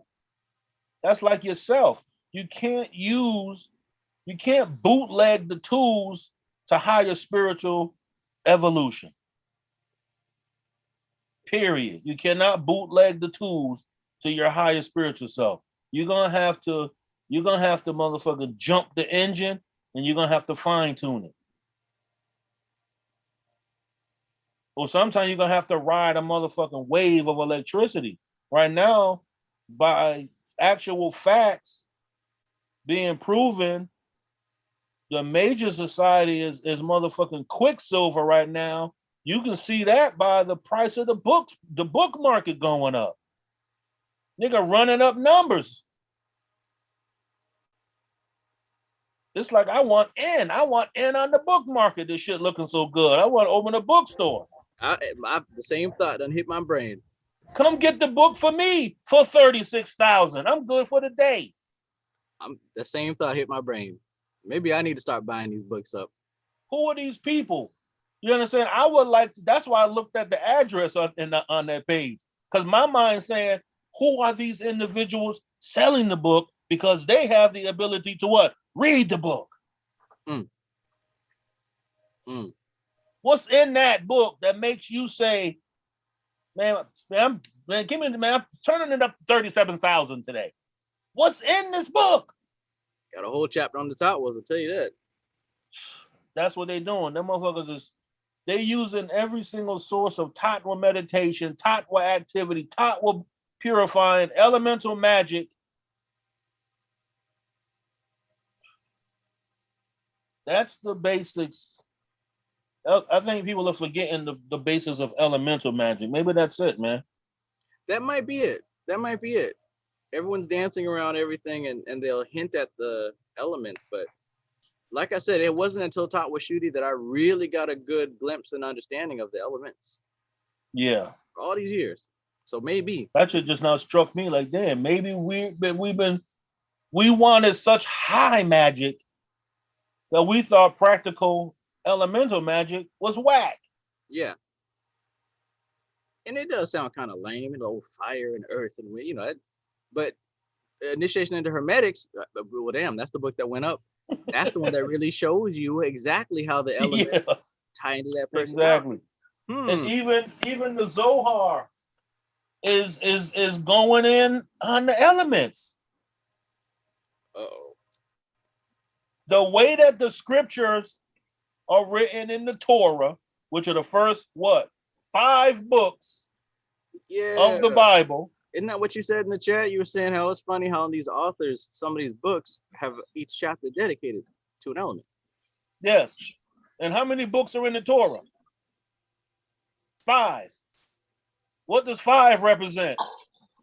5 elements. 5 elements. So what's the main element that what they say is the Lord came and he fucking fire all of them. He was Agni. You know what I'm saying? But before that, when you go to Genesis, he was in this atmosphere that was ether. That's why it was void and without form. Form, yeah. Dang. Ether don't have a form. Ether's the essence of what we have become. Form, formulation, formality. We're formalities.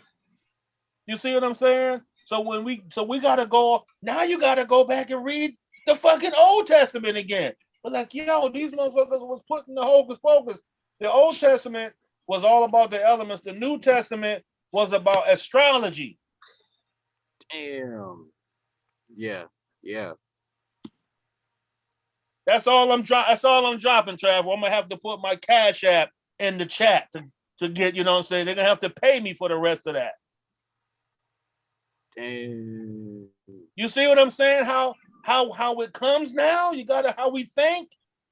You're like, yo, these niggas was fucking putting the hocus pocus on us. They gave us.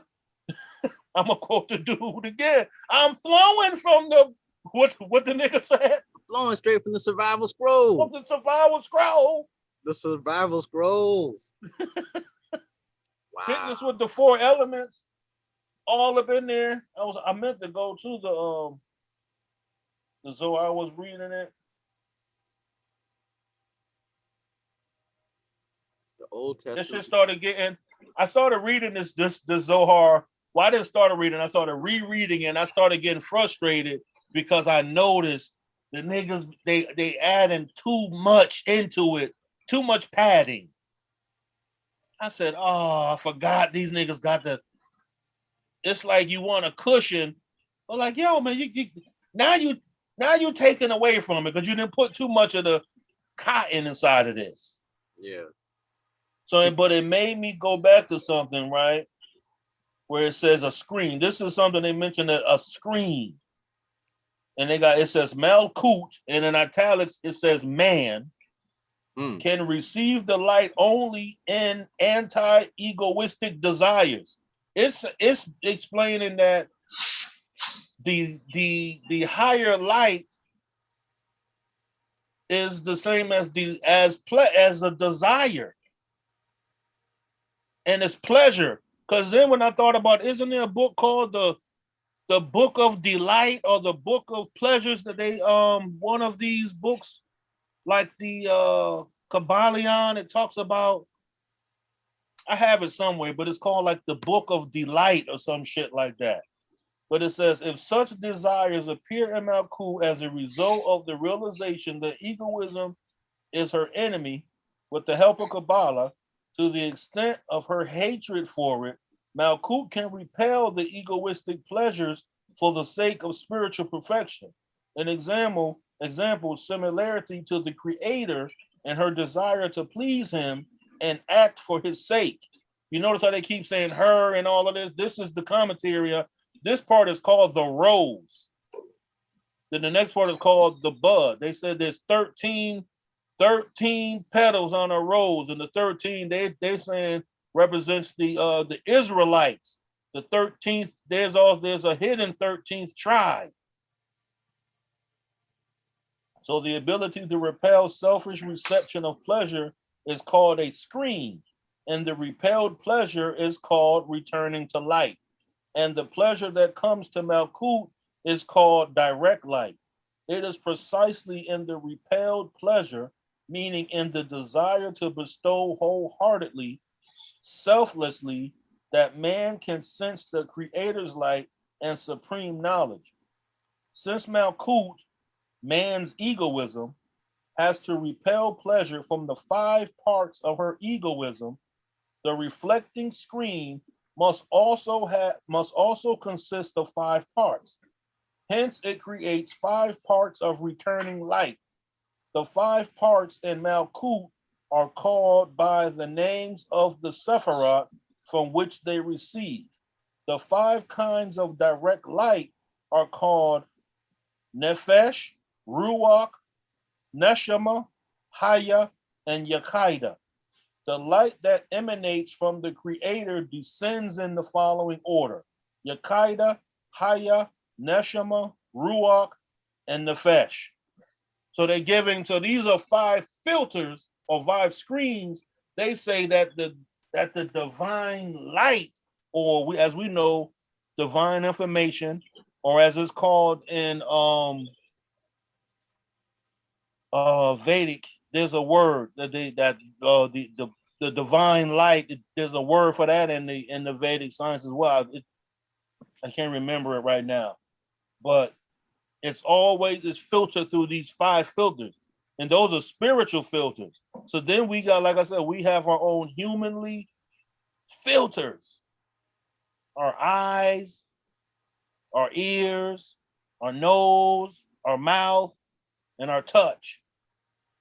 That's how we filtered it. That's how we filter Malkuth information. But how we filter spiritual information, we got to become educated on what exactly are our spiritual filters. You know what I'm saying? Yes. And it's always coming in these number 5s as just reflected of these elements. But this goes even further, because it says after Malkuth reflects the light, and it says pleasure, she decides to receive it in order to delight the Creator, because he wants Malkuth to receive pleasure and feel him. The reflection of all the incoming pleasure is called a Rosh, which means head. The partial reception of the light to the extent of one's anti-egoistic powers is called Tosh, interior. The unfulfilled desires, due to the absence of a screen on them, are called Soph, which means end. And then it gives you a whole diagram of a, like I said, I haven't given this a long study, but it says we call the parts of the spiritual structure by the names of our physiological body: head, body, and limbs. These are 5 parts in the Rosh, and it goes skull, Galgalta. So that's why when you get the skull is called the Galgalta, And when you get into this, the whole New Testament, all this crucifixion, the mountain that Christ was supposedly crucified in was called the Mount of Skulls, or the Golgotha. Golgotha, yeah. So that's actually talking about the fucking Kabbalah. That's some Sephardic Malkut shit right there. That applies to because there's it always applies to the body. The tree of life is your body, is the elements of your body. So you see how this is how, I'm not going to say they no more. I'm going to say this is how wizards keep people in control, man. They control the narrative of true information. And they control and they really control it nowadays, because as you see, they can fucking put a price tag on one book for $36,000. They can put a price tag on a book for $900. Just days ago, that very same book, I'm talking about less than a week ago, when I got it, it was $100 maybe. So you got a book right now that you know for a fact you can sell it for $40,000 if somebody else can sell it for $37,000. Oh shit! Not saying that that's what you're gonna do, but that's how it's valued. You could print that mug like them Ursats. I got a couple of Ursats books that I couldn't find. You could print pages like Bobby Hemmett, charge a nigga $2 a page. If the book you showed the proof, you showed us the receipt.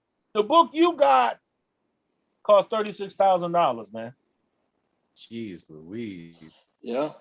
What's the name just did that, took that same, I don't even know where he found those copies of the Majiki and that, but he was selling them on his page. He sold out in like a day. Yeah. Selling them for a nice hefty price too. Put like $300 price tag on that bitch. People are paying, so it's always the market. Right now, information is Bitcoin. That's what's making NFTs hot. You know what I'm saying? You could make a digital copy of that book and sell it out as an NFT for millions. Oh shit. But I'm just saying that we gotta be aware that, man, we are each one of us has a value just like that. How much do we value ourselves? So we have to value the things that we put into ourselves. So we have to put valuable things in value. New wine gotta go in new fucking skin, my nigga. Old wine, put that shit in them old bottles.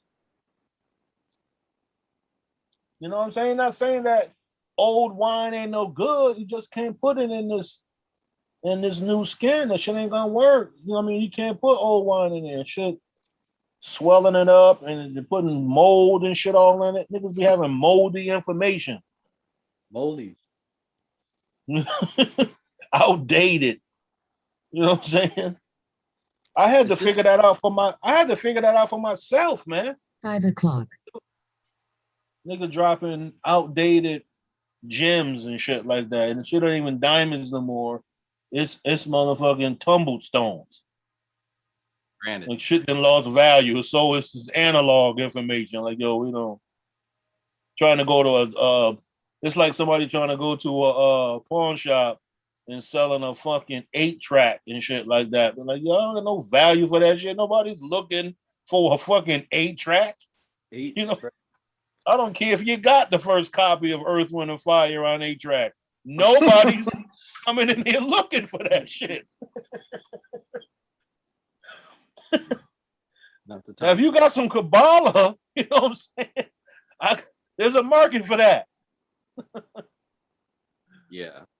So and that got me thinking. I remember how, because Deasia Divine Jewel in the Facebook group, she posted how there's a video and Bobby Hemmett's talking about how the reason they letting all these occult books out is because they ain't got no power.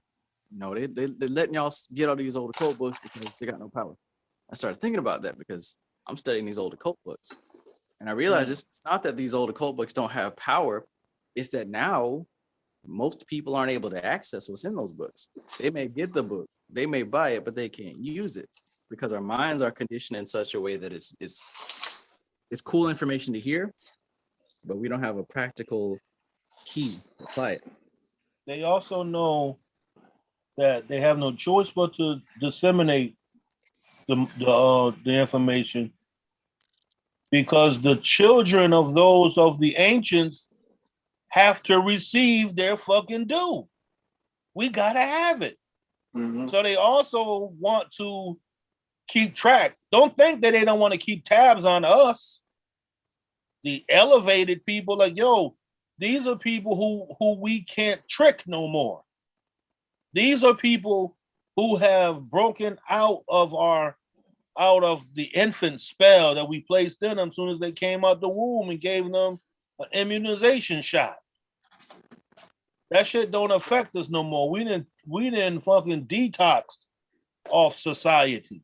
So now we are building a higher, we're starting to build our own kingdoms in their fucking kingdom now. So they know that the power has to be a power shift and a power change, because like I said before, they was only custodians. Nigga, you the librarian. Right. And their stuff is, and their time is past. They have to pass on information. And of course they used it. Keep going. Yeah, their time has passed. Of course they used it. They had it for a very long time. Right. And they kept poisoning people, poisoning minds, doing what? Putting more in. If a motherfucker is already born with karmic sheaths of his own from past incarnations, imagine how many sheaths some wizards put on your ass. Who know about karmic reincarnation and all of that shit because they've been in it. It's societies of people who know that infants that are born the reincarnation of somebody that was in their systems, born into their clans and shit like that. That's why they show that shit. That's why they show that in Lovecraft Country. That Tick was their relative and shit like that. Real blood relative of those Anglo-Saxons occultists. They needed this nigga to open the portal. Uh-oh. So they started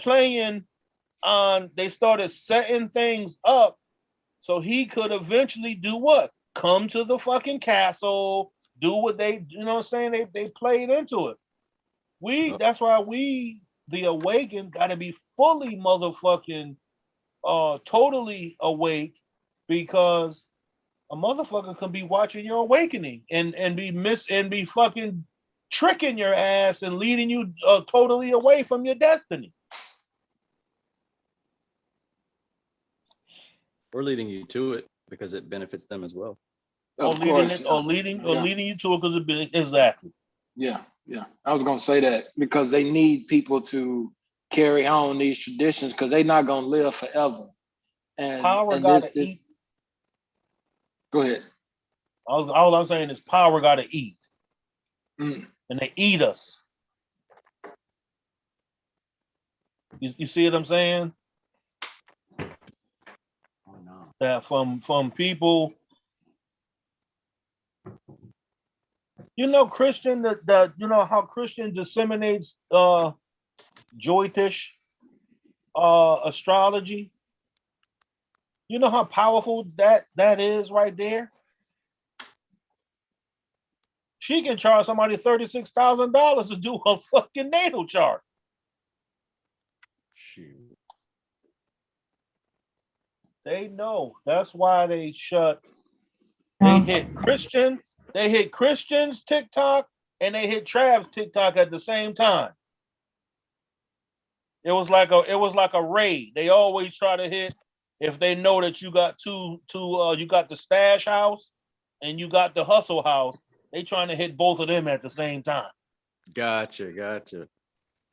So Christian coming with the Vedic astrology, and she coming with them deep stories. She be having some deep stories that she hit you with on TikTok. Then you coming with the Vedic information and all, well, not even that, occult science you coming with, and you with Christian. Shut this shit down off of this motherfucker right now. Somebody said immediately turn them stations off. Instantly. They turned down your frequency so it don't have no light. That's all they did was they turned off the light. You know what I'm saying? They couldn't stop your presence, but they damn sure dimmed the illumination. You know what I'm saying? Because they know that there are people who are going to be the illuminated. People been fearful of the Illuminati when they don't realize, nigga, you can be the Illuminati. Right. You can be the Dragos. You could be the dragon. You could be, nigga, that's you. Anybody. If you're willing People, to put in work. We always given our people, I'm going to say people give their power away to other people. Mm-hmm. That's the name of the game. Like you say, power got to eat, right? Power got to eat. I'm not willingly giving nothing to eat. If I'm in a Roman gladiator war, if today's as a gladiator, if today's my day to die, then I'm gonna die with fucking dignity. Honor. It's a beautiful day to fucking die. Right. Let's do it. Right. Nigga, let's make it so beautiful we die together. Come on, if you want to battle me, let's make it. Let's give them a show. Right. You know, what I'm saying? Go out with a bang. I'm not coming in here to. I'm like Rocky. If you ever go right, that's why Rocky was such a great story. First of all, in real life, Sylvester Stallone was living garbage at that time. You know what I'm saying? He was struggling. So Rocky was his fucking claim to fame. So it was an energy he brought with that shit. That was his magic. It was like a desperation to get that out because he was not doing great in acting before then. So the whole thing with the character Rocky, that motherfucker was not staying down. Virgin's Emeritus, get out of there! All of that shit, the whole drama. Yo, man, that's how you really gotta be. You gotta really be. If you ain't knocked out, then get up. I don't care if your eyeball hanging out. Get up. Nigga, you can't. I'm not gonna stop getting up until they're gonna have to chop both my legs off or I'm dead. You know what I'm saying? That's what people have forgotten. They put so many screens on people. They didn't filter so many people's minds and spirits that they have become weak to even get up and fight for their own sanity and own spiritual progress. They don't even fight. Nope.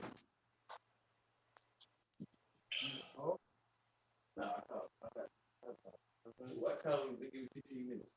First person.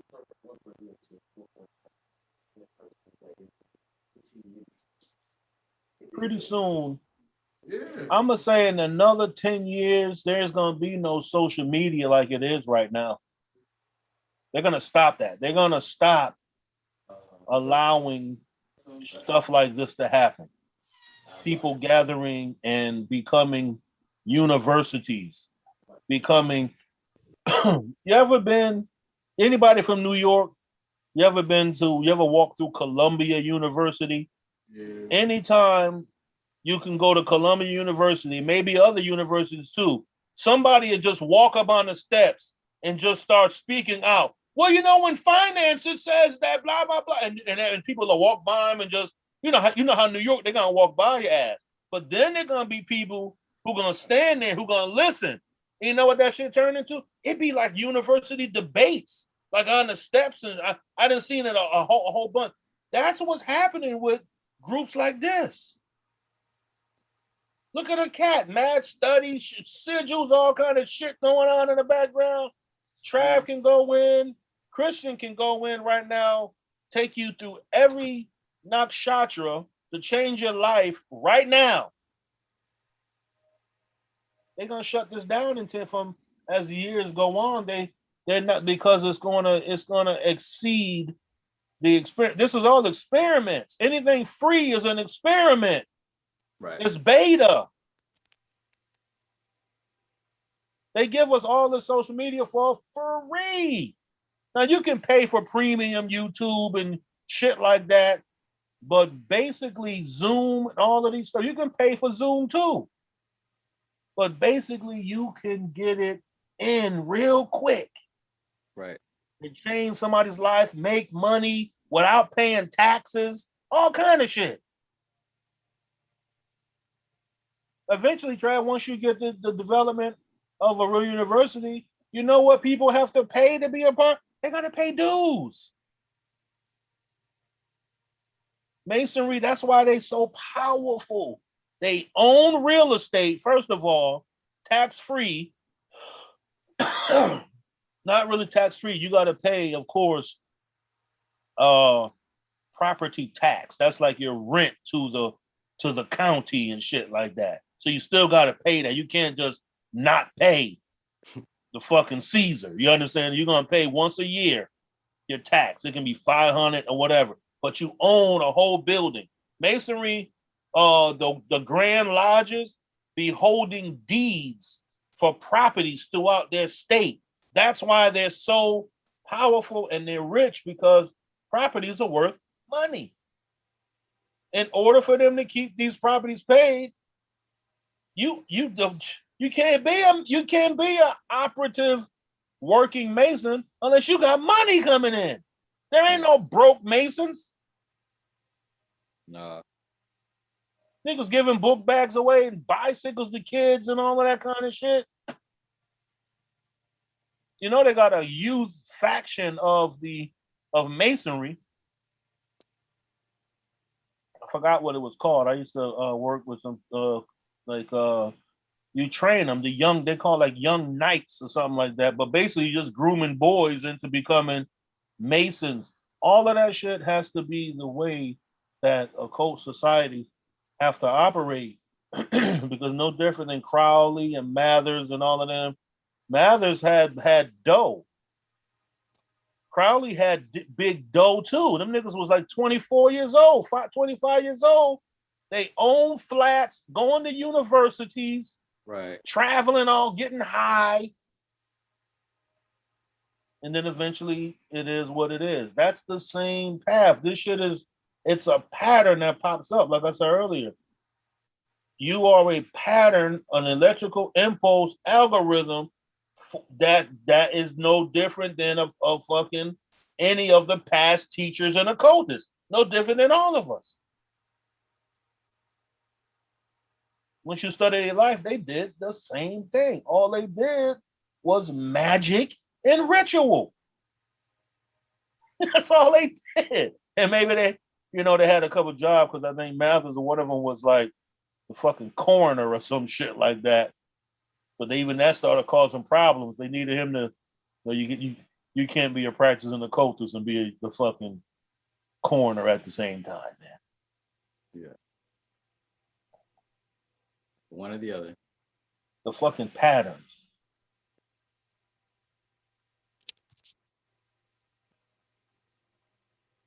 That's why you got Jay-Z and Beyonce. Everybody want to claim, they doing what they doing. It's not necessarily Jay-Z. It's Beyonce. Beyonce been around that Bruja energy. She knows she Pumbaa Jira. Why you think Jay-Z game stepped up? Right. Kim Kardashian too is the fucking Pumbaa Jira. Why do you think she had so many lovers and her energy was about sex? And that was her power. See, people so busy worrying about who getting pussy Instead of looking at it like, yo, that's some magic pussy these niggas is fucking, man. Either that shit gonna deflate you or it's gonna elevate you. Jay-Z got with Beyonce. This nigga is not even Jay-Z no more. This nigga is basically Basquiat. You know what I'm saying? He didn't change himself into Basquiat. Gee. That's why he got free flowing locks. He embodied the essence of Basquiat. He brought him back alive in modern day. Don't forget, Basquiat died when he was like 24 years old or some shit like that. So Jay-Z bought a lot of his art and he embodies the Basquiat free-flowing energy. Beyonce empowered this nigga to do that. Nigga, that's why he had to come out with 444 and tell the truth about his mother being lesbian, and then ask for forgiveness for cheating on Beyonce and shit. Like this nigga was fucking under a spell. He was being taken from Heru, going through the fucking process of becoming an Osar. That's why all of us, we all got to go through the fucking Osarian initiation. You got to be Osiris, Heru, and then return back and become the fucking born again Krishna Asar. Through the mother. Through the mother. Alma mater. That's what they got. That's where everybody speaks at. And if you ever seen the first Ghostbusters, they show Columbia, the front of the school with the steps, and there's two lions sitting there, and then in the middle they have the statue of Alma Mater. She's sitting on a throne. Alma Mater means all matter, all mother, the grandmother. So when people go out there and speak, they speak at the foot of the mother. Mm. They don't even know that shit, but most of them they do. But that's where that energy, and that's where they do the graduation for Columbia University. And it's like a big quad, it's like a hole.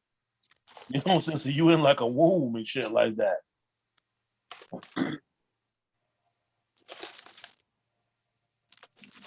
The people, man, I think we better start see them books being the prices. That's nothing but we got to raise the price on ourselves.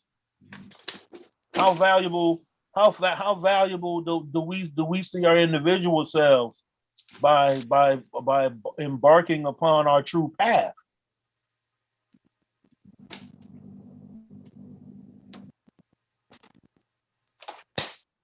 Jeez Louise. I wonder if I didn't buy those books, if that price would have went up, Shango. That's just nuts. You said it just a couple of days ago. That book was sitting there. It was just sitting there. It wasn't until I bought it that shit skyrocketed. But then again, I bought all that author books. So and it don't be no typo. And I know you almost thought it was. You're like, damn, let me make sure this is the right. You're like, yo, these people are asking basically 37,000, man. I see. So I bought it. You know what I'm saying? And I went back to check it just to read about, because I just received it. And I'm like, okay, cool. Let me go check it again. And that thing said, you saw it. You're right. I didn't believe it, but I don't know. Yeah. See? I wonder.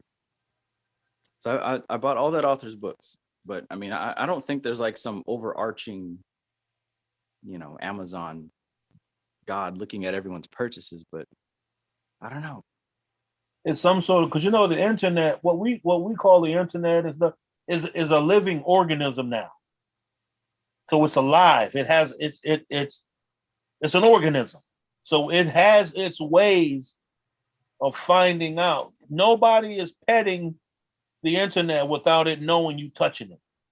True. You understand what I'm saying? It's not so big that it can't monitor its own self. That's the essence of artificial intelligence. That's why they let it run like that, because it was going to become self-governing, not needing a human to sit there and push buttons and make it do what it do. No, this shit has learned over time that once particular information was put in there, like, you know what I'm saying, these whatever books that are deemed the instructional manuals of the uh occult power running the globe, whoever else interferes with those books, it wakes up the sensation of the beast to notify, like, yo, man, raise the price of that book so astronomical that it scares anybody else away from trying to buy it. This is why I just see, because I got that book list, right? I got this book list from a private collection, and it has a list of all the books that's recommended to study. And that's why I share, you know what I'm saying, exactly what it is or whose is it, because this type of shit. I'm gonna drop some gems on you on about the Nation of Islam. The early days of the Nation of Islam started like in 1931, where a man who was called Farad Muhammad, supposed to have come from the East. They got pictures of him. The nigga looks like a Pakistani or some shit. Everybody's seen the picture. They call him Allah in the flesh, right? So the whole thing, what he did for Elijah Muhammad, he's the one that taught Elijah Muhammad everything that he knew, and what the 5% of 120 degrees of knowledge and nothing. Those are Elijah and Farad Muhammad's lessons that Farad taught to him. But one thing that Farad did in with Elijah Muhammad is he gave him a list of several books that he went to the Library of Congress, that he told him he needed to go read these books and study. And whatever books, I had a couple of them, but you know, so you gotta like know the elders of the nation to kind of get these titles of these books. These are the books that empowered Elijah Muhammad, who had a 3rd grade education and was damn near one step out of fucking slavery. Because this shit goes back to the Nation of Islam started in like 1932. So these books that he told Elijah Muhammad to read empowered Elijah Muhammad to start an organization that became on some serious shit. People don't know that the Nation of Islam of the 50s owned ships, and they used to import fish into New York and shit like that. They were doing import and export with like other countries. So it just wasn't, these niggas just wasn't walking around New York talking about the white man, the devil and shit like that. That wasn't their MO. They was doing business. They had the Italian mafia tried to stop these niggas because you know who ran all the shoreline of New York? The mafia. Nation of Islam said, well, fuck these niggas that did what had full ships. So I'm just saying, whatever information that he had to get these old books that he told him to read empowered his mind and his ability to create something great. You know what I'm saying? Farrakhan just followed the blueprint because he was in it. This is Louis Farrakhan's Nation of Islam. This is not Elijah Muhammad's Nation of Islam. You understand what I'm saying? That's why it's called Nation of Islam Incorporated.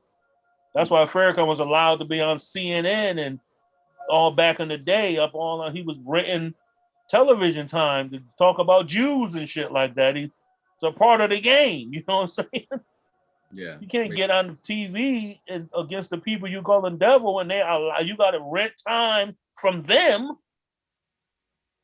So the information, like you said, that you just got and you obtained from this list, that shit is life changing. They don't want people to have the ability to change their life. That's why they don't want individuals to have the ability and power to say, on this Malkut level, I'm not taking the vaccine. That shit is disturbing to the masses of people because that's self-empowerment. They're like, I'm not taking it into my body. That's like trying to force somebody to smoke fucking cigarettes who don't smoke. These people will get personally offended if you say that. Motherfuckers don't even want you to smoke around them.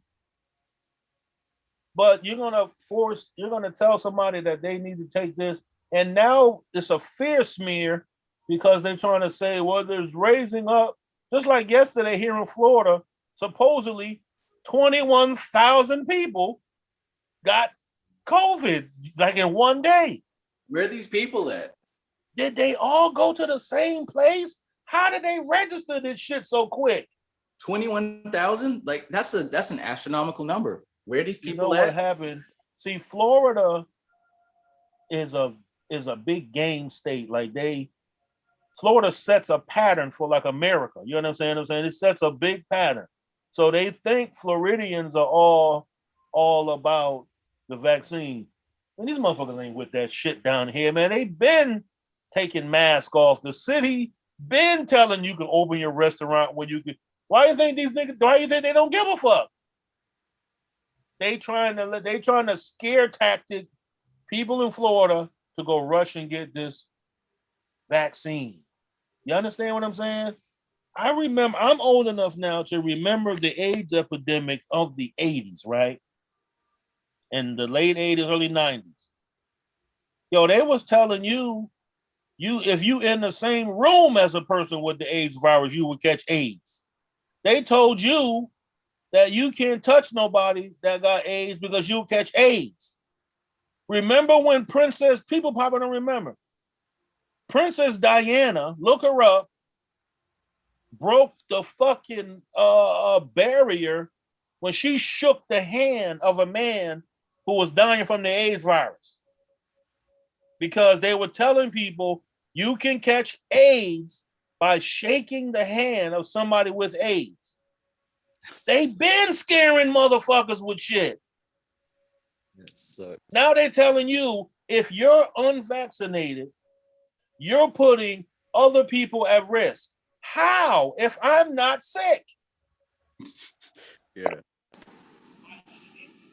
They're making me think, oh, I'm more susceptible to sickness. So by me being unvaccinated and I'm gonna get sick, I'm gonna get you sick because you vaccinated? How Django, does that make sense? Yes. do you know that the astrological connection between AIDS and COVID is all about Rahu and Ketu every 18 and a half years? So literally what you're talking about, the AIDS epidemic and the same entire pattern. In fact, Fauci was involved in that too. He was involved in the AIDS thing. Yes, he was. So it's another repeat. And the funny thing is I've been telling people since the beginning, I'm like, don't you all remember the Ryan White story? You can't catch this virus by shaking hands. That's exactly and what I'm talking talking to about. people. Ryan it's the same White. shit. Yeah. Yes. I'm like, you cannot. They always had a ground zero person that they had to make the beginning of that. It's no different than the Ebola virus. Remember they tried to get us with the Ebola virus? Yeah. And that video though with that guy, we caught them bullshitting. Remember he was transferring the so-called Ebola patient and then he didn't have any of the special care gear on him, and it was right on the news. People were like, they ain't had no mask or nothing, you know? Right. They was telling you touch somebody with that, you dead in 15 minutes. Right. They've been doing it. So people don't even see how this is what I said. That's how many sheaths or screens of deception they've placed over the human machinery so they cannot even receive pure light to give them some common sense. They are so densified, pure light can't penetrate. It's so many, they didn't filter it so many different ways that a motherfucker can't even hear Purusha calling them. To be like, yo, man, you fucking getting duped every 9 years. That's part of the every 18 and a half years. 18 and a half. Initiations. Part of the initiation is it's coming into contact with with the higher forces and coming into contact with them inside yourself. Because kind of Yeah. like I don't know if it was Kristen or Veronica said, we're in the all at all times, so that contact is always there.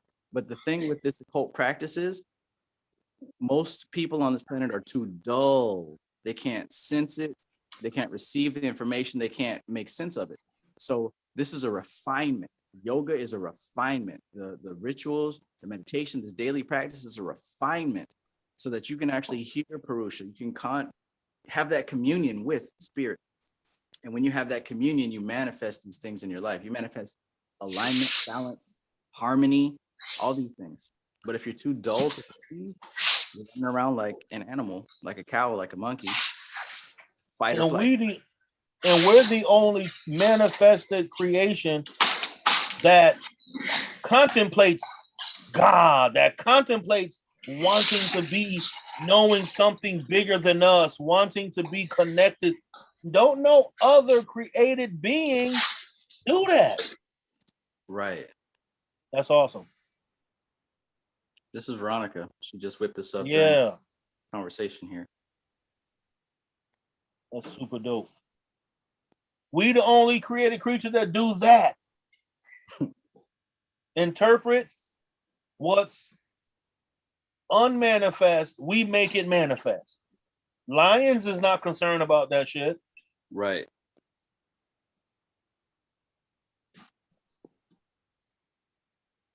And if we capable of just taking baby common sense to be like, yo, we the only creatures that contemplate deep shit, that should be enough to let you know, like, yo, you got to be careful that somebody trying to keep you dumb. Somebody don't want you to be deep. Them niggas want you to think that you drowning in fucking 2 feet of water and you 6'2". Keep splashing water in your face and shit like that. You can't get up. You fucking niggas feeling drown your ass in a cup of water.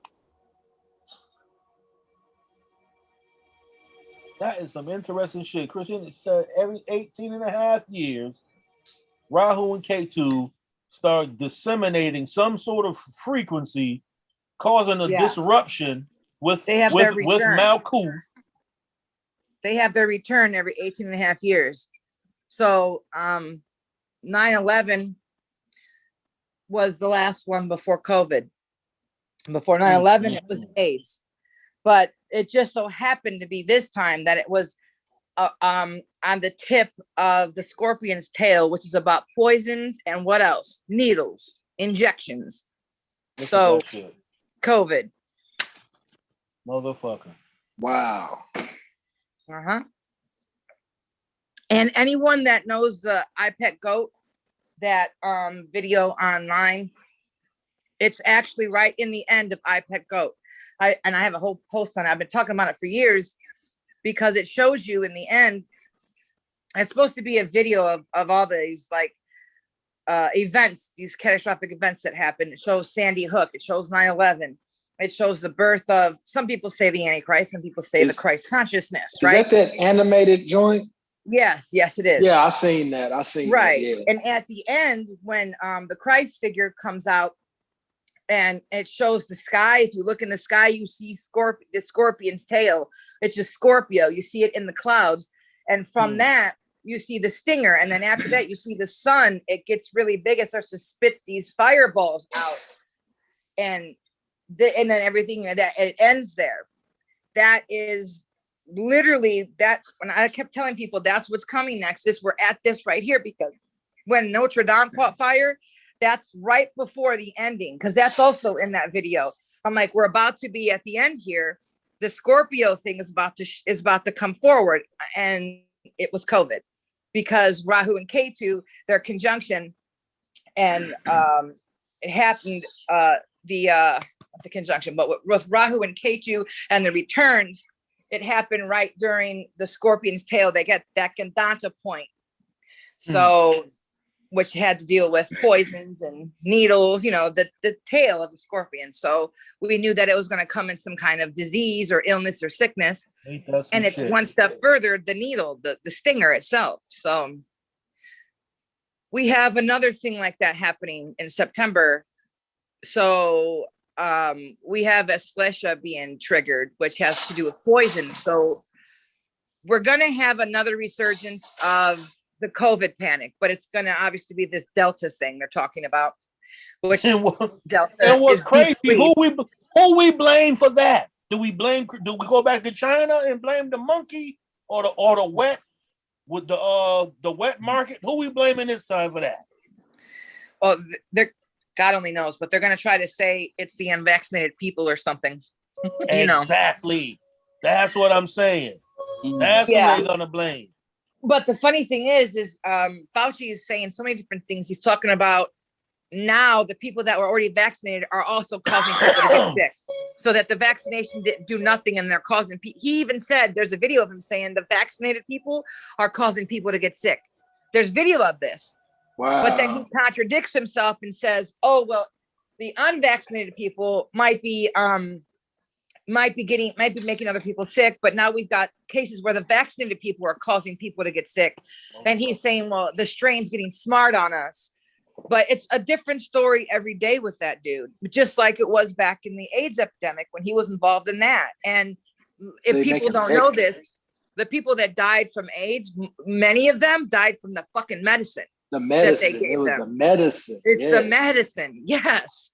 Most people don't. Yeah. They don't realize this stuff. They turning people into vectors, man. They making you Yes. like, they making you the like that is the disease. It was just to scare at first, but the disease is what they pumping these people with, and they going around, because I heard the same thing, that these people are putting off spores and shit like that. Like they was saying, stay away from people that's been vaccinated because they body continuously put off these spores. Yeah, the spike proteins they were put, and they also said that the people that got vaccinated, that they're making these weird proteins for so-called viruses that were never in the human body, and they were not supposed to be in the vaccination.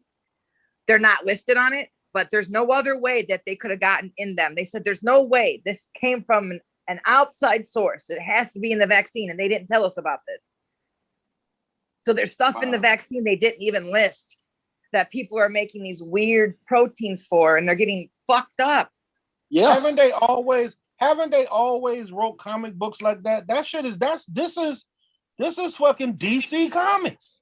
Mm-hmm. This is classic X-Men shit. Mm-hmm. Yes. They made a cartoon about this in it was the 20s, they say. There was a post on it the other day. They played this video of this cartoon from the 20s, and it says how to take over the world, create a pandemic, make a medicine for it, inject them with the vaccine, control that. It was just insane how it's exactly what's happening now. And that's like some of the things that I have posted on my TikTok, like that 911, the area 20, I mean, not 911, the area 2051 caller, you know, that guy that called the Art Bell show. He talked back in the 90s, he called frantic saying that the government, you know, it's a conspiracy show, but he was like, the government wants to wipe out the main populations. They want them wiped out, and there's catastrophes coming. People could be safe, but they don't want them to be safe. They want that most of them wiped out, so the ones that are left are easily controlled. And he wasn't wrong what he said. I mean, he was talking about aliens were extra dimensional beings, not aliens from planets, but that they're like something more than that. But what he was going into was just the catastrophes that were coming, and it freaked a bunch of people out back in the day. But what he was saying on there is what's played out, except for, you know, we haven't seen the aliens yet, Project Bluebeam or whatever, but they just made them with this vaccine. Yeah, exactly. Right. Exactly. They just made Trav. Yo, did you just read the message that Trav just sent in the inbox?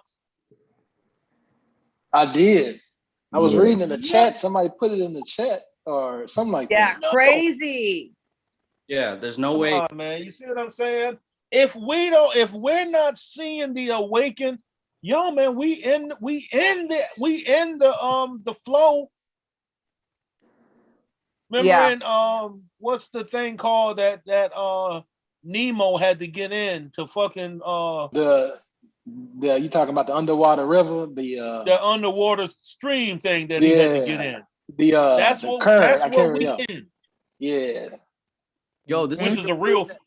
This is real contact. Like, I'm not even trying to sound cool for the internet. Like, the fact that these books even came to me, the fact that all this stuff, man, like, you can't make this shit up. You can't make it up. I didn't know that.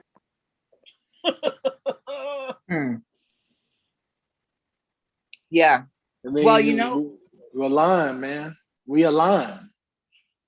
You know, that's really strange because, well, astrologically, right now there is a course correction happening for everybody. The other day, someone was talking about they felt like something changed in the world for them.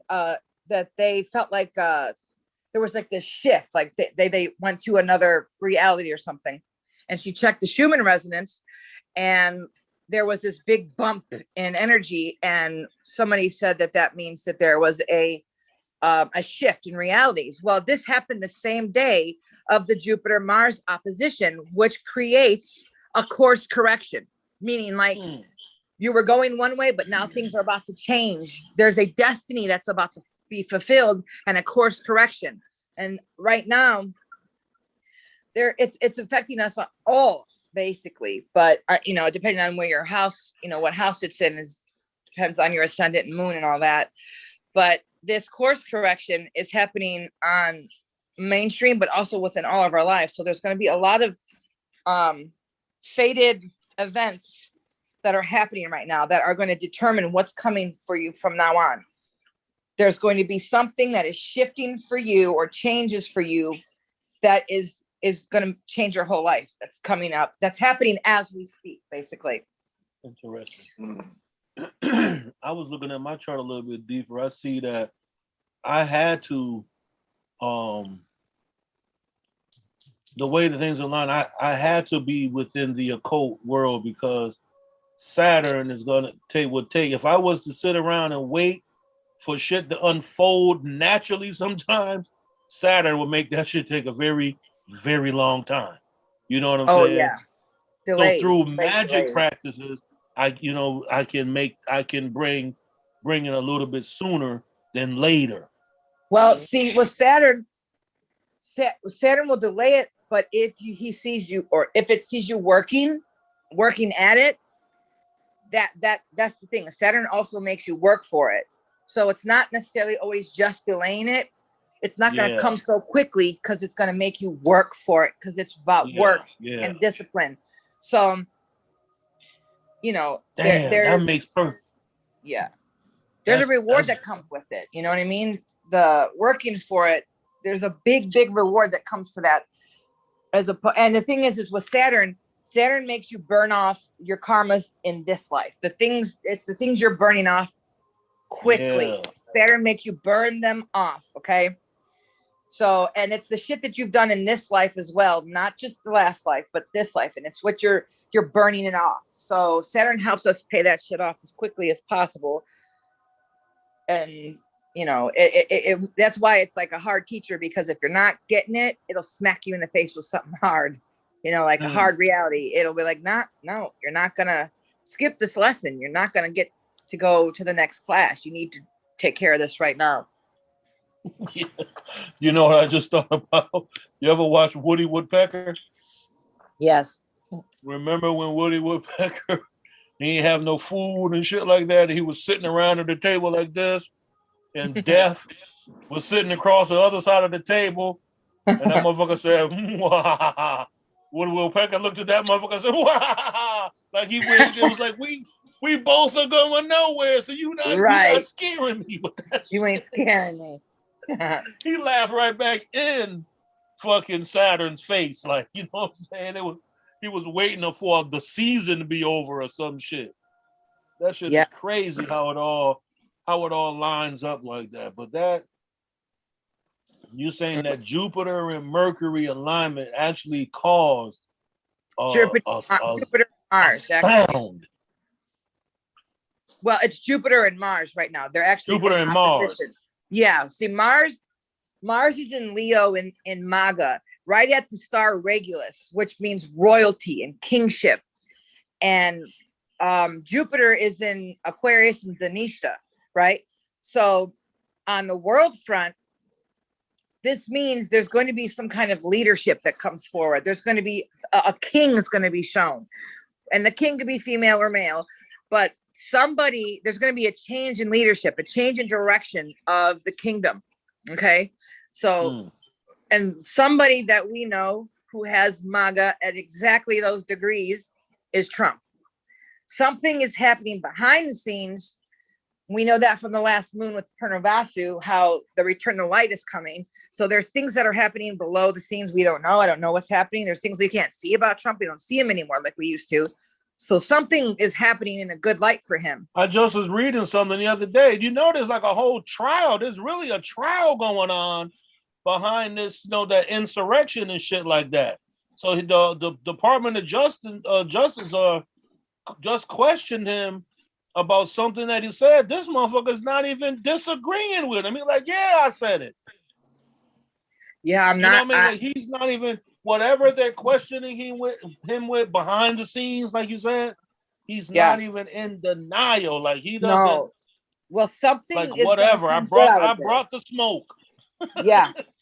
Yeah, there's something, however long it takes, I'm not sure.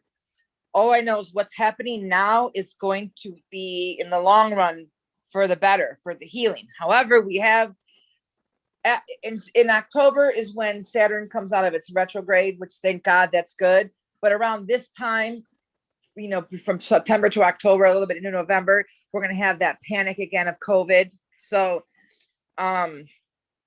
there's going to be some like ups and downs, but it's going to be great to have Saturn out of its retrograde, because then that means the things we've been working on this whole time can go forward finally. And anything new we want to start, then we can do it. Don't start some shit new right now. Don't do it. It won't work out. Get the plans worked out, figure things out, work on what already you've been working on and get that going. Because I just read that the other day. That's deep that you said that too. They say right now, don't be starting nothing. Work on it. Like you said. They said exactly what you said. Work on your plans, but don't initiate it right now. Yeah, nothing new right now. Work on what you've been working on. This course correction for many people, and it really hit me personally because, excuse me, I'm going into a surgery on the 10th, which it's a course correction. There's going to be a whole change in my life because of the surgery. So for me, that's what, it made a lot of sense because I have that and I have a couple other things that are happening that seem to be this course. It's going to change how my life is from that point on. So I know it's definitely playing out, but for each sign, let me read it out for the signs. Actually, if you guys have your charts out, your Vedic charts, I'm going to tell you which signs are going to have it in their houses, the axis, so you'll know where the change is going to be for you. So for people that are Cancer and Capricorn, moon, rising, or even the sun, it'll be affected still. It's just to a lesser degree compared to the moon or the ascendant. So if you're Cancer or Capricorn, moon, rising, or sun, it'll be happening in the 2nd and 8th house, which is all about money and how we make money and the money we come into. So you're going to get a boost in this area. There's going to be an increase of money, an opportunity to make more money, or an investment that works out. But that's where it's going to be for the people that are Cancer, Capricorn, moon, rising, or sun. For Leo or Aquarius, moon, rising, sun, it's going to be about gains from relationships and the change of your own position in your life. So like changes about yourself and your ego and your identity, which will be the 1st and the 7th house. So marriages, partnerships, relationships can get a boost. You can gain from some kind of friendship or some kind of connection. And because of that, you can change position in life. Something about you can be lifted. Virgo or Pisces, moon, rising, or sun, it's going to be about health and wellness, and work and sleep, dreams, psychic connections, ancestry. So this is the 6th and 12th house. Dreams are going to be very vivid for people right now. Even for me, I'm not a Virgo or a Pisces, but I'm having intense dreams about my ancestors. So that could be happening on a grand scheme because we have Saturn who, you know, triggering Shravana. So, but other than that, Virgo and Pisces will be definitely having things surrounded their sleep, dreams, intuition, otherworldly activities. And then Libra and Aries, moon, rising, or sun, you're going to have gains from groups, organizations, and like the public. And then children, investments, and creativity. So this is the 5th and the 11th house. You know, the 11th house of gains of your public organizations, you know, your big groups, friends. And then the 5th house is all about creativity, children, investments, create anything that you bring into life in a creative way. So, and that's Libra and Aries. So there, you're going to have a boost in this area. Not only are you going to have boost in these areas, these places are where this trigger is going to happen, this course correction. Especially if you have Danishta or Maga in your chart, there's going to be a big course correction happening because that's where Jupiter and Mars are sitting. Okay. Any houses, you know, your Leo house and your Aquarius house, basically, that's where this is going to be like triggering. So Taurus and Scorpio, moon, rising, and sun, you can find that the home, vehicles, land, your family, mother, and public image, work, career, what you're known for, how people see you, and fame can be triggered or boosted. This is the 4th and 10th house axis. So Taurus and Scorpio people who are working in the public eye, you have a real chance right now to capture their attention. This attention you can grab from them could be life-changing for you. So really focus on your image, right? We talked about the 10th house. What is your 10th house? What is the sign that is sitting in the 10th house? You need to become this sign. So if it's, you know, whatever sign it is, whether it's Cancer, Capricorn, Leo, you need to learn all about that sign and implement it. What planets do you have in that, in your 10th house? For me, I have Rahu in the 10th house, and my 10th house is Cancer, right? Rahu is abnormal, and he causes like mental issues on the mind when it sits with the moon, right? So my TikTok is getting huge because I talk about mothers who kill their kids or children who have to testify against their fathers, weird child studies, shit like that. You know, that's why it's going so big, because it's my 10th house, right? This is for me too, because I got a Taurus moon. What'd you say? I said this is for me too. I got a Taurus moon. Yes, absolutely. So from your Taurus moon, do your moon chart, right? So from your moon chart, you can check out what the 10th house from your moon chart is. Maybe even implement that. That's crazy what I just now said. I'm looking at my Eastern and Western charts, right? And you were saying the 10th house. I'm looking at the 10th house. I don't have any planets in the 10th house, but the 10th house was in the sign of Cancer, right? Yeah. Uh-huh. And then and I have the moon. It was in the sign. It was because I got the moon right next to Cancer, right? Uh-huh. Because Cancer is ruled by the moon. Yeah. So in my Western chart, my moon was in Cancer. Oh, okay. Because wait, your moon is in Leo then in your Vedic chart? My Vedic chart, my moon is in Gemini. Oh, Gemini. Okay. What?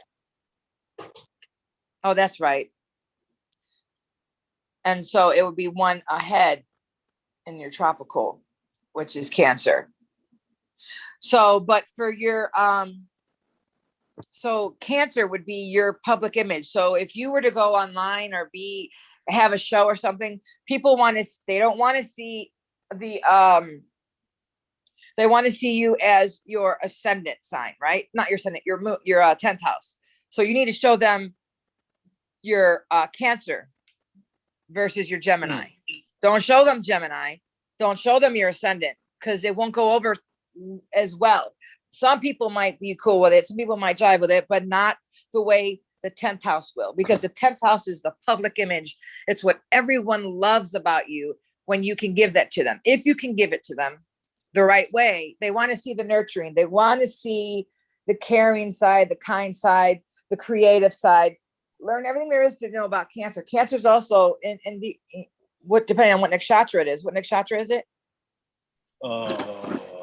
Is it Pusha for my moon sign or for your 10th house? Your 10th house Cancer. Do you know if it's in Pusha or a Slesha? My 10th house, or maybe. Hold on, I gotta. Turn. How would I look? How would I look? I told you somebody getting confused. How would I look? Do I just count from ascendant to? No. Hold on. Do you have cosmic insights?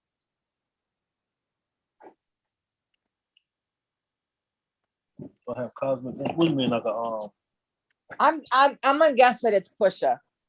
I'm guessing it might be in Pusha. Whether it's in Pusha or a Slesha, whichever one it's in. You want to find that out and then implement that nakshatra in your public image.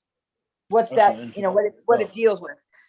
I'm guessing it's Pusha, which is Jupiter, which is all about nourishment through teaching, nourishment through the guru, nourishment through the udder, right? The cow udder. So it's very expansive and knowledge based, but also nourishing and creative and insightful and not necessarily motherly, like feminine, but just nurturing in general, like nourishing the mind, as opposed to Gemini, which could be Gemini is also teaching and everything, but it's the communication and everything. The communicativeness or the talkativeness can be seen in a different light. People are going to like to see it from your Cancer instead of your Gemini, or instead of your Libra ascendant. You're Libra ascendant, right? Yo. You know something? Libra ascendant. You know something that's interesting? I'm looking at the planetary position, looking at the signs. I don't even have Cancer. Is not even on my Joyce's chart. Everybody in the chat right now, real quick. If you haven't liked the video, go ahead and like it. This helps with the YouTube algorithm. And if you're getting value from this, if you're getting value from the astrology here or from any of the other information, go ahead and tap that like button because it helps. I know what Kristen is saying is true. I'm even seeing it right here in my house. My homies are tuned in and they keep commenting on the shit that you're saying. So, I mean, that speaking of knowledge, that nourishment of knowledge that she's talking about, I think that now might be a good time to utilize those expert secrets, if you will. Yeah. And see we can go over that and figure out what's going on, Django. You should have Cancer. It should definitely be there. There must be a mistake happening or some kind of, that's why I probably be getting confused. I don't know, because like I said, I've always had this like printed out, you know what I'm saying? I've always show this. And you might not have any planets there. You still have, everyone has one of the houses. So everyone has the 12 signs in their chart, but you might not have any planets there. That's fine. But that house still means something. And you just look at the significator, right? So where is your moon? You look to your moon, right? So the moon is the significator of Cancer. So you're going to look to the moon and see where it's at and what it's doing. for a little bit of insight on an empty house, for your empty house specifically. And I forgot to so Sagittarius and Gemini, moon, rising, and sun. It'll be about the 3rd and the 9th house. So it'll be about traveling, learning new skills, diving deep into spiritual practices that will bring gains, connecting with people of foreign countries or foreign studies in general, learning new languages, traveling, siblings, family, this kind of thing will get a boost. And there could be some kind of gain or course correction through the family or through father right now with Sag and Gemini, 3rd and 9th house. That's siblings and it's father. Just like, by the way, also the Taurus Scorpio, there could also be a course correction with mother. So, I mean, it could happen with father too. They say people argue about whether the 10th or 9th house is father. What I have come to see often, it's the 9th house. Most often that I see, but you know, I still have years ahead of me to experience more things. So I could be only seeing a little bit of it at the moment, but still. So there is a course correction happening in all of our lives. To what degree, you know, is depending on many different things in your chart. But if you are aware of something changing in your life, if you're aware of you're at a crossroads or there's something you can do, there's an offer you're getting or something that comes your way that seems good, fucking take it. Because let me tell you, right now is when change is easy. Right now you're given a handout. This is like, okay, right now I'm giving you a chance to change how your fucking life is right now. I'm going to give you all kinds of opportunities and you need to pick one of them up, because in a couple of months, that shit's going to be not easy and you're not going to get the handout and it'll be harder for you to change. So if you want to change, do it now. Get it in now. Make those steps. You're going to be given all kinds of opportunities. Go forth with one or two or three. Go forth with them. You're going to be only given it for so long. This is like a doorway that's open right now. And there's still a course correction happening. The course correction could be something that you might have ignored an opportunity and then something doesn't happen the way you would like it to. So just take your opportunities by the balls right now, because you have a real chance to switch up your life in a good way.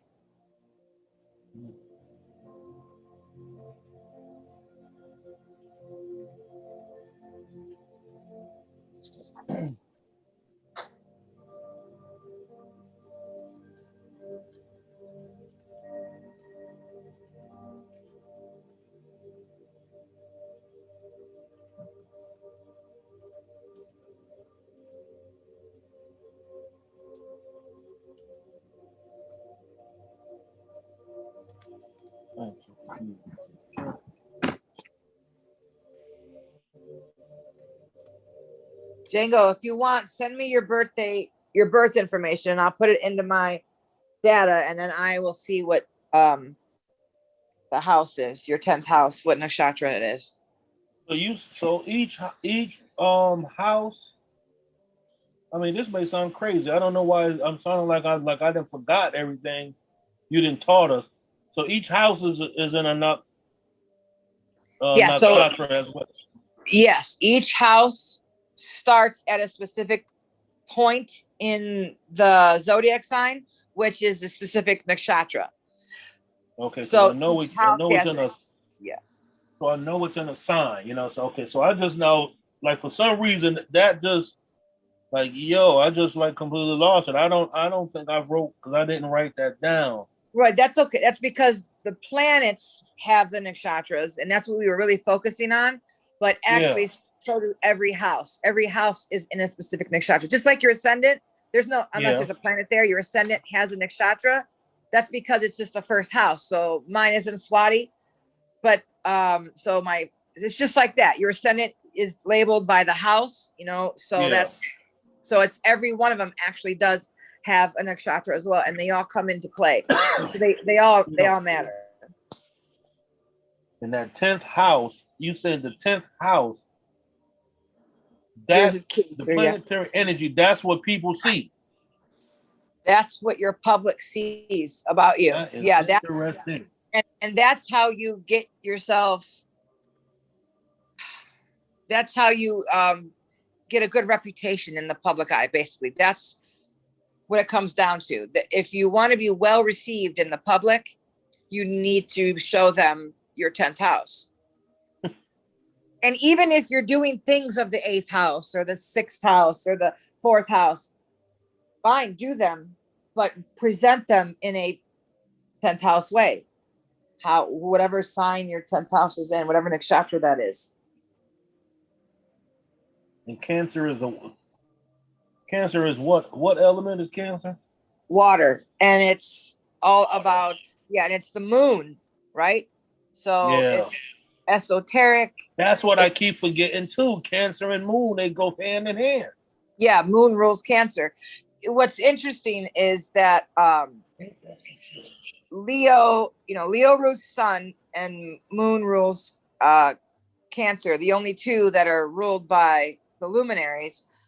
And in Vedic, I'm Cancer, which is the sun. I'm Cancer moon, which is the moon, right? And in tropical, I'm Leo moon, which is the sun. So anyone who is a Cancer moon in Vedic, typically, depends on where they're at, typically is also the solar in the tropical. There's the Leo as well. So there's like aspects of both in. Yeah. I got that in my chart. That's funny. I got my Western. I got the sun sitting in the same house too at that, and then I got my moon sitting in the same house as my moon. Yeah. And then I think I'm on far away, but that one reads pretty much the same thing. It looks like, where it's like, And you were saying something about gestation. Like I have that in like I was looking at them for like that is my ascendant, and so I was looking. Jesta or Ashlesha? Which one did you say? Jesta as my ascendant. Yeah. Yes, Jesta is the ascendant. Yeah, that's your nakshatra for the ascendant. But you were saying something earlier about that. I was trying to listen if there was in a certain house. Oh shit! I was saying what? I was trying to understand earlier when you saying something about Jesta when it was in a certain house earlier. Oh, I didn't say anything about Jesta today. Oh, okay. Must have heard something different. I said Ashlesha. I was talking about Ashlesha. And we were talking about the poison. House. Yeah. Okay. Yeah. And the moon is the lord of the 10th house. Well, because your 10th house is Cancer, yes. So the moon is the lord of your 10th house, yes. But the sun normally rules the 10th house, right? Because that's the Digbala, that's the directional strength right there. Because that's noon. That's where the sun does the best, right there. But right now, the 10th house is midheaven, right? Don't they call it the midheaven? Yes, yep. So, but yours and your chart it's Cancer, so that's ruled by moon in your chart.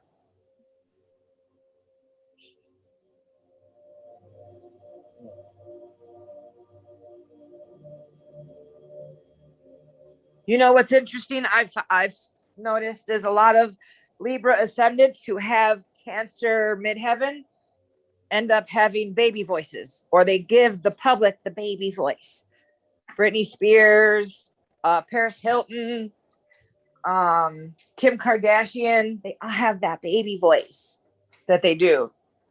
And people love it, right? They suck it up. And they know it. And that's because that's what the public wants. That's why they do it. Yeah, that's crazy. Yeah. My Western chart says my 10th house is in Leo. House 10 is in Leo. Yep. So in your tropical, you're ruled by the sun there, but in your sidereal, you're ruled by the moon there, which is super interesting. See, that's the magic. I want to be more potent with that type, that specific.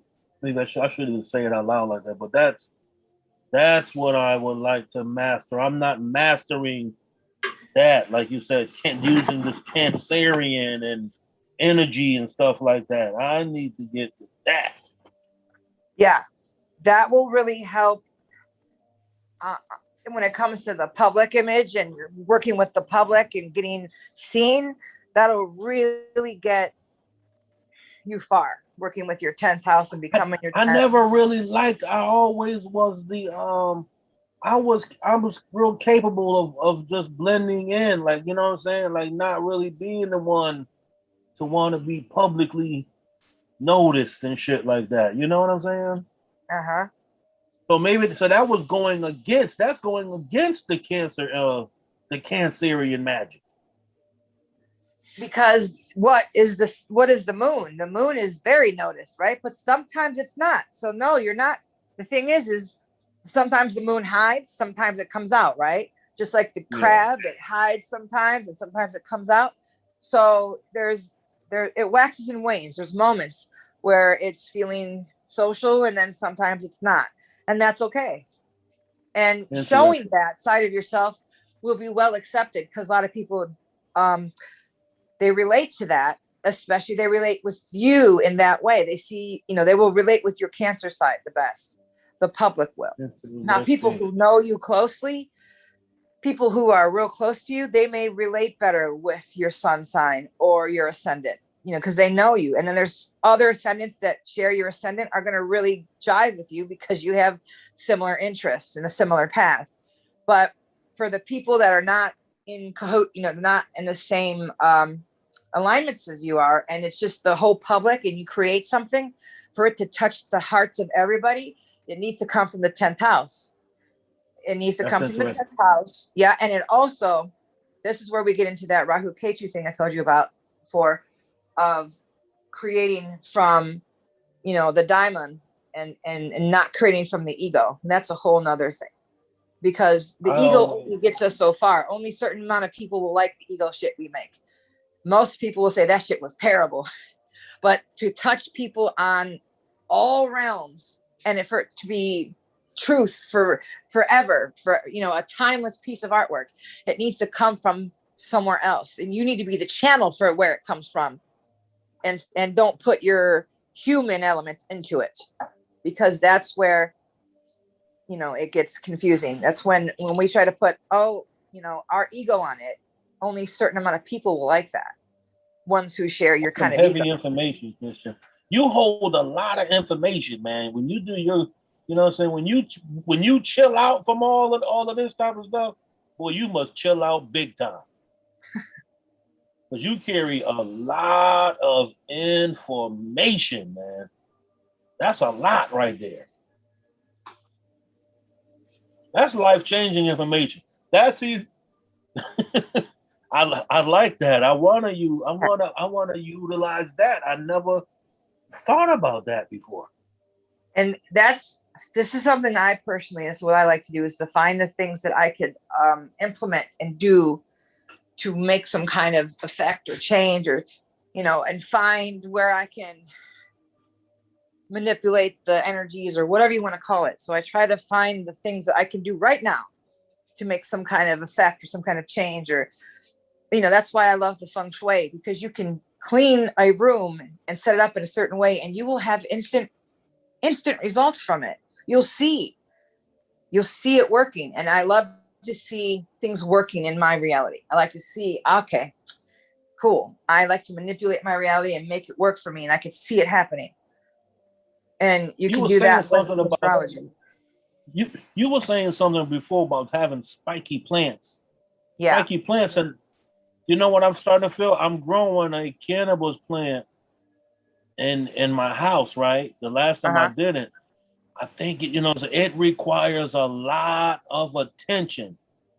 And I think I don't want to say it's draining, but it is like, I can feel like there's like a living entity. Like it requires a lot of attention. but I can meditate, like looking, like just staring at this plant. It's like I go into a meditative state because it's such alive. Mm-hmm. You know what I'm saying? But I remember you saying something about spiky leaves on the plants. Yeah. Should I be balancing that out with another round plant, round leaf plant? Well, you shouldn't have spiky plants in if you're getting arguments or accidents and things like that. They say to never have spiky plants in your house at all. Never. They say. But I mean, if you have one of something, that's a problem too. You need to have two of something. So 2 pairs, like a pair, 2 plants, not just one plant. And yeah, you want to use rounded leaf or more round curved leaf plants in your home, especially in areas where a family sits together, so you don't have accidents or arguments. And because it's not I don't have it out like, you know what I'm saying? Of course, I can't have it just out like that. I got to cultivate it. And when I planted it, I put some crystals. I put some of my stones in the dirt too when I had planted it. So I was kind of thinking, yeah, I I hope do that too. kind of balances it out. You know what I mean? Yeah, that's funny. I put crystals all in my plants. Yeah, I did the same thing. Yeah. So what you can do is dedicate a room to plants, right? Dedicate a room in your house where you're all not gathered together. Hold on a second. John, the neighbor's cat, she was looking for. Go get her. No. Yeah, you have to get her. My neighbor lost her cat. She's in the yard. Okay. I'm looking at 2 kittens that live in my yard up under my my handy house at back. They're completely asleep, like on the porch, like totally living their life. I never mess with the stray cats that live in my backyard up under there because they keep things tidy and in order back here. There you go. Well, I love seeing these cats, you know what I'm saying, do their thing. So if you have a room in your house or even like off the garage, something like that, have like a section maybe. So then you're not any place where you're not gathering with your family. So there's not arguments. So there's not heated things happening. Yeah, that's good because I really don't. So that's why I brought that up because I knew you would give me some insight. I'm glad I did dedicate a space to it. So it's around. No one interacts with, with of course this plant but me. You know what I'm saying? Yes. So it's not in the family. It's totally shut off, and because you got to have a light cycle and stuff like that. So, but yeah, that's why I brought it up because I know you would give me some insight on that because I was thinking I was like I know Christian mentioned something about having spiky leaf plants, but I'm glad I do have it away from everything. There's nothing negative about it or anything to me. No, yeah. It's just that it requires, I think if it was to be a part of the family like that in the house, I think it would cause problems because it's such it has a heavy energy with it. You know what I'm saying? Like it is alive. Yeah. I mean, it drinks so much water you wouldn't believe that this plant needs this much freaking water. You know what's interesting and something else is about plants and animals is sometimes they're life sucking. So we get them because we enjoy them, we love them, but sometimes they are a little bit life sucking. So they suck the energy out of us. So we got to be cognizant of that and where we're going to how they're doing it and where they're doing it and what's the effects on us.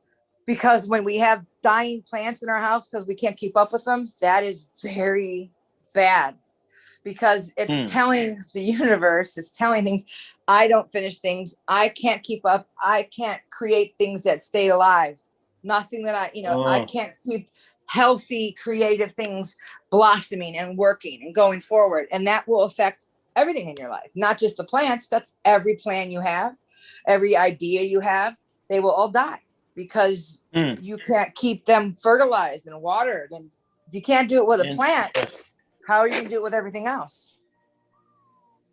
So plants Yeah, plants are a serious undertaking because, and depending on what room you have it in, you can end up fucking up all kinds of shit for yourself because you're telling, I can't keep anything alive, and it's in your office. So all your shit's starting, all your accounts are falling through. You don't your get it. You don't business understand why deals no go one. to shit. Yep. I don't know why all my accounts, everyone wants to cancel, or I don't get it. I don't understand why I can't be creative. I have no ideas right now. Get them dead plants out of there. Wow. Interesting. Yeah. Because everything's an extension of ourselves, right? So. Damn. Yeah. Man. Yeah, there's also something else. I was checking the D11 chart in Sidereal Vedic, can teach you or show you when wealth, if you have big wealth coming into your life. So your birth chart, the natal, but also the D11 chart, you can connect the two and like read from them and see how money will be for you.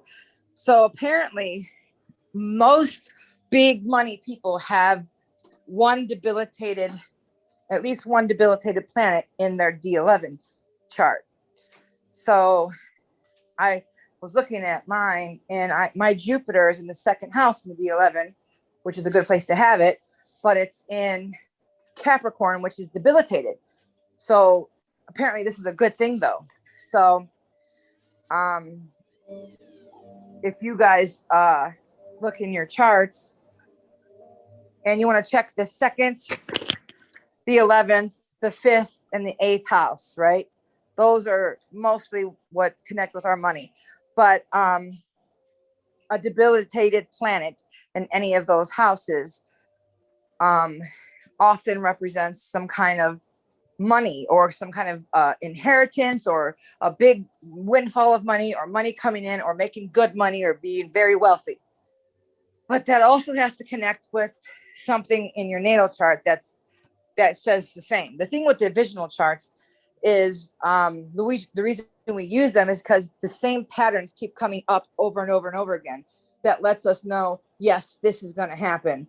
Or no, there's only a small chance of this happening. See, and wealth can be to many degrees.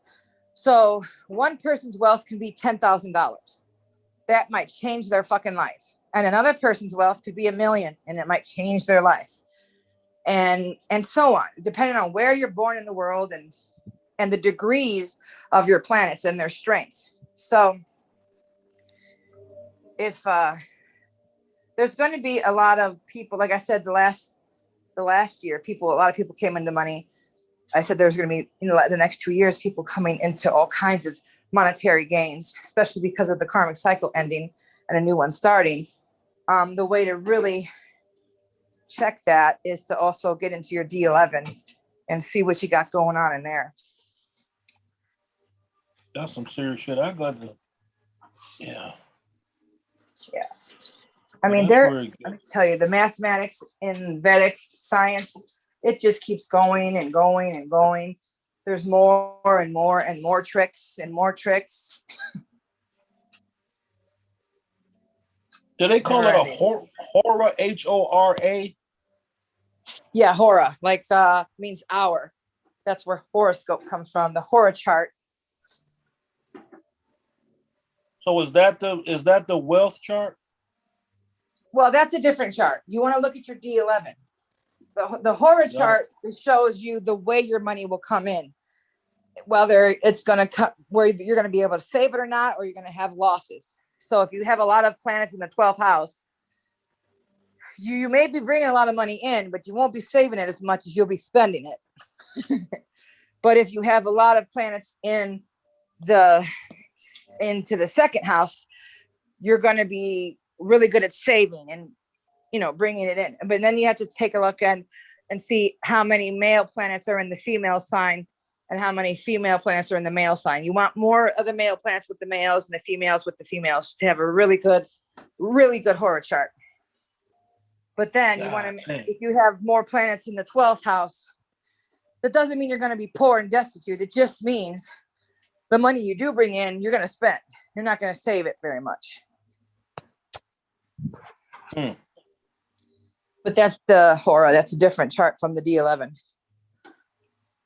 See, that's where I get so confused. Yeah. I need you, Christian, to let me know what do I gotta do to get you. I need for you to do me a chart. I have, of course, I got the chart, but I think I need the way that you see, because I got this from Astro Sage. So a lot of this stuff is so jumbled up that it's hard to follow like you the Yeah, way it's a you lot of give it. information. And you're literally learning a brand new language. Yeah. I mean, that's the truth. So there is so many yogas and dashas and doshas and charts and divisionals, and there's tons, and everything has a Hindu word with it. So Yeah. the thing That's like you said, D. That's why you said D11. Of course, I've heard of that, but I Yeah. don't even know if that's even a part of what I have. So I don't even it know where to should look. be. Yeah, the D11 chart. When you go to Indastro, you get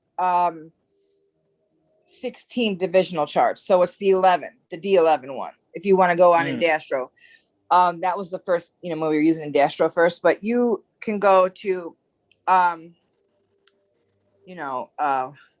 farfaraway.com for free. Anyone that wishes to pay for a program, I say something. You pay for the program and it'll give you a lot of information, but if you still don't know what you're reading, you're going to be confused. So, but it can still help you to get it. And then you could follow along when you do get a reading. You're still going to need to learn and study. There's so much on the Cosmic Insights. There's some shit on there that I don't know. I'm still researching on things that I'm like, I didn't even know. So, and anyways, a master Hindu astrologer, they take 8 years of practice and 4 years, 8 years of study, 4 years of practice before they can even be considered an astrologer, a Vedic astrologer, right? It's like a PhD, legit. That's what it's, you know what I mean? So, and you have to have all kinds of, like I said, the purity principles, and they're very strict over there about how when people are reading their charts, because they say you can cause yourself more karma. You can make your own karma if you read the chart wrong, or if you give someone the bad advice, or all kinds of shit. So you got to be careful, they say, with the charts. You got to be real careful. What? Are you saying that I can't just watch a YouTube video and then start charging people for services? So what about somebody with giving bad tarot advice? That means anybody giving bad advice is building more karma. Yes. Toxic tarot. Yes. That's garbage. This is why. What garbage is that? You should tell people you should be careful about predicting death. Definitely, you can warn someone that there could be some kind of risk coming around. You need to be careful. You need to watch things, but don't say, "Hey, you're about to die on this day." That is, oh my God. Oh, you're going to get something back for that. One. Yeah. And then also when you scare people with readings, you shouldn't do that because you're not only causing them to have all kinds of stress in them. It causes you to make karma for yourself. So you got to be very careful. Anyone that's out here doing, bullshitting people, the next life. Ain't gonna be so easy. It's not. The thing is, you don't get to skip lessons. I recently did a lady's chart, and I saw that she had Saturn in the first house, which I don't know if you guys remember. Saturn in the first house usually means you left the last life violently and early, and usually by your own hands. And so now this life, Saturn here, makes you work hard for yourself. You got to work hard at understanding who you are and work hard at loving yourself. You don't get to skip, and you'll be faced again with that same feeling of why you cut your life short last time. It's going to come right back to you. Very true. And also what separates them from the spiritual world is the intellect. If you read the Grail message by Abdrash. Yeah. So when you come into this life, you have to work hard, and you have to work hard to love yourself and to take care of yourself. And then you're going to be faced again with the same shit that you tried to cut yourself out last time with. And it's going to be even harder this time, but you have to go, you have to get past it. The lady I was doing a short reading on, she's like, oh my God, that clears up so much for me. I've had these nightmares since I was young. I believed I killed myself in a past life. I dream about it all the time. And she's like, this is amazing. It answers so many questions. She goes, and I've tried to kill myself, but it never worked. Like either her pill, she ended up being found by something happened like that. And then she didn't end up dying. And I was like, yeah, because in this life, you're not going to get to cut it out early. And this life, you're here. You have to be kind to yourself. Saturn's saying, here's where it needs work. Here's where you got karma to pay for harming. You harmed it here. And it was you who you harmed last time. So you have to work on you. You got to be good to you, because you remember, we're not really us. We're not really our ego, right? So this awareness of us has to experience, this new life in a different way. We have to see our worth, and it might be painful. We might have to go through all the same things we did before, but you don't get to skip out. And if you were to cut yourself early again, you're going to come back and go be faced right back with it. My best friend who killed himself, I think he used to have terrible fears of heights, especially bridges, right? Like the week before he initially killed himself, he was contemplating jumping off a bridge. We had to talk him back from it. And I thought to myself, dude, you remember you were always afraid of like heights and bridges? What if in the past life you fucking killed yourself that way? I'm like, you can't. And I was telling him this stuff, and I'm like, you can't skip things, like it's going to get better. Da, da, da, da. Well, a week later, he ended up shooting himself with a bullet. So he ended up cutting out. And I just remember thinking to myself, and your next life, you get to come right back here again and do the same shit. I understand the pain and feeling like there's no way out. So you just want to start over, because that's what he would always say. But you don't get to skip the lesson.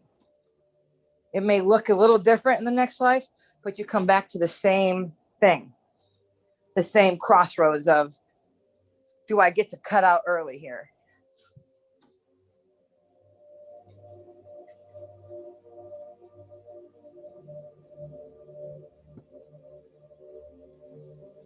Yes, Sag Ascendant and Gemini. Yes, I did. You hold on. So you're come on. So it's Sag and Gemini are their sun, moon, and rising.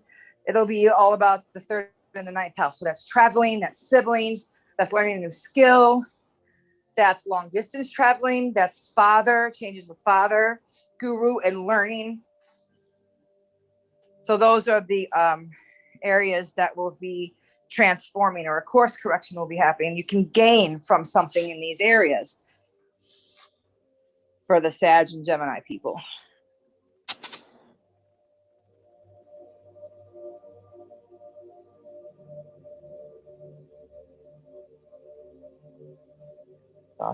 Did you, Divine Dre? There's something else. A lot of there's certain nakshatras that have the suicidal thoughts, and it's Bharani is one of them, because they're ruled by the god of death. But the thing here is, the god of death here is asking us to transform and create something new, because Venus rules that, right?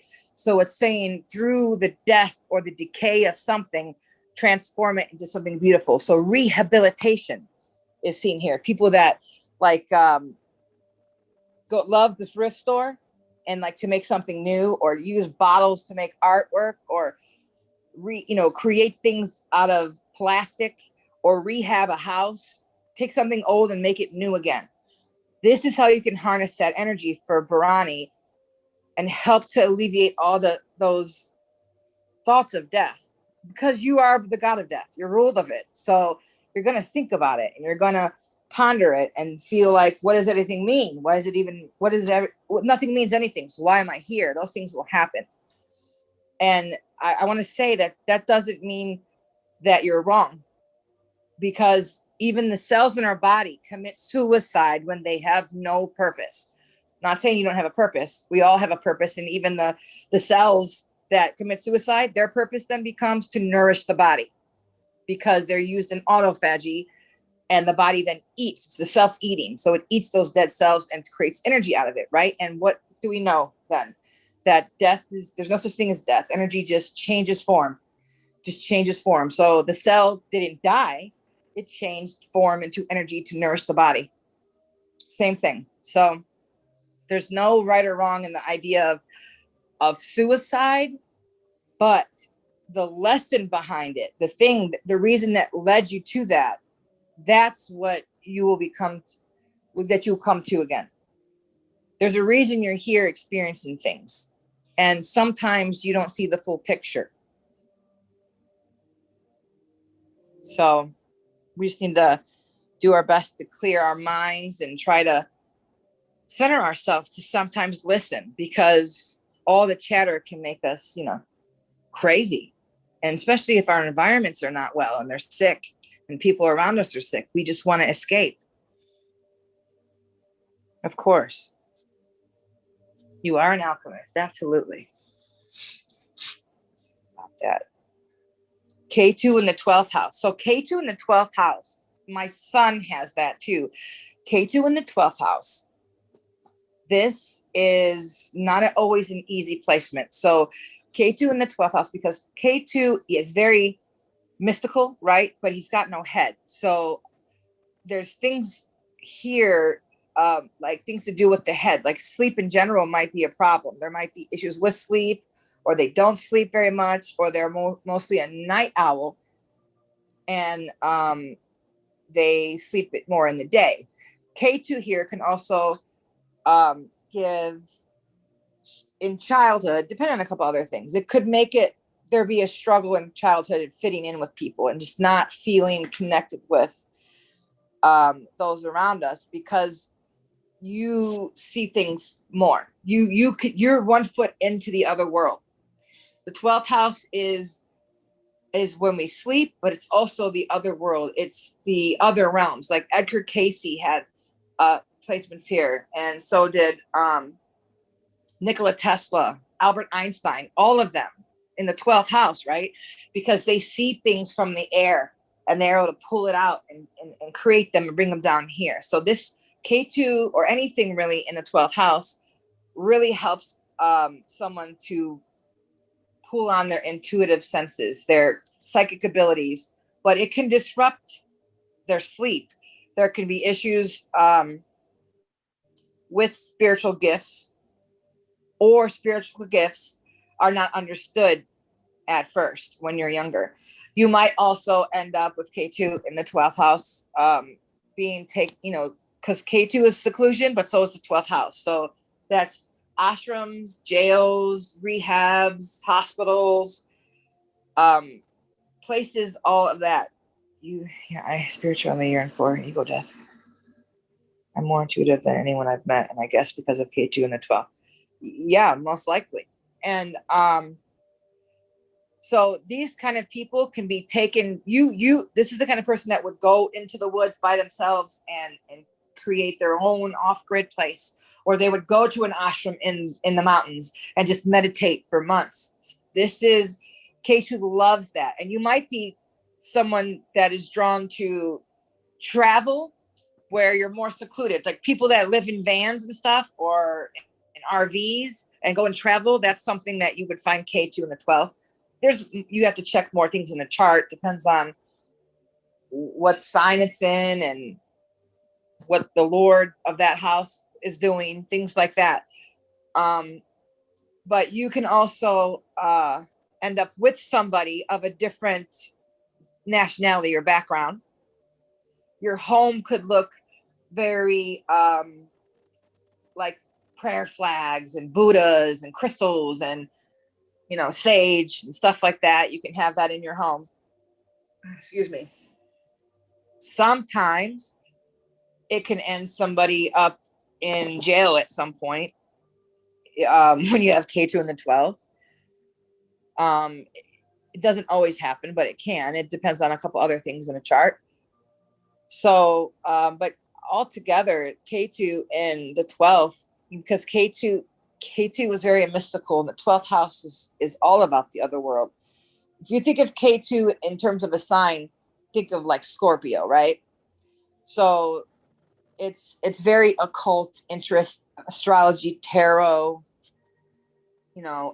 demonology, spiritualism, metaphysics, and just being gifted in this area. But this also shows that this is something that you were gifted in a past life. So K2 shows us where we mastered in our past life.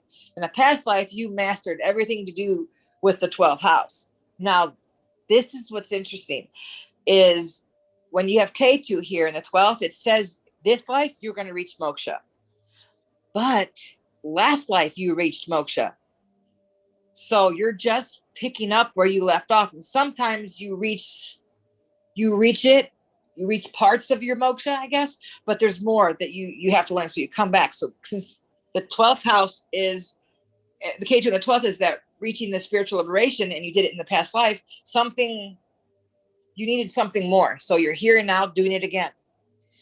So, but this tells us that you are going to reach spiritual liberation in this life.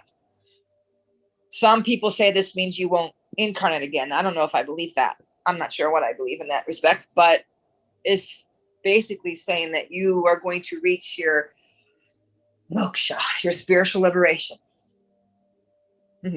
I will keep running on enlightenment, but won't achieve it. That got me into heavy depression. So I heavily agree with astrological predictions, making emotional karmas. It's just clearing the dust. Yes. Yeah.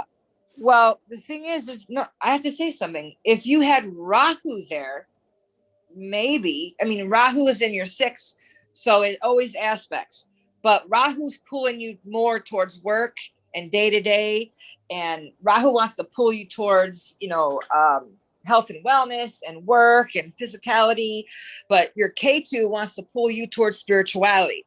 So I will say that you're not running towards the enlightenment, because that would be Rahu there.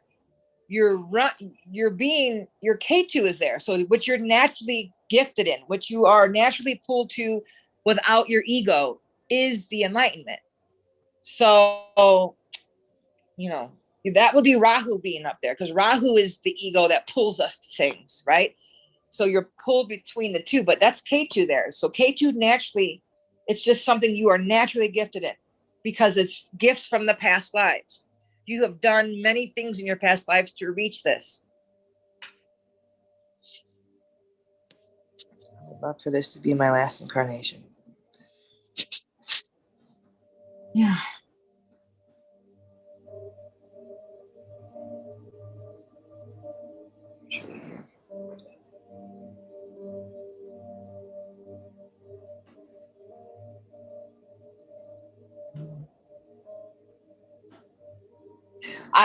Always with Rahu and Ketu, you're going to struggle between your ego and the true, and the daimon, or the angel and the devil, the non-ego and the ego.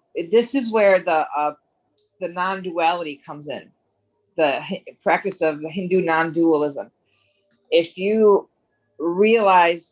unify the two and realize there's no separation. I know we separate things in order to distinguish all kinds of things and discern things, but when you unify your Rahu and Ketu, and it balances out, because you reattach the head to the body, right?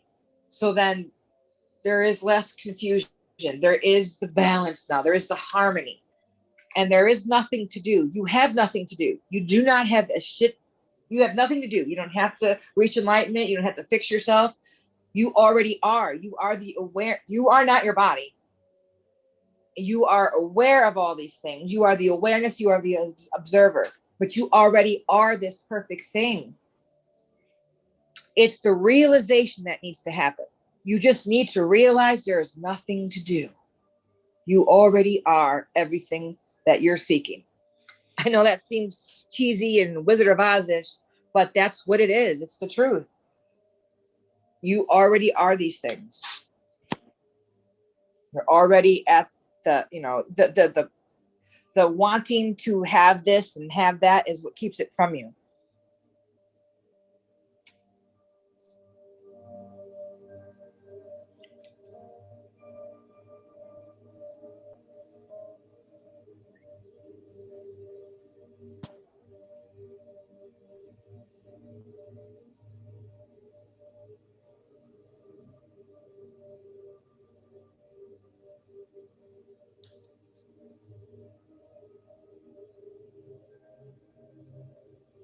Okay, wait.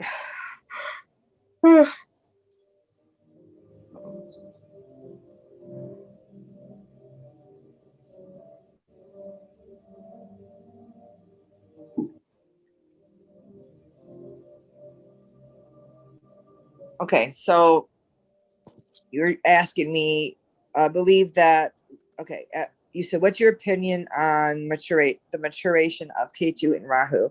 At some point, believe that what I came here for and yearning for will come when K2 would mature. So the thing with Rahu and K2 is they I don't know. It's the thing is realizing the things that you're yearning for or seeking out will elude you. They will always, as long as you have that perspective. Rahu and K2, like you said, they mature, their debilitation or their effects on us ease with time. They get less and less. They're not so strong. Where our K2, you know, we don't have a head here, so it's hard for us to see in these places until it's matured. Until that's where the practice of unification I was talking about just a minute ago. Practice unifying your Rahu and K2. Practice getting in balance your Rahu and K2 again. Until you see there's nothing to be done, you're going to create work for yourself. There's always going to be something else you have to do until there's the realization and the true realization that, oh, I don't have to do anything. There's nothing I have to really do. But that's a hard place to get at because we live in the physical and all we see is I got to do this, I got to do this, I got to do this. But yeah. And to really paint a clear picture of that, like, please understand, even like me, who knows this shit and has known this stuff for years, this is still something that I have to contend with daily. You know what I'm saying? Like, there's often times where I sometimes don't feel like I'm doing enough, but I literally have to stop myself and be like, okay, there's nothing that you have to do.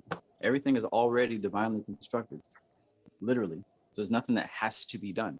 I'm doing these things because I enjoy them and because they're supposed to be done. But as far as me feeling like if I don't complete these things, then I lack value or I'm not doing this, that, or third, that's all imaginary and that's all ego stuff. Until you're able to move out of that, we're going to continue generating more karma for ourselves, mainly because of attachment. Yeah, absolutely. There's another reason why Rahu and K2 mature at 42 and 48. We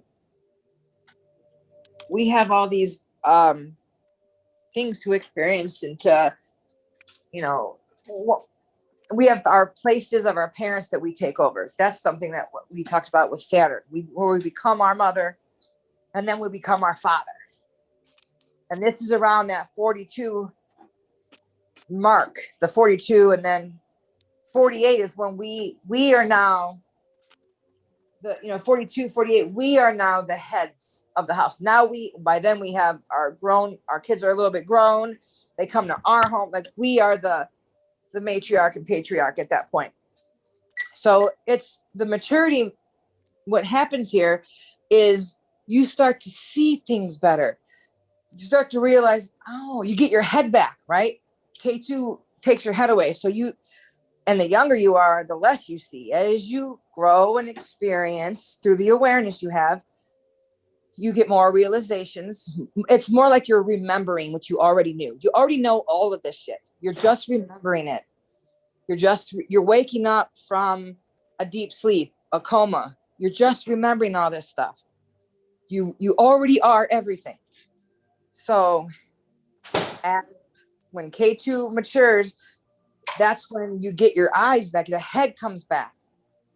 But then that's the other thing is, just like Saturn, if we're doing some dumb shit still back by then, K2 is harsher than Saturn. K2 will rip shit from your life. People you think are yours, nope, they're dead. Oh, no, your relationship's over. Oh, no, I'm taking her home. So with K2, what you think is yours and what you think you're going to go after, no. You have to just trust, because what you don't care about, what you don't put emphasis on, K2 gives you in abundance. But what you say, this is mine, I want this. K2 says, nah, you ain't getting that. Because you want is causing your suffering. Stop wanting. You can't want that. It goes from the place of intent also. You know, that's good to remember. This is all about intent. It's okay to live a life where you're pursuing things, but it's about that intent. If you're doing it to fill some type of ego deficiency, then it's still in that realm of you're wanting it and you're fighting against some kind of lack. You know, you want it because you feel like you lack it. But if it's being called from a higher place, like what Kristen talks about with this daemon, it's not coming from that area. This is coming from a higher, it's a divinely inspired thing. Yeah, absolutely. And if you, I know this sounds cheesy, but go and say to yourself in the mirror every day, I have nothing that I have to do. I am perfect and whole, and I already am everything that needs to be done. I am everything that I want already. Until you fucking believe that shit. I know that's cheesy, but it's the day-to-day, our illusions that we see that we think are real, the solid, we think it's solid, but that shit ain't solid, makes us think there is something to be done. I have to do this. The law says I got to do this. My mom says I got to do this. My boss said I got to do this. My kids asked me to do this.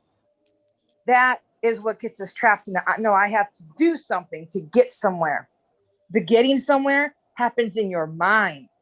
The actions are like a tool, just like when you're making a ritual. Is it the candle really that's getting your results, or your intention, or what you want to have happen? You know, your belief that it's going to work out. What's really doing it? You are the power. You're always the power. And the things that we use to get there are just tools. And really, it's not action that comes first. It's the emotion, your emotion of belief. And then the action comes. That's how you manifest things. You can't say, once I lose weight, then I'll be happy. No, you got to be happy now. And then the weight could come off. Are you saying that I have to cultivate the end result and feel it and experience it now before I even do the ritual? Are you saying that's the first part of the ritual? Absolutely. What? So I got to see the end result first? Absolutely. I thought it was the I'm not wrong. There's a point in meditation where your mind realizes that it's us who was blocking the stream.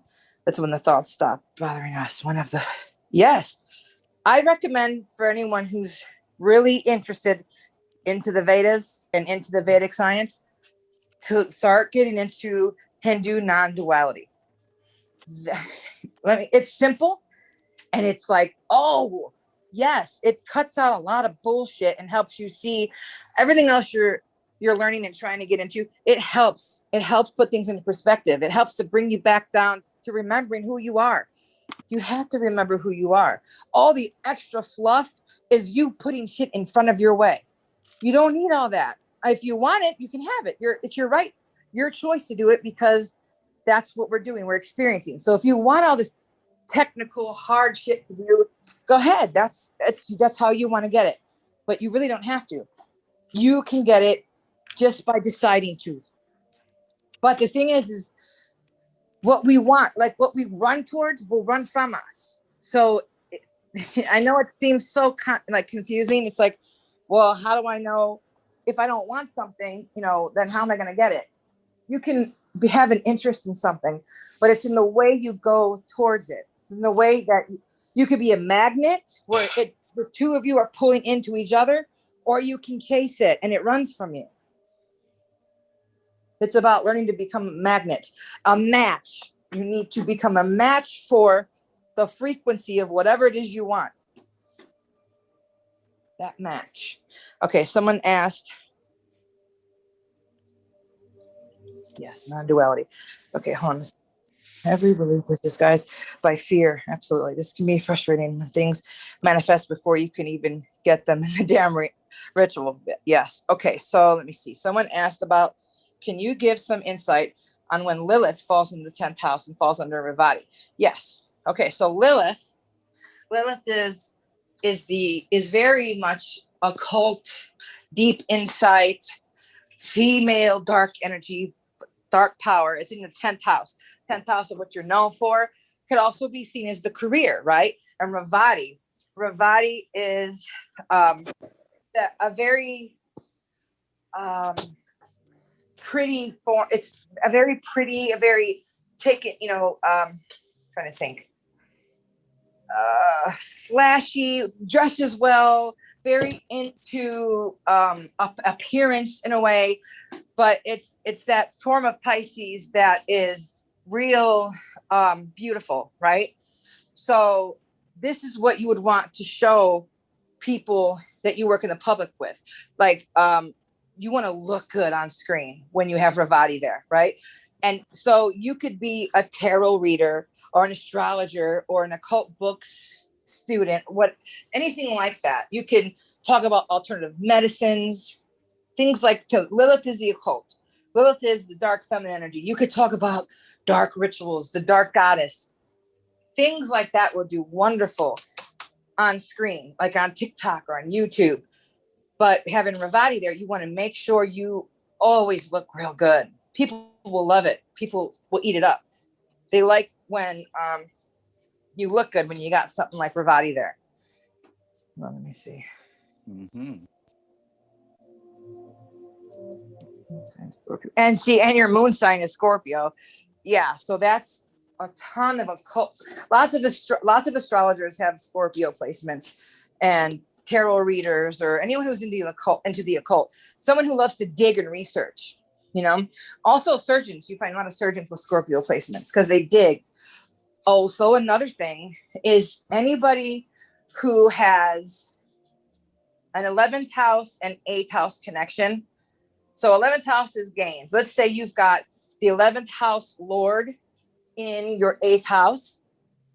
You can make money, large amounts of money, through investing in or creating a business that has to do with things from underground, like oil, gas, crystals, stones, anything that's underground, even like working with the dead, right?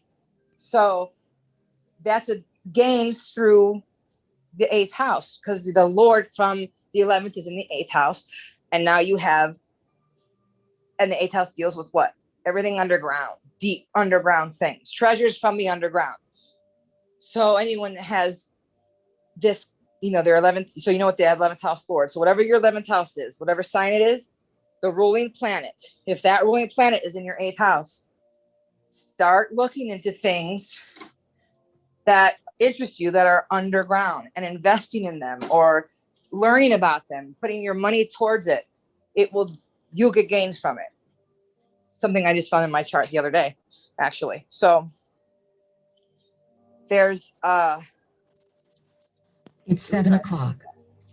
the reason I said that is because we're talking about Scorpio, which has to do with the 8th house.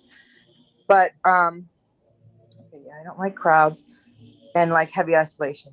Yeah, the K2 in the 12th house, absolutely. Someone else that had K2 in the 12th and Rahu in the 6th was, what's that guy's name? That dancer we talked about before. Fosse. Bob Fosse, that's his name. And he was a workaholic. He believed that he was never good enough. That's something else you can find there is that, hold on a second. This guy is getting high outside of my house. There's someone in a car outside my house getting high. Anyways, yeah, so he believed that he was never enough. He always was trying to, he lost his mother early. So he always was trying to prove himself because he never had the nourishment of mother to say, you're doing a good job. So he needed it from the public. But even when he became the best, right? Even when he became amazing, to him, he was a failure because he never found what he was searching for. He kept searching and searching and searching. That's the problem. You cannot be so too much where you're searching so much, you're desperate, where you'll never find it. You know, when you lose something in your house and you're like searching like crazy, you can't find it. You have to stop, leave, come back, and oh, here it is. You have to let it go. Same thing when you're like, you forget someone's name and you try to find it in your brain and it's like, shit, you have to let it go. It'll come right back to you once you let it go. But the thing with K2 and Rahu axis here is that they feel that they haven't reached it yet. They feel like they never get there. It's never enough. They need to go. They need to keep going. Remember, you already are there. Just align to that. Just know that you are there. Just realize nothing has to be done. That doesn't mean you don't, not to read books and not to study and not to have fun and experience life. Just don't be so emotionally attached to it. So stuck on it that this is the only way you'll make it. This says I'm everything. Or only if I have this degree, then I'm somebody. No, you already are. What about Rahu second and K2 eighth? That's a good, Rahu in second, K2 eighth. That's a great placement for money. So Rahu in the second is what you're driven towards. You know, Rahu is what you're driven towards. It's the obsession, right? So it could be an obsession about saving, having a savings and accumulating money, which that doesn't have to be terrible, right? But the thing is you don't want to be consumed with that. So the trick is to balancing that. And K2 in the eighth house, it's really good to have Rahu and K2 on the Rahu in the second and K2 in the eighth, in my opinion, because that's where they live normally. K2 has that position there about, you know, with Anurata. We talk about with Anurata being there with the treasure that's found in the deep. So when you have K2 there, you can end up being very into research or finding treasures that are from deep underground or connecting with things that you have to dig for or search for or research in, right? Now, there can be a little bit of disconnect with either in-laws or some kind of ancestors because the head is not there, right?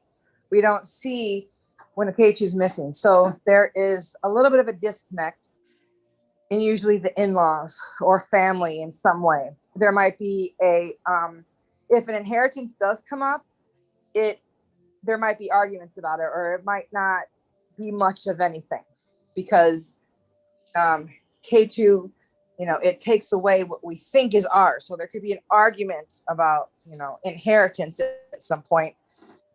Are there any books that cause K2 to recommend? I'm not sure if there are. I'm sure someone has written about Rahu and K2. But yeah, there's two whole books on both of those independently. You can find on Amazon if you just type it in. Yeah. And I'm sure that KRS has Rahu and K2. I know he's got a whole series about meeting Rahu, meeting K2 on YouTube. You can watch, I'm sure. But yeah, there's so many places you can go, really. Okay, what was the other thing? What was I just saying before this? K2 in the eighth, that's right. But K2 shows where you have mastered in your past life. So in the past life, you conquered death. In the past life, you were a master of investment, of taxes, working maybe in government. So you were a master of transformation in the last life. It's like you conquered death. So you're being rewarded a little bit here with an ability to bring in some good money. Yeah.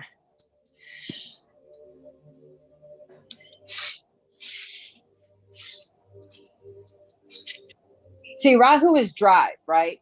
But he's also, well, Mars is drive, but Rahu is our obsessive drive, the things we obsess about. That's why when Rahu and Moon is together, it can bring obsessions in a not great way. And for me, it was in a sexual way, but some people can be like, like they're out here killing people.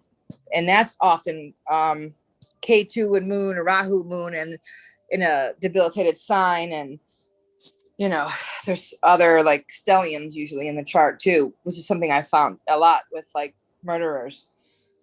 There's like a concentration of planets in one place. That also has to do with the fated life. The Kali Sarpa, when all the planets are on one side of Rahu and Ketu, that's a person who's got a fated life. This is what they're supposed to do. There's no way around it. I just found out my grandson, the new baby, he has this. Donald Trump has this. Lots of famous people who are really wealthy have this. So they're serving a fated purpose. They're here for a bigger reason. But you can also see some of these killers, they have it. And it's like it's sad, but it's like they had no choice almost about it. Like they came in to be that for whatever reason. So it's I don't know. I mean, they do terrible things, but I kind of feel almost like, dang, that sucks. I feel bad for them sometimes to think of that. But for whatever reason, this is what their choice was, whatever they came in to do. I'm more a step ahead from the majority of subtle things. I have numerous skills divided into spirituality. It's another quality of K2, I guess, to dig deepest on every topic, skill, quality, information. Thank you for answering my last question. What about K2 in the 5th, Rahu in the 11th? So K2 in the 5th, the 5th is our children, right? It's investments, it's creativity. So there can be, this is a good placement for someone who would write a book, like a horror book or an occult book, or create something, maybe even tarot cards, something like that. But K2 here can sometimes make it to where we don't have children, or it's harder to have children. Or that we have children that are not our own that we end up taking care of. And then Rahu in the 11th. See, that's funny you talk about K2 in the 5th, Rahu in the 11th, because Richard Ramirez, but he also had like a stellium of other planets in the 5th. So Rahu in the 11th, that's gains through our outer circle, our organizations, groups. And this could bring fame too. This could definitely bring fame in someone's life. They can be fame. It could even bring you could become notorious for something instead of just famous. So, which is what happened to Richard Ramirez. Like, he was notorious for being this night stalker, although women were in love with him. They during his trial, even though they knew what he did, they were all over him. They were there supporting him and stuff. So it brings this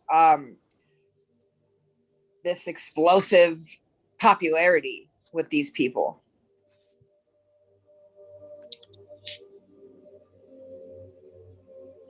Conclusion of Vedas. Can even the damage. My crowds. I'm scrolling to see if I've missed anyone else's questions. I said I feel like I forgot something very important. Yeah.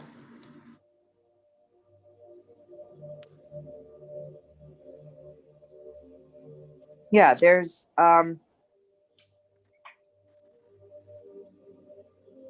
always just Kristen, are there any? Oh yeah, I already read that.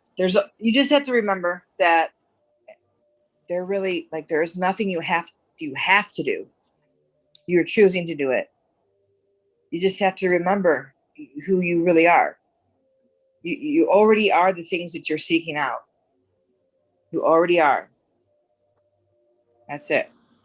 That's the bottom line, really.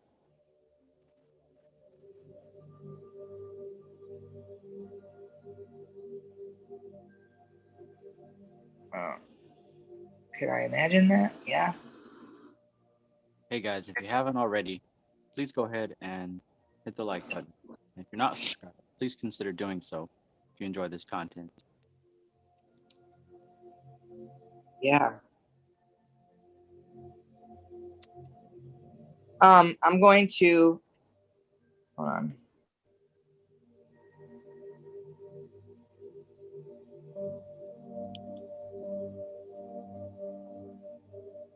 I'm going to put my Cash App in the comments for anyone that's gotten anything out of what I've given them today. They feel so inclined to donate to me, my Cash App. It's under Witchy Crafter. You're gonna put the link in the chat in the comments? Yeah, I just put it, in the comments. But yeah, so specifically, Trav, with you, I thought that, hold on a minute, besides Vedic astrology, do you think complex thoughts like mind annoying you, that you'll become an animal in the next birth, which sounds nonsense, could cause any change? Wait, do you think complex thoughts like mind could cause any change? According to this whole philosophy here, because what you're talking about here is this theory of reincarnation, which deals a lot with Vedic philosophy. If you study it, if you look into it, then you'll know that if you're on this path and you're seeking this higher information, that alone starts to move you away from the possibility that you're going to reincarnate as an animal or something like that. That kind of stuff is reserved for people who are already going in that direction. But if you're, what I'm saying, if you're reading this kind of stuff, if you're watching this channel and stuff like this, if you're studying, if you're like trying to better yourself and learn more about spirit, then that's something that you don't have to really worry about, because that means once you started on that path, it's only going to get better and better. Once you started, it's going to inevitably continue to its natural destination. So you don't go backwards unless you're intentionally trying to go backwards, which I can't imagine why anyone would do that. But and I have to say is that fuck me in the Tesla. Oh, okay. Queen of England is going off. Your 12th house, K2. Remember, in the last life, spiritual liberation was the goal then, was the outcome then, right? You came back again for whatever reason you did. I'm going to say is that an obsession about reaching enlightenment or reaching something will keep you from it. Let it go. You're already that person. You're already there. Please remember that. That's it. Queen's Guard's going off.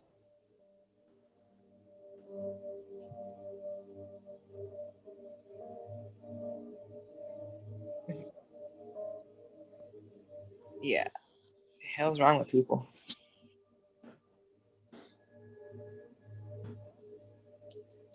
Share where we can get in contact with me. Is that what you were asking, Miami Sutra?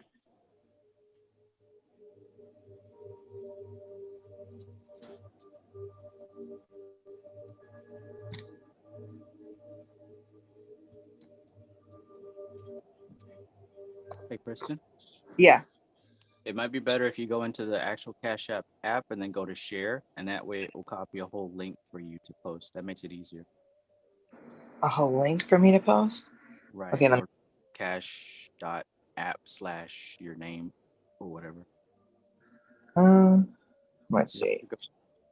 Like somewhere in like your account. You have to click on your picture in the top right corner. You see that? Yeah, I don't have a picture. Well, you know, the little icon for where your picture should be. Okay, let's see. And then in the top right corner, there is going to be a little symbol where it's like a little UPC code thing, your little QRC code.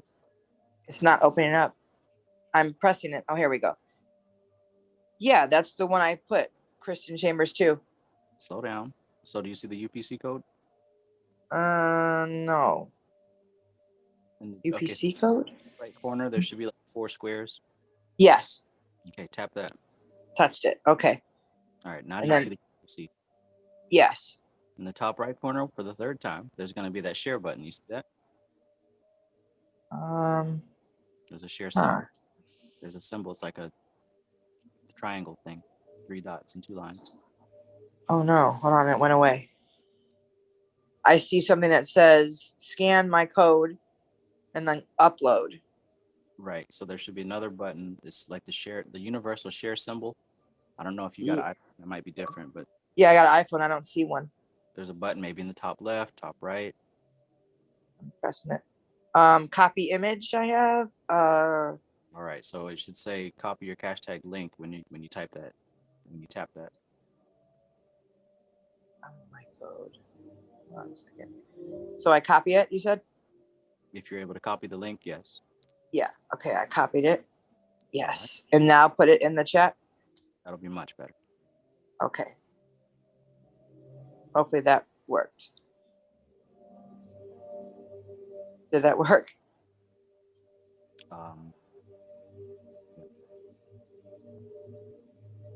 Did you put it in the chat? Yeah. I don't see it.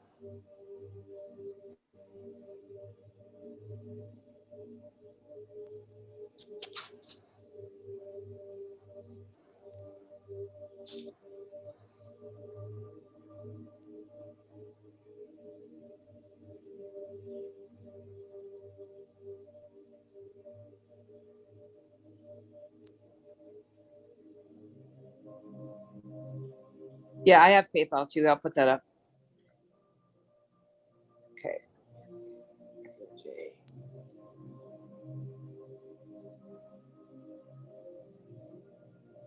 I don't know. Okay. Oh, I should have said that's my PayPal for international viewers. So do you get a link in PayPal too? You do, don't you? So like a PayPal me Inc. Let me. All right. Let's see. At Christian Chambers. Okay. Copy link. Saying share my profile. Copy. There we go. Okay. I'm gonna put that in there. Sorry. So confusing. We'll have to do There we this go. next time. Yeah.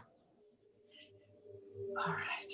Yeah, it's funny that I was thinking about this earlier, and it's funny that Django said what he said. I'm like, what are the chances he said that about putting his Cash App in the message? I was like, that's funny. Because I was thinking about doing this earlier before I started doing the astrology stuff for everybody. You know what I'll start doing on these live streams? You know, we can do that. I'll put yours and Chango's and mine in the description. Yeah, that'd be cool.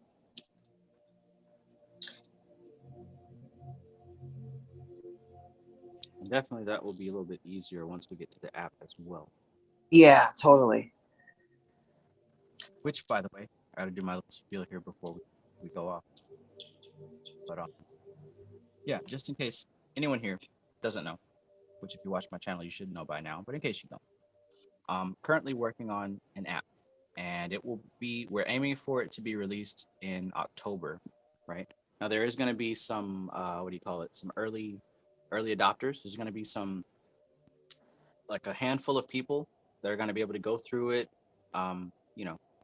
test everything out. And it's not just for testing, like there's going to be an actual course that I'm going to be teaching that I won't be able to teach on YouTube because obviously something somewhere is cracking down this resistance here. But yeah, through this app, I'm going to be able to deliver these teachings at a much resistance-less rate. But that's coming soon. The first class I'm hoping to begin a month from now, so September 1st. And then depending on how that goes, I'm aiming to make this whole thing public in October. So be sure to keep an eye out for that. I'm going to be opening the, what do you call it? The GoFundMe page for requesting donations to get this app started, because app starting is expensive business. I'm going to be opening that tonight or tomorrow. So be expecting that. I'll make a lot of noise so you won't forget, for sure. Okay. But I think this will be the best way that I will be able to deliver and teach what I've learned from the occult, so that people can receive the results from these things.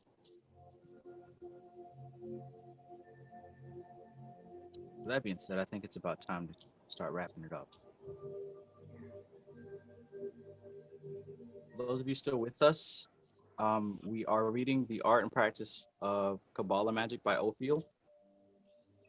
What I would recommend is to read the whole book, but next week we're going to be talking about chapter 2.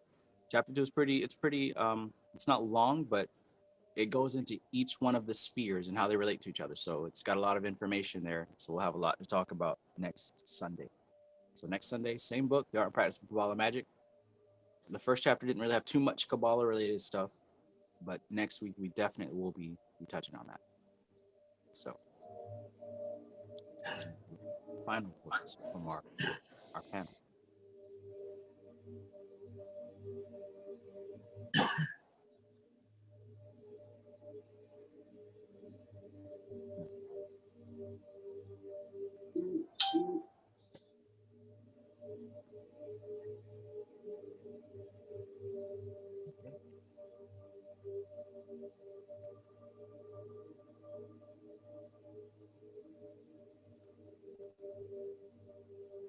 Well, I appreciate you guys, and this is always a pleasure. I hope that you learned something. I hope you learned many something. Hope you went ahead and got the book, took notes if need be, and support your local occult teachers. Yes. We love doing that. Yes. And we also have to pay bills, So a little bit of a donation does not hurt. Absolutely. All right, so next Friday, Kristen, we're going to be back online.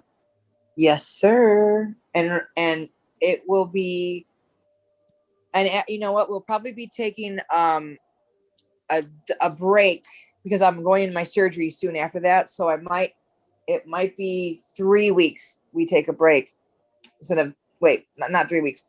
It might be 2 weeks we take a break instead of 1 week the next time. Okay, that'll be perfect, because if nothing else, me and you at least will have time to plan. Yes. It's time to kind of change up the flow a bit. Yeah, and there'll be a huge shift coming. We'll talk about it later, but there'll be some new things that are happening that it'll be a good time for us to get a plan made, like you said, so then I can bring it to you guys in a more deliverable way. All right. Miami Sutra wants to get in touch with you. You can find Kristen on Facebook, the easiest, right, Kristen? Yep, you can. Yes, absolutely. You could find me under Kristen Chamber. I'm gonna write it in the chat. My name. Find me on Facebook, Messenger, and we can talk from there. I also have. I don't use Instagram very much, but if you need to use Instagram, it's look what my name is. I always forget. Witchy Woman Beauty on Instagram if you want to talk on Instagram. But you can find me on, like I said, Facebook and Messenger. I left my name in the chat. Oh, I haven't an email yet. Here, I'll put my email out. 681. I don't use it much, but .com. KVL6681@yahoo.com. That's my email.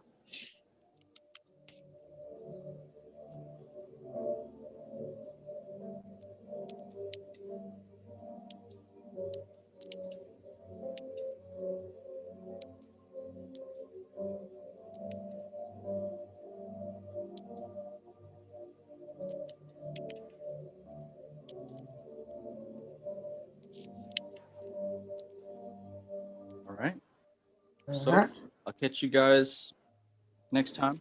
I'm still doing the daily vlogs here on the development of what's going on behind the scenes with this app, so stay tuned. Obviously, I'm not going to be able to do as many of these book openings anymore because the price is skyrocketing up. So if you want to know some of the books that I'm getting into, you're going to have to find them through the app, or you'll have to ask me personally, that kind of thing. But yeah, it looks like we're really getting into the time where this information is really being stifled. So everything's moving according to plan. All right, so this is TK Trav, aka Travis Mages, here with LBX777. I love you guys. Have a great day. Have a great week. Peace. Peace.